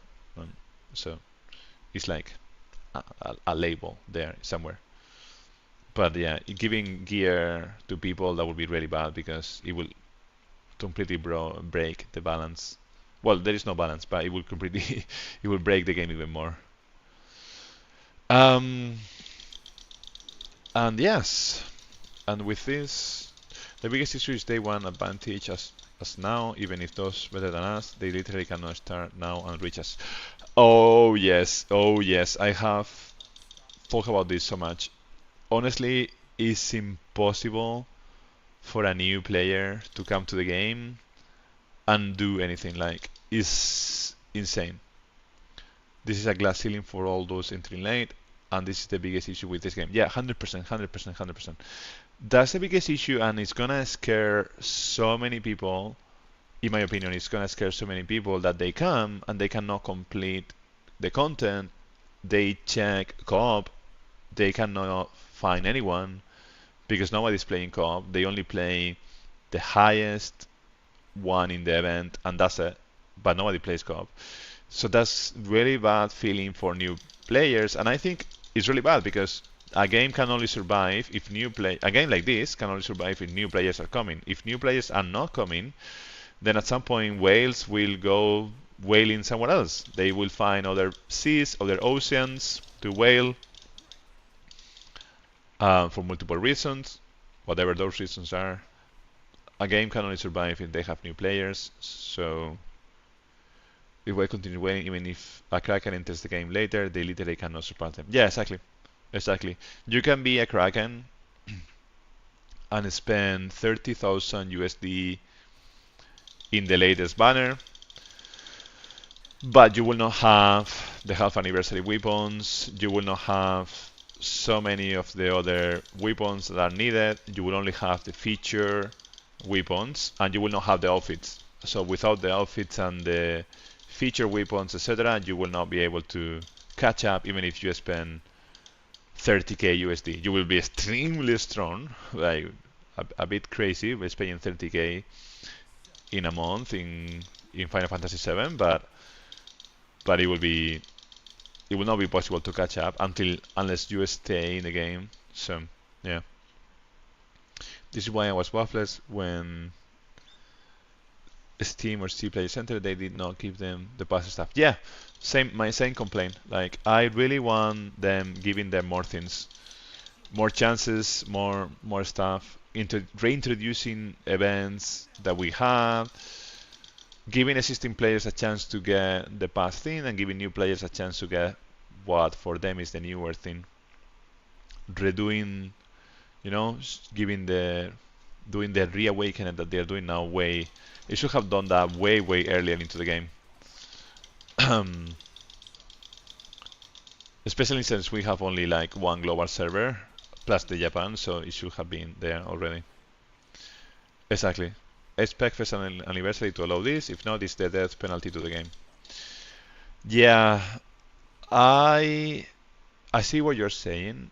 I don't think the anniversary is going to do anything on that front. I think, well, the limit break, limit weapon banners, yeah, in theory, yes. So people will be able to get Sephiroth, Protector Blade, and Zack, Stringer, etc.